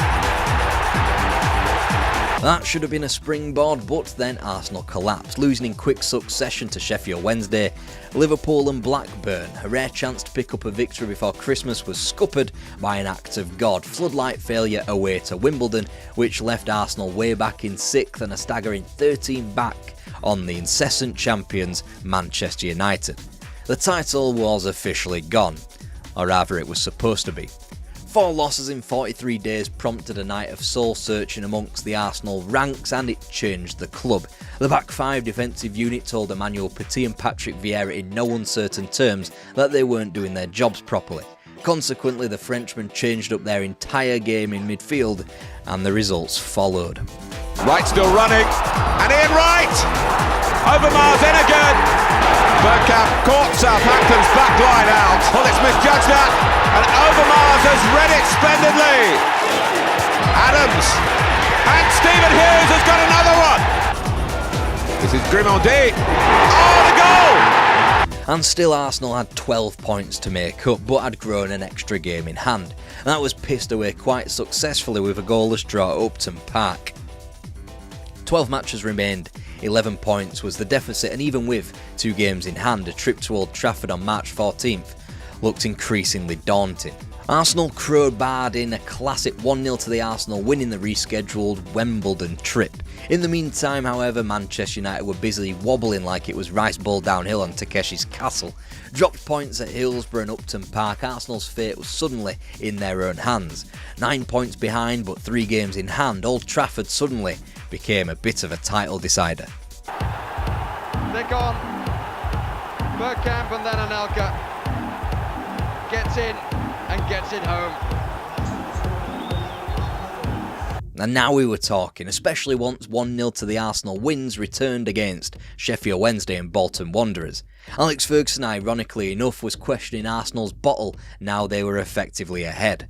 But the Gunners had other plans for the beginning of April as United chucked in a crunch league game at home to Liverpool. The FA Cup was back and Arsenal were away to Villa Park. First Division Wolves were the opponents, and surely this semi-final wouldn't be a battle like their FA Cup run had been so far.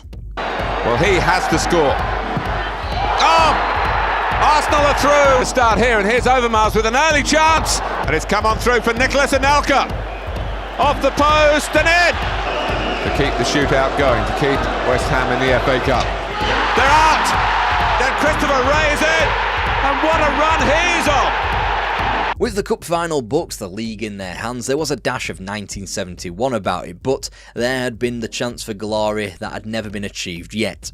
Unfortunately, the League Cup blew up in the Gunners' faces when Patrick Vieira was sent off at Stamford Bridge in a semi-final second leg. Moments later, Roberto Di Matteo and Dan Petrescu frittered away Arsenal's chance at a domestic treble. But forget that, there was a first league title to be won in 7 years and Arsenal were looking unstoppable. The pretenders of Newcastle and Blackburn were consigned to the past, swatted aside comfortably by Wenger's Gunners before a third consecutive rout was confirmed at home to Wimbledon 5-0. All the while, United couldn't put away Newcastle the very same day, which meant for the first time since October, the Gunners led the table.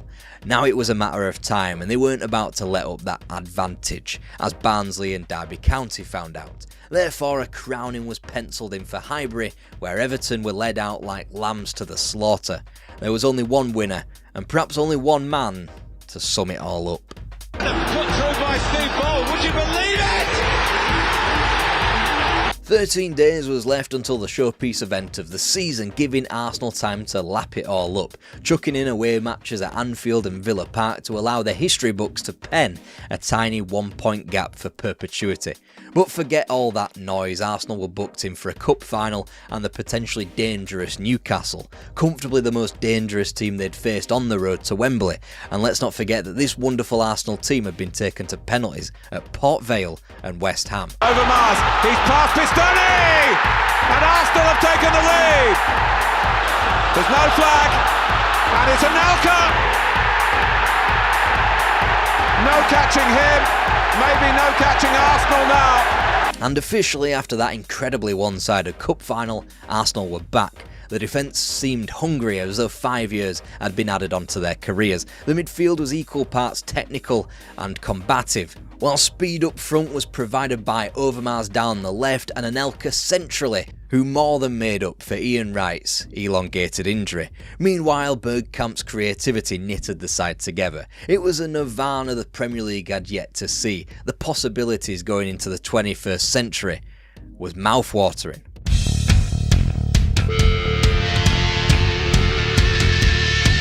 The Premier League was changed forever. Sure, the influx of foreign talent had picked up some pace after the 1994 World Cup as English clubs returned to Europe, got a bit of money under their belt and bolstered their reputation, but this was a full-on sea change. Manchester United and Alex Ferguson had had their contenders beforehand.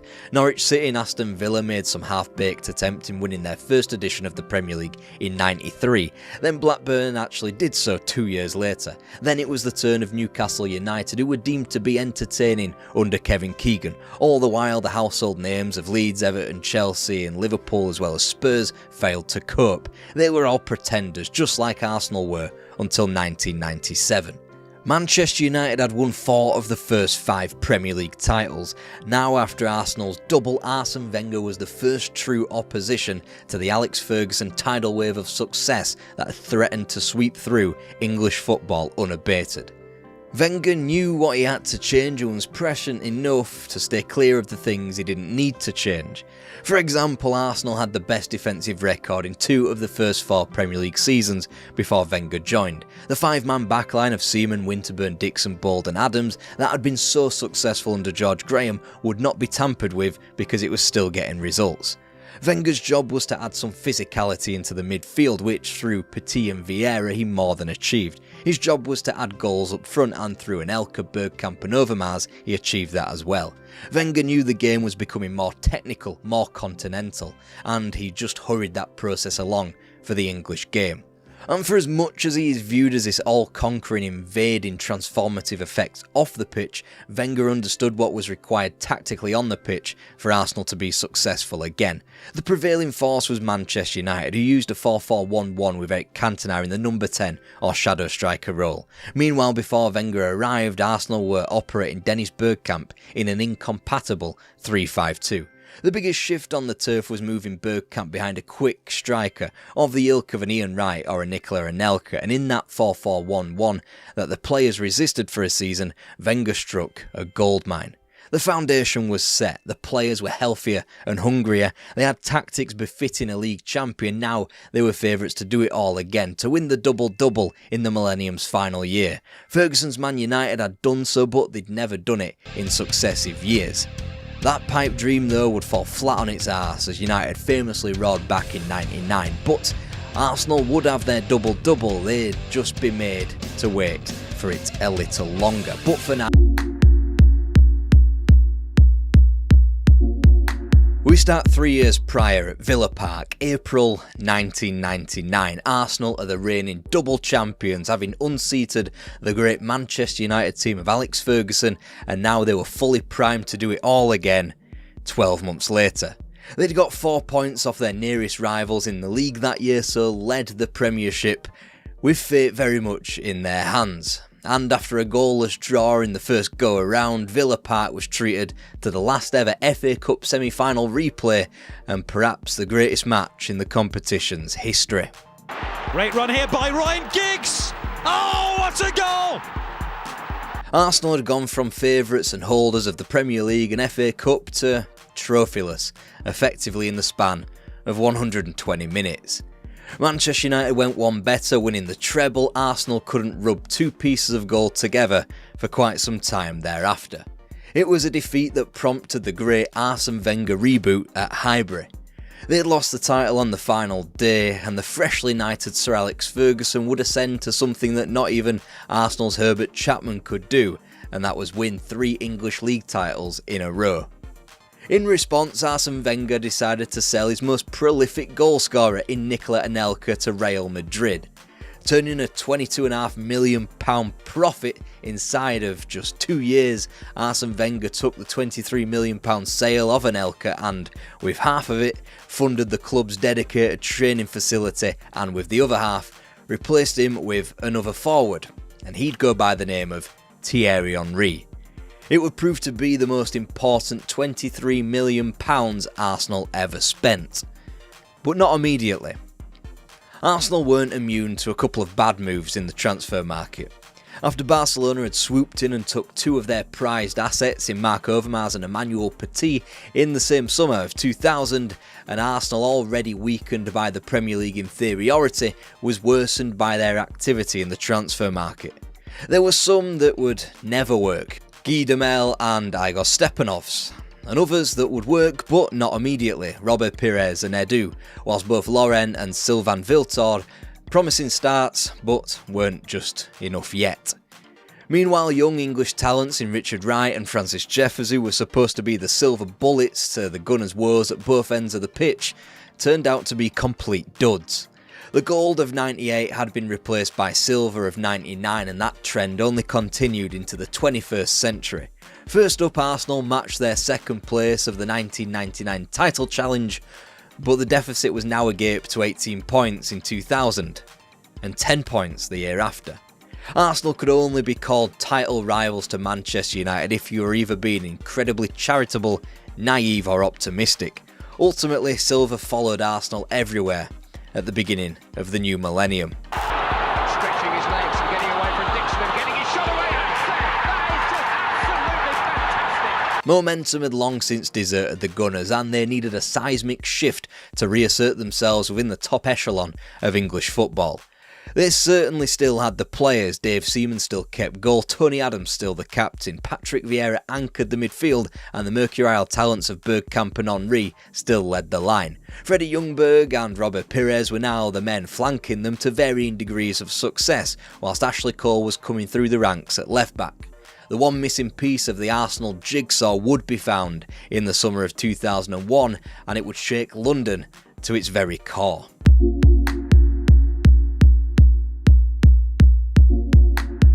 Arsenal knew they needed to update their defence for quite some time. Steve Bold had been replaced by Martin Keown in 1999, Nigel Winterburn departed for West Ham the following year, and via the transitions of Silvinho and an injured Gio van Bronckhorst, Ashley Cole was quickly becoming his natural successor. Lee Dixon was nearing the end of his career, and Cameroonian Laurent had been earmarked to be his replacement on the right-hand side. But the most pertinent question remained: just how could they live after the career of Tony Adams ended? And then the bombshell. After months of clandestine rendezvous, mainly in David Dean's back garden, Tottenham Hotspur's Sol Campbell was finally assured that he could traipse over the North London divide. He was signed for nothing. The response, as predicted, vitriolic. Campbell wanted more than just the 99 League Cup in his trophy cabinet. He would suffer for his desire to attain more glory, and ultimately, he'd prove vindicated. The defence was now more athletic, the midfield even more technical, with Ljungberg down the right and Pires down the left. Even Ray Parlour was hitting a purple patch of form alongside the talismanic Patrick Vieira. Thierry Henry was tiptoeing into his peak and begging Dennis Bergkamp to come and follow him. The Dutchman, briefly the most expensive footballer in Britain, had shone for a few years before an Achilles injury put him on the wane in 2000. Arsenal needed his resurgence, and they got it. The result was Arsenal in the 2001-2 season, a club desperate to overturn the 3 years of unbridled joy at Old Trafford, a team starved of success. August meant a return to the mean for everyone, and for everyone, a small slice of hope. Arsenal's was emboldened with a sign of things to come, a 4-goal demolition job at the Riverside with the same scoreline dished out to a pretty rotten Leicester City a week later. The filling inside of this glorious sandwich, however, was a foul-tasting defeat at home to Leeds. Nonetheless, Arsenal marched into September imbued and were filled with disappointment after returning from Stamford Bridge with just a point. They couldn't even beat Bolton Wanderers either, thanks to a dodgy-looking Michael Ricketts goal. Whilst a point to the newly promoted, seemingly no hope as Bolton appeared bad, they'd caused an incredible amount of upset in their first few years back in the top flight under Sam Allardyce. Thierry Henry was back into the full swing of things as proven at Fulham before he bagged at Pride Park and St Mary's. Pristine away from home in England, less could be said about their trips out to Europe. Arsenal went to Mallorca and lost in a match that nobody really cares to remember because it was overshadowed by the 9/11 attacks. 15 days later, there was no excuses for a 1-0 defeat in Athens to Panathinaikos. The Gunners had shown glimpses of real quality, especially at home, but it wasn't quite the form of champions just yet. And as October and November came into view, it was only going to get worse before it got better. Out comes Wright. Done! He's directed it back in. 3-3. Look at this from Clough Jensen. And it's Arsenal 1, Charlton 3. Play it! And it's 1-1. In another season, that draw to Spurs might have been a disaster. However, in the context of this campaign, with Sol Campbell returning to White Hart Lane and Spurs fans baying for blood, perhaps a point was the correct result. Get the point and get the hell out of there and move on with the rest of the year. By November though, they'd laboured through the Champions League first group phase thanks to 3 home wins and 3 away defeats. Meanwhile, they were seamlessly progressing through the League Cup, ruining a second or third string Manchester United team in the third round and easing beyond Grimsby Town. But just as Blackburn whitewashed the Gunners 4-0 in the League Cup quarter-final, Deportivo had their way with Arsenal in the opening match of the second group phase in Europe. Especially after 4 winless games in the Premier League, it was the most inopportune time to face Manchester United at Highbury. Therefore, they might need a little help in hand. Perez. Freddie Ljungberg, who specialises in goals against Manchester United. Right back into Barthez.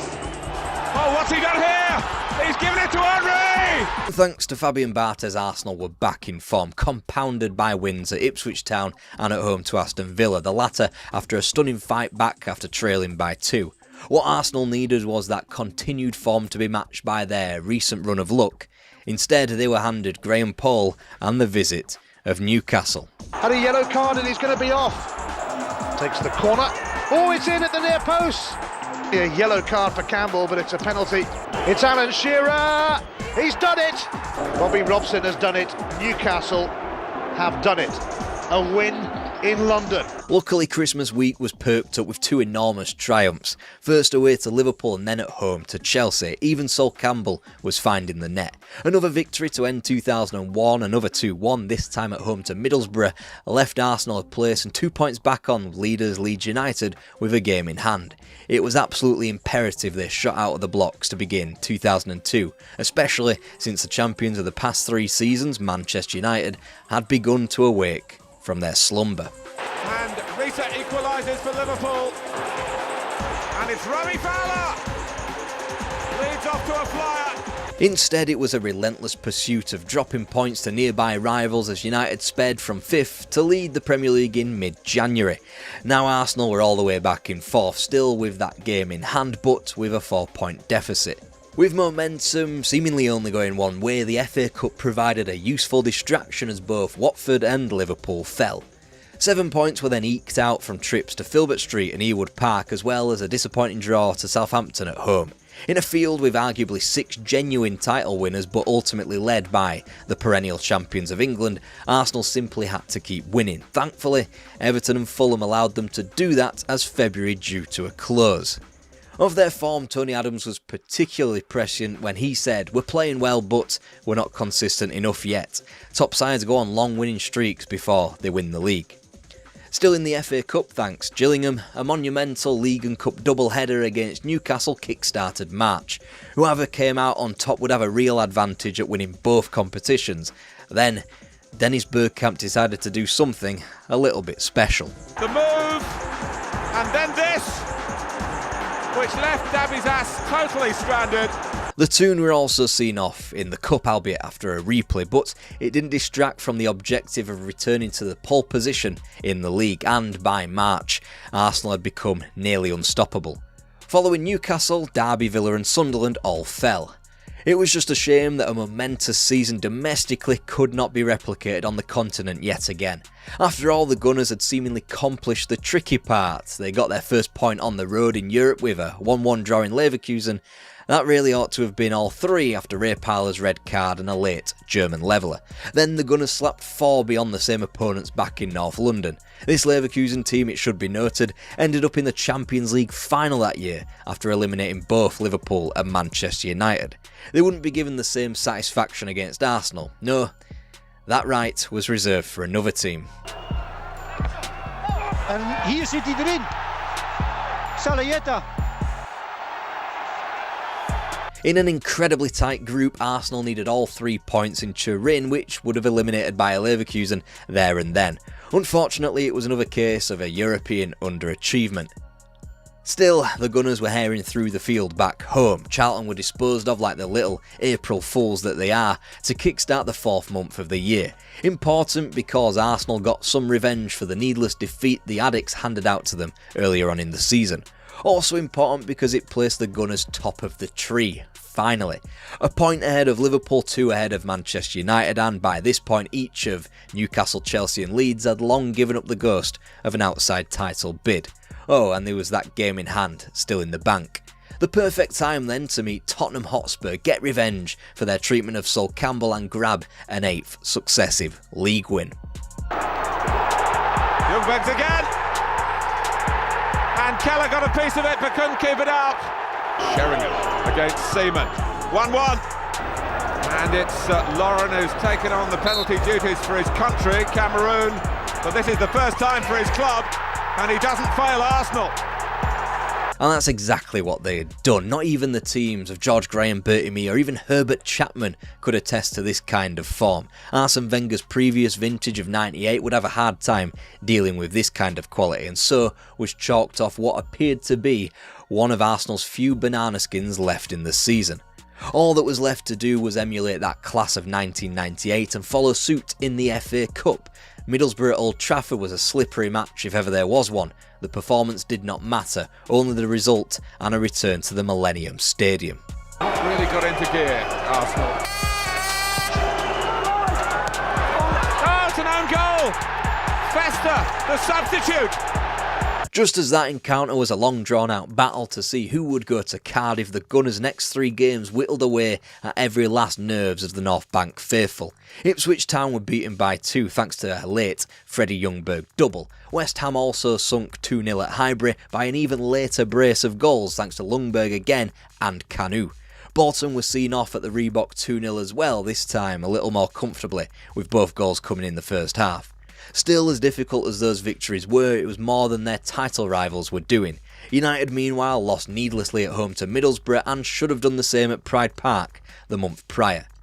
As close to an Anfield 89 event as we're ever going to get was the result. May the 8th, Manchester United versus Arsenal, Old Trafford. The Gunners had used up their game in hand and now led their rivals by 5 points going into the final week of the season. But stop right there. That had to be put on the back burner. Arsenal had a day in Wales and what was all set to be just as colossal as their last cup final in Cardiff. Chelsea, the opponents. And Ray Parlour takes it on. Parlour! It's a vintage FA Cup goal for Arsenal. Remember last year, Ljungberg, he's got the better of Terry. Freddie Ljungberg! This year, Arsenal get their hands on the FA Cup. The bitter memories of the late Michael Owen double 12 months prior, soothed with the Saka in that. It's only Ray Parlour, and yet again at Cardiff, the dyed red mane of Freddie Ljungberg. Another 2-0 battle. What was left was a chance to win the title. Anything but a Manchester United victory would give Arsene Wenger his 2nd English crown. Despite claims that Arsenal would be exhausted mentally and physically after the draining late FA Cup final win, the Gunners let their opponents come on to them. They needed to win, not Arsenal. And here's Wiltor. And Ljungberg! He's in again! Pushed out by Bartes. Wiltor! And it might just be the most important goal of the lot. And in the end, an iconic finale, just as in 71, just as in 89, with the same result too. Arsenal were champions at the home of their rivals. And not only were they champions, they had done the double, and emphatically so as well. They'd gone to their closest rival's backyard and won the title on their patch. This was not some meek Tottenham Hotspur outfit in May 71 laying down for the Gunners. This was England's and perhaps Europe's best going down and being hunted by Wenger's Arsenal. Surely now they'd learned from their mistakes after the 98 double and go again.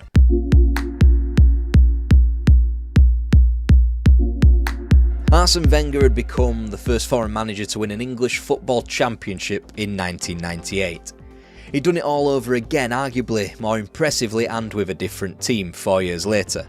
To have lost the cornerstones to that 98 triumph in Overmars, Petit and Anelka and replaced them so magnificently with players of the like of Ljungberg, Pires and Henry was simply majestic. Robert Pires recovered brilliantly from a tumultuous first campaign in England. Thierry Henry began his hot streak in front of goal, and Freddie Ljungberg's insatiable knack for scoring big goals in big games, usually against United or in finals, earned him the Premier League Player of the Year award. Days both within Arsenal and worldwide, but a figure up until around 2002 was constantly doubted. He cost too much money, they said. He didn't score enough goals, they said. The modern day parlance would probably be that he was a scorer of great goals but not a great goal scorer. That didn't matter in 2002. He returned to lead Arsenal's front line once again and would do so for the last few years of his career. Also, to retool a complete back line, the most famous in English football history, was nothing short of ingenious. Steve Bold had finally been replaced adequately, and whilst Ashley Cole and Lauren would become even more important in future years, the 01-02 season was the year where Arsenal could finally let go of fullbacks of the past, Winterburn and Dixon. A good job too, since Lee Dixon and Tony Adams officially retired after Arsenal's 4-3 win over Everton on the final day. Talk about summing it all up. Ultimately, Arsenal wouldn't go again, but Arsene Wenger's Arsenal probably could boast the best team in England throughout the 2002-03 season. First off, the supply of trophies didn't immediately get cut off. For Bergkamp, they put it together right here. It's Freddie Ljungberg, it's Robert Pires, it's 1-0 Arsenal. Arsenal have retained the cup. The first club since Spurs 21 years ago to win the FA Cup in successive seasons, so it is a double of sorts. In winning the FA Cup, Arsenal had to go to Old Trafford and win again, which they did. Ultimately, the difference between a historic back-to-back double and just the FA Cup was failing to beat United in the Premier League. First they went down to goals from Scholes and Varane at Old Trafford, then with fate very much in Gunners' hands in April 2003, they were held at Highbury. Then dropped points at Bolton Wanderers swung the control of the Championship back to Manchester before a loss to a now relegation-threatened Leeds United at Highbury sealed Arsenal's defeat. Wenger had begun to build his next team anyway. In Kolo Touré, Sol Campbell had an energetic and enthusiastic partner at the heart of defence. In Gilberto Silva, a rock in the midfield which finally unlocked Patrick Vieira to become the best version of himself. It still wouldn't be enough, but only for now. Wenger replaced not only Tony Adams but another stalwart in the backline, David Seaman, when Jens Lehmann added a few more years of life onto the Highbury goal after the botched replacement of Richard Wright a few years prior. In the summer of 2003, Arsenal fans could console themselves that they had won the FA Cup. In reality, they could be proud that they had quite comfortably been the best team in England for nearly 24 months.